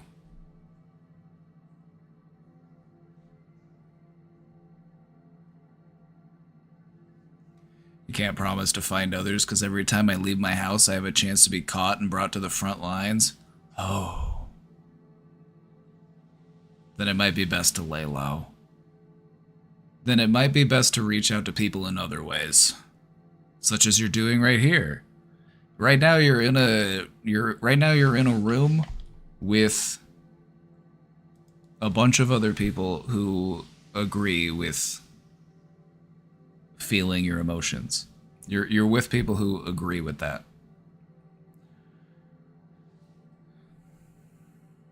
Well, then you're taking a step in the right direction.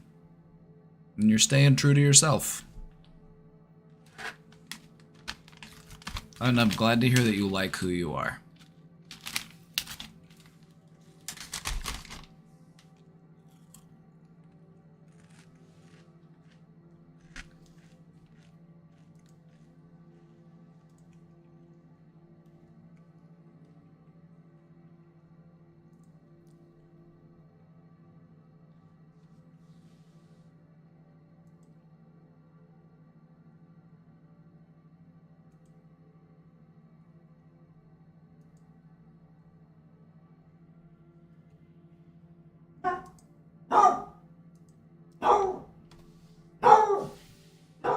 Looking like 440k and no like that, right?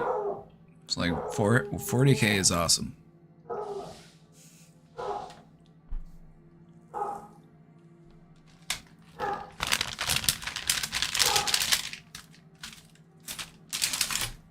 It's badass.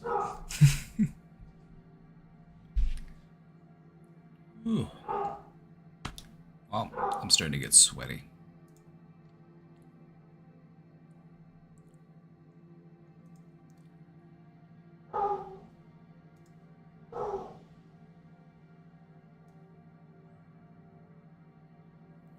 Well, if you like being here and you like hanging out with us, be sure to check us out in the Discord. We've got a Discord server, so we're building a community.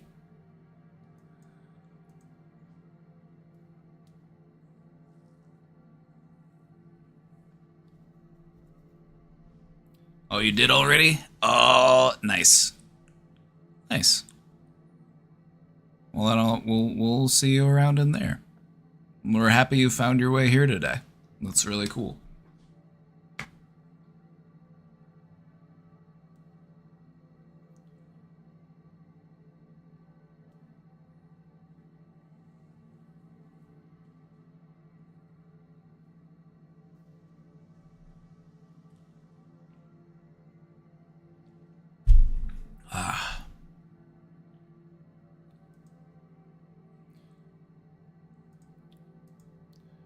Chat, I'm getting sweaty. I'm getting sweaty back here, chat. I need to cool off.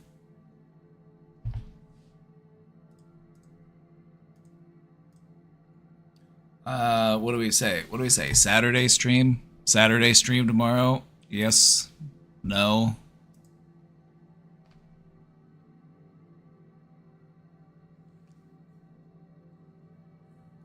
Saturday stream? Maybe, sorta, kinda.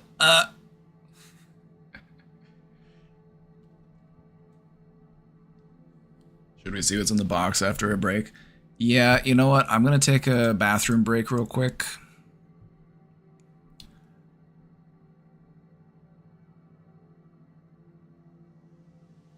I'm gonna take a bathroom break real quick, and we'll see if we have any last minute questions in the question box.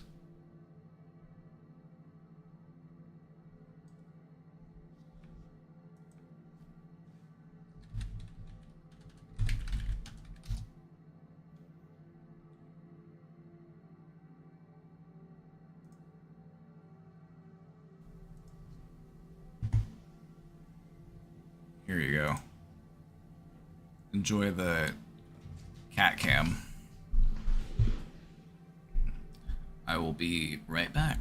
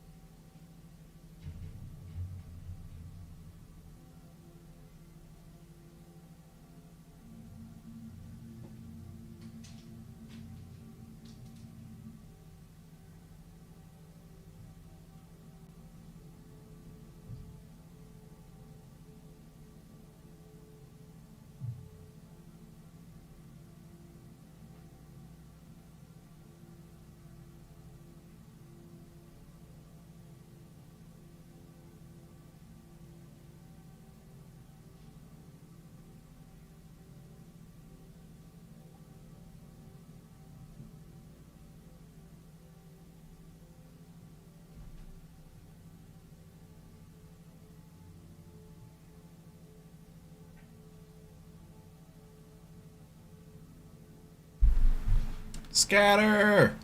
He's back!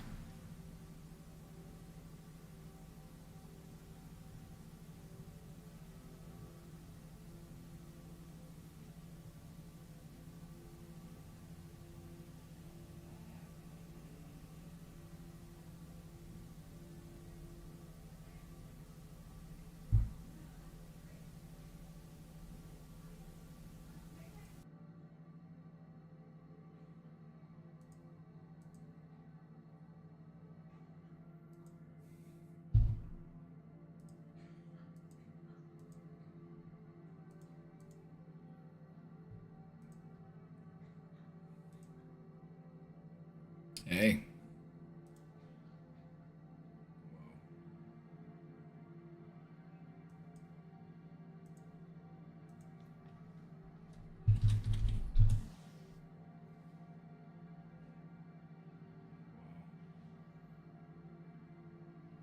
Well. Well?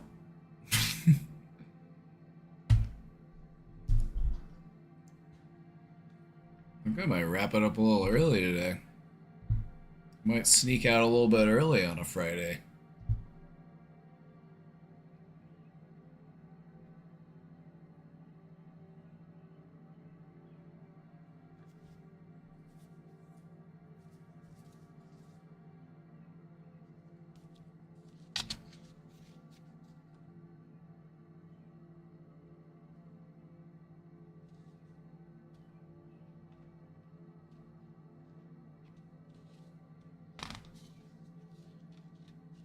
Nothing in the box. Nothing in the box.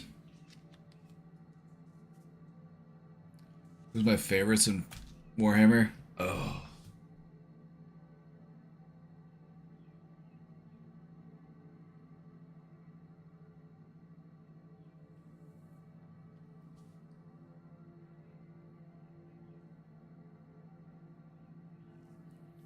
That's a tough one. That's a tough one.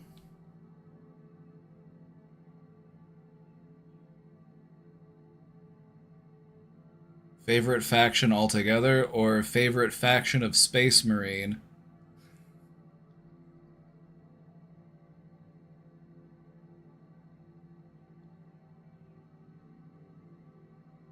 If I had to pick my like just favorite overall, I think the orcs are hilarious. Like orcs are so funny. But if I had to pick a favorite faction of Space Marine, I'd probably say the Dark Angels.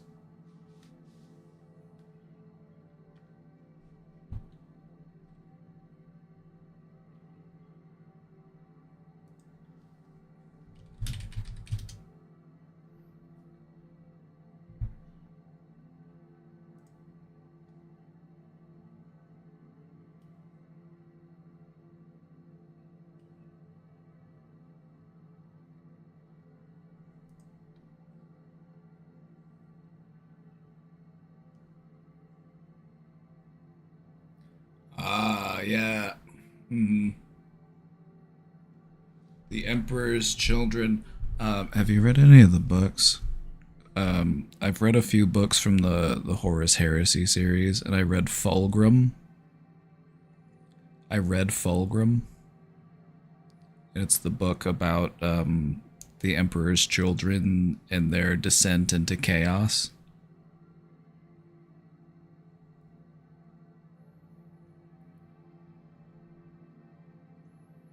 Oh, you read a bunch of them? Okay, cool. I've only read like 5. They're fun books. I also have some of the I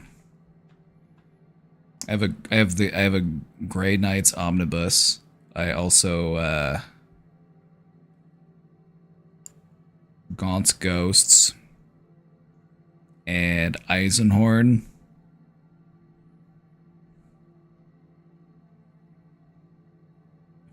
Now I'm just talking Warhammer 40k.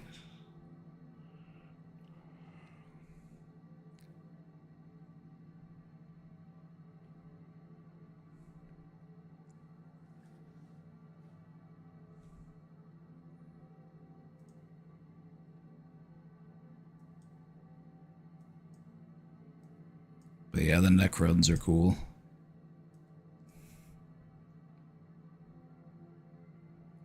Nice.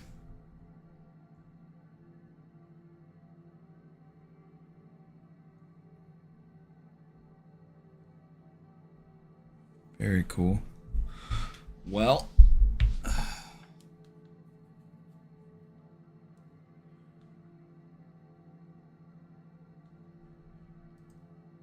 I think that might be it for today. I might go to Bernard's and see what I can spend these Bernard's Fun Bucks on. I got $81.25 that I can go spend up at Menards. You know what I'm in the market for?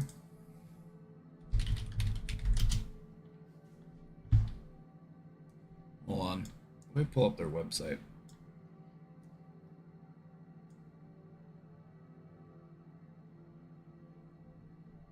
You know what I need? You know what I need? I need a pick.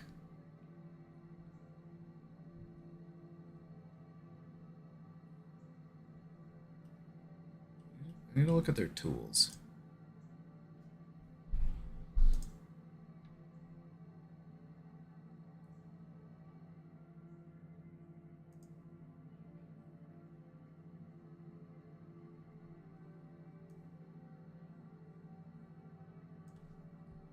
Like, what I need is,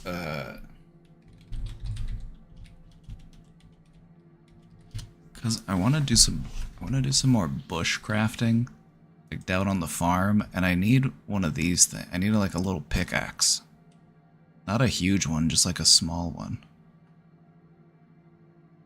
I bet they have these at Bernard's. I want to get a pickaxe. I also need a good bush crafting knife.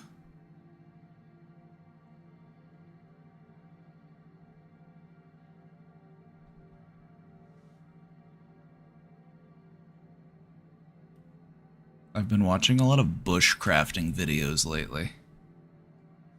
That's my self-care. I watch bush crafting and survivalist videos. That's my self-care.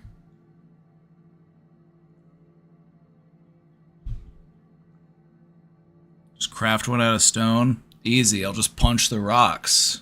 Easy peasy. Just punch the rocks. Do, do, do, do, do.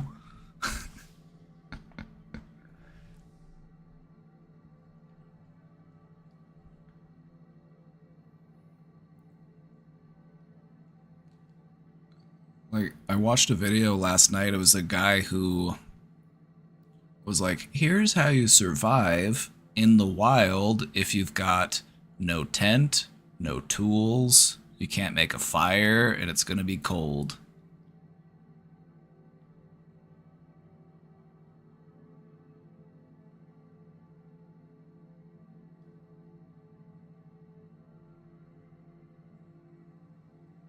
Have I seen Primitive Technology? Oh yeah, I've watched like every one of Primitive Technology's videos. I want to get a copy of his book actually. The guy who did it, I think his name is, I want to say his name is Robert Plant, not to be confused with the guy from who was Robert Plant from? It was in a band. Was it Pink Floyd, or was it, what am I thinking of, or was it Led Zeppelin? Led Zeppelin, that's the one.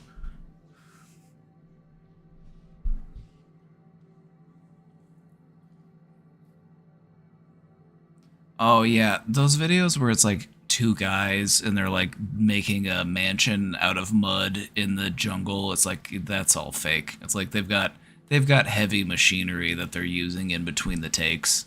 Also, those buildings that they make are death traps, and they only last for like a couple days before they start to collapse. It's like, oh, it's John Plant. Okay. That's okay. Thank you. Thank you. But yeah, like, what have I been watching on YouTube? I've been watching like this kind of stuff. Just some random person. They're just like, oh yeah, I'm just gonna build a hobbit hole out of clay and rocks and sticks. I'm just like, yes! I can't wait.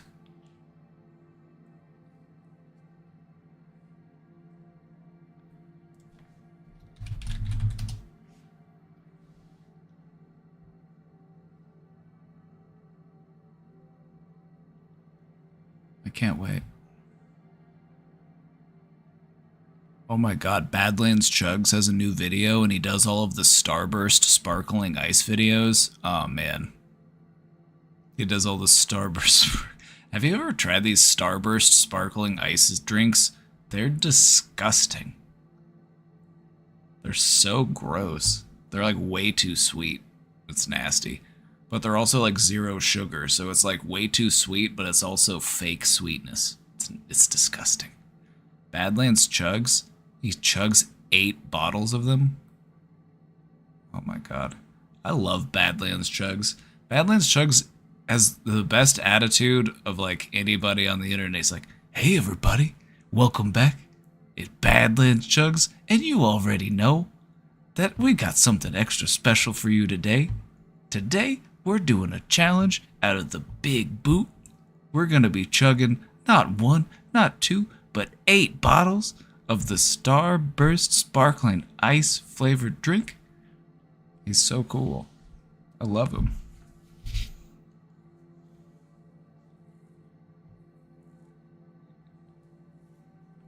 No shot. Oh. You don't think Badlands Chugs could do it? He can do it. He can do it. I've seen this man chug things that no human should be able to chug. Badlands Chugs. He's the real deal. I saw him chug an entire Das boot full of baked beans.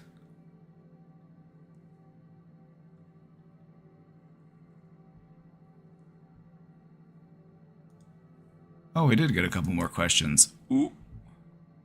We did get another couple more questions, so I guess I'm not leaving early after all.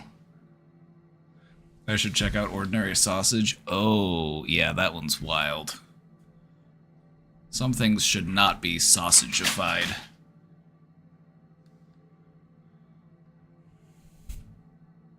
By the way, before you go offline, the last question. Should I try hard to get away from my bad habits that make me feel better in this situation? Something that isn't healthy but helps me mentally, or is it better to let myself relax? We don't want to reinforce our bad habits, but sometimes when we're in a stressful situation, bad habits can help to get us through, so I'm not here to judge. Do whatever you need to do to get yourself through, but just try to stay as healthy as you can. You know, sometimes people will rely on, smoking or drinking as a way of helping to cope with their stress, and it's like, I can't judge you for that. Eventually we'd like to see you not do that, but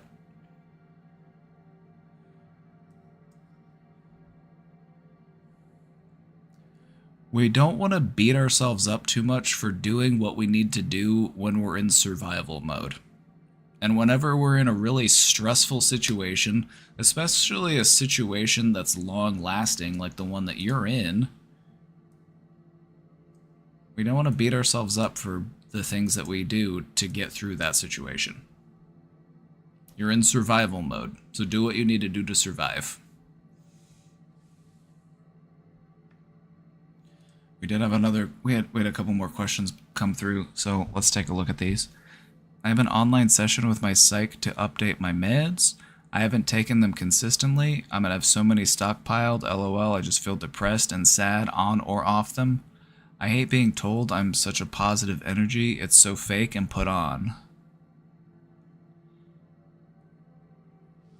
I don't believe I'll ever be happy, I just say and act like it because that's what I'm told to do. Tomorrow I'll feel better.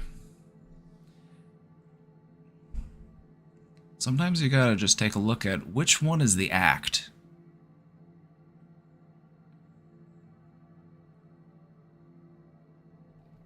Is the happy, positive energy version of me, is that the real me?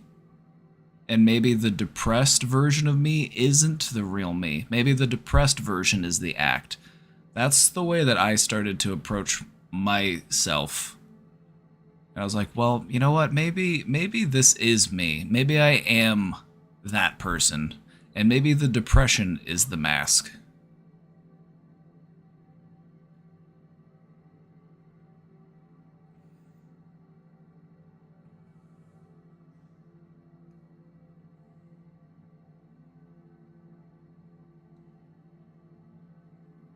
Just fake it till you make it, bud.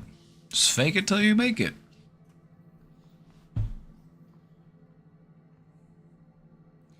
You gotta believe that you can be happy, though. If you don't believe that you will ever be happy, then you will never be happy. But you have to be open to that possibility. It has to at least be something that's capable of happening.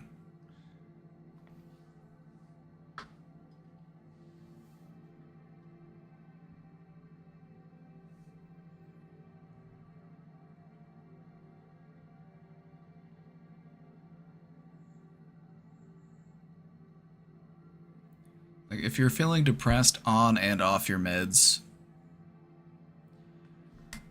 then it might be something else that needs to change. Like me personally, I found meditation and self-care and exercise and a good diet and spending time with friends. I found all of those to be much more helpful in conquering depression than medication. Yeah, medication's not for everybody. If it's not working for you, I don't know, maybe try a different one or just try something different. But you gotta believe that happiness is a possibility. That's non-negotiable.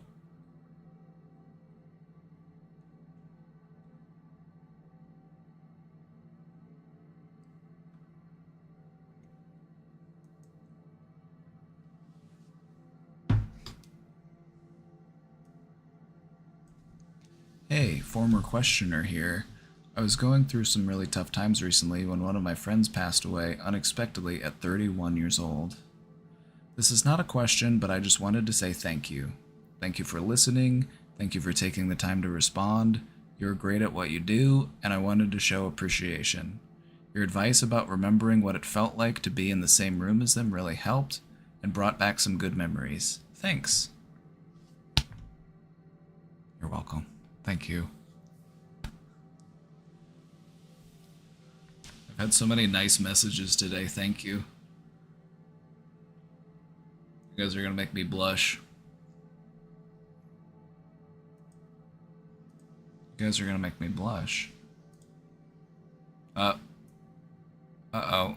You made me blush. You made me blush. Now it...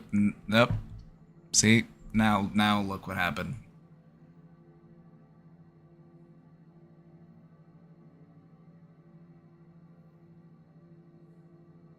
Great. That's what happens when you're too nice to me. I blush.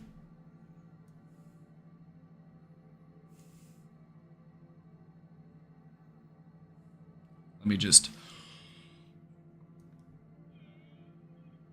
Oh, I took it too far. Uh-oh. Uh-oh. I desaturated. I pushed too hard. That was a mistake. I shouldn't have done that. Oh, great. Now I'm monochrome.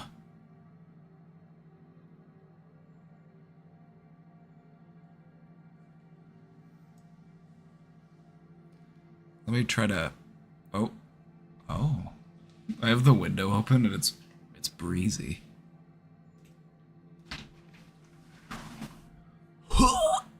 Okay.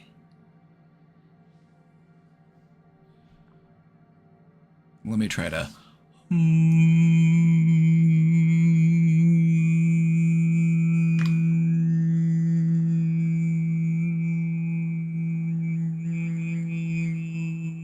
That's about right.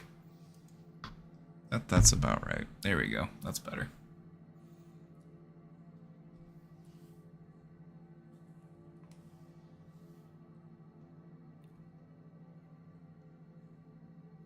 I'm glad to hear that it helped. Thank you for the nice words. That's very kind of you.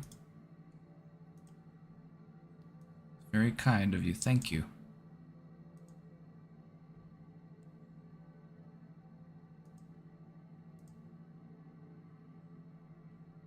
Oh, you think that's cool? Watch this trick. Oh.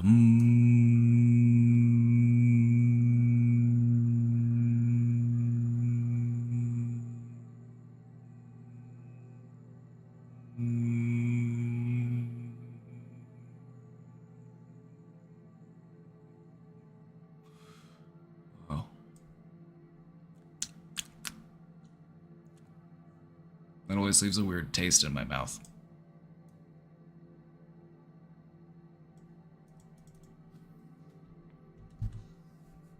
That one always leaves a weird taste in my mouth.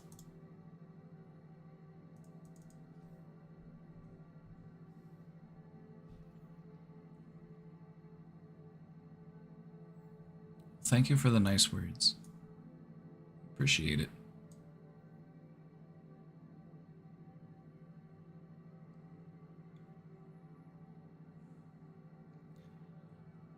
My dumbass psych doctor didn't even send a link to do the video call. Mind you, they're the ones who called me to turn this into an online video call. I swear if they try to charge me $250 for a missing fee,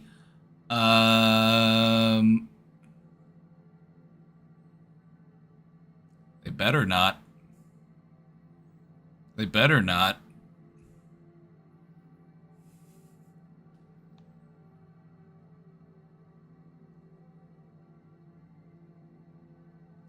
You might wanna call them though, and you might wanna say, "Hey, you didn't send me that video link." You might wanna let them know.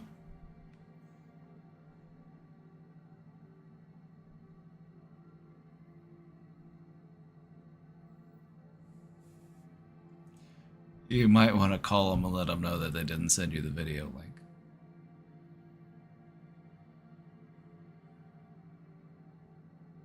They're closed?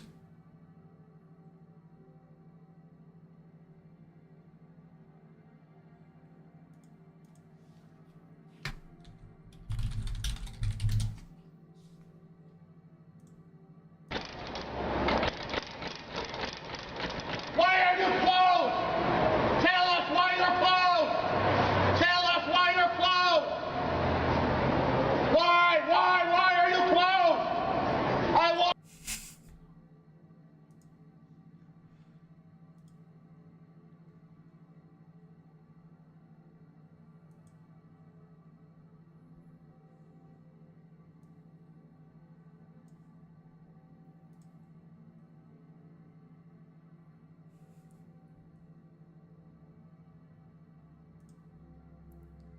Want to go shopping in the Eaton Center? Why are you locked? Why are you closing your doors? Why are you locking your doors to the public? Why? Tell us the reason. Why? Why?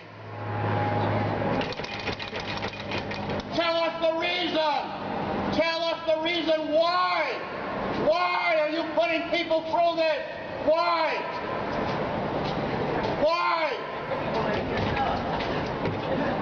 Why are you putting us through this? Who gave you the right? Who gave you the right? By what right do you exclude the population? Why? Who are you?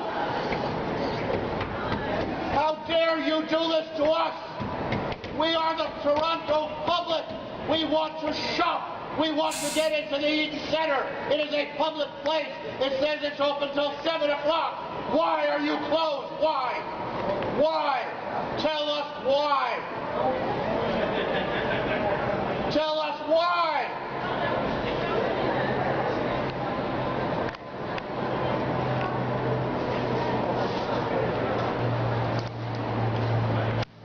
Doesn't anyone else care?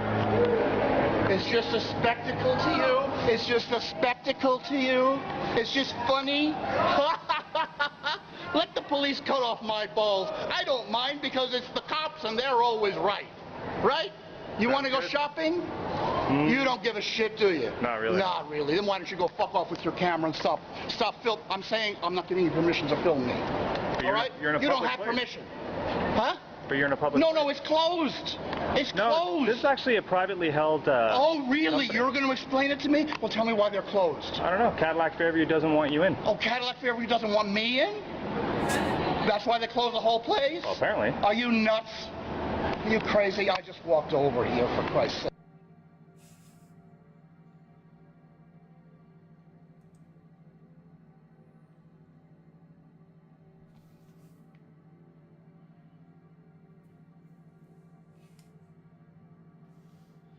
Videos that live rent-free in my brain. That one.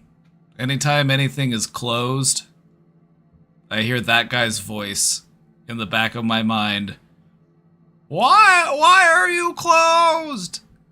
Tell us the reason. Why? We want to shop.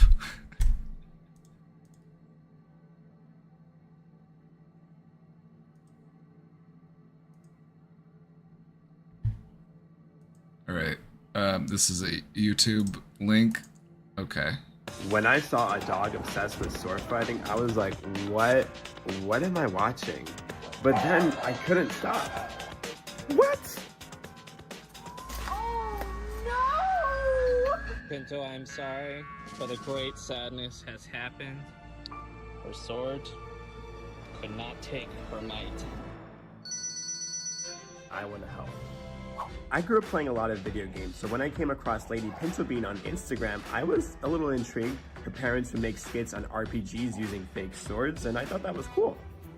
They started noticing that Pinto Bean would watch them sword fight, and you could tell she really wanted to be included in it. So that's when she took matters into her own hands. Oh no! And you've been slain by the wolf. She dropped her stick, picked up her mom's fake sword, and ran away with it. Oh no! And she has upgraded her weaponry! At that moment, our lives changed forever. I present to you your weapon. They really saw her personality start to come out. She was so playful. Like, she knew exactly what the game was, and she was having fun too. It was like she found this new identity with her sword. Come on, you know it's not that bad. So then, It's like a the Dark parents had the Souls most boss. Epic sword fight.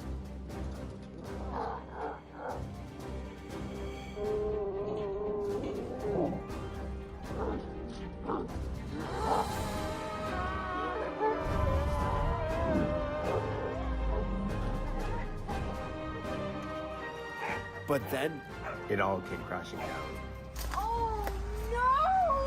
Her sword broke? Did they get her a new sword? Oh, good.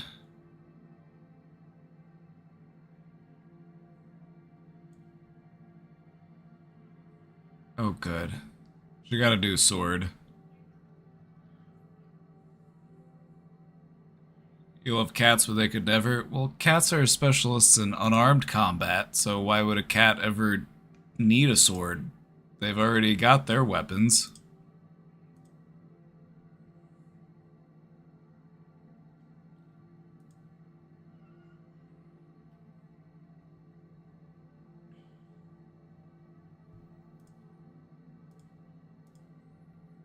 Yeah, cats are experts in unarmed combat.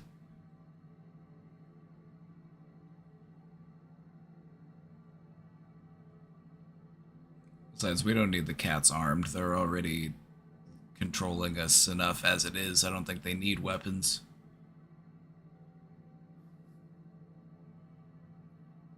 Cats already run the show.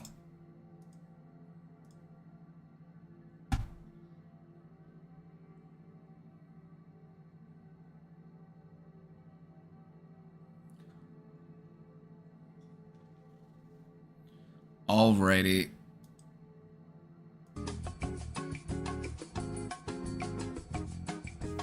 Alright, everybody.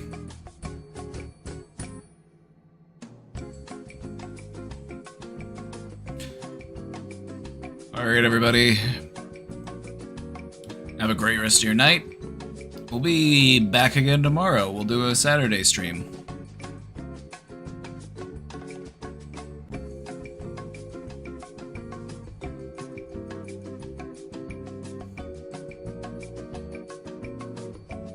Have a great night, everybody, and we'll see you next time. Take good care of yourselves. Stay safe out there.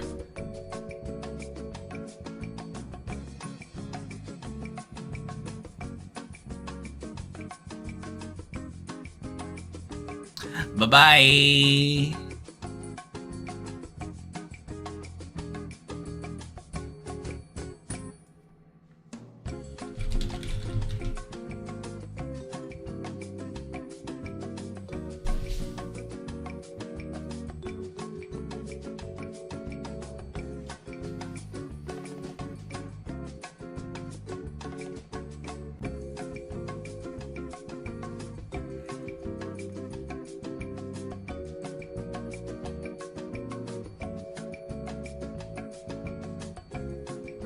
Vio just raided me? Oops!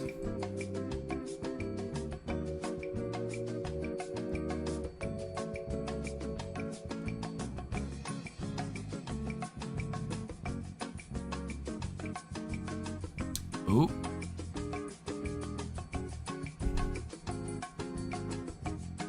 I was about to send you all over to Casey.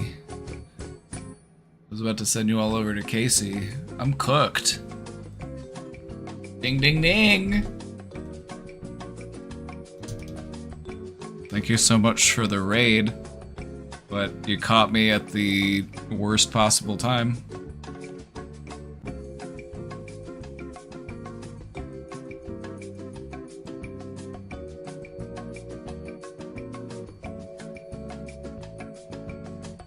We'll be back tomorrow, though. We'll be back tomorrow.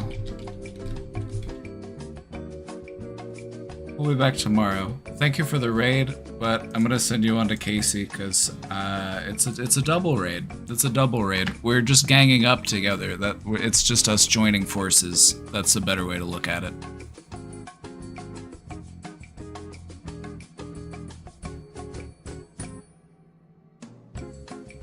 Alright, everybody. I'll be back tomorrow. Have a good night. Bye-bye.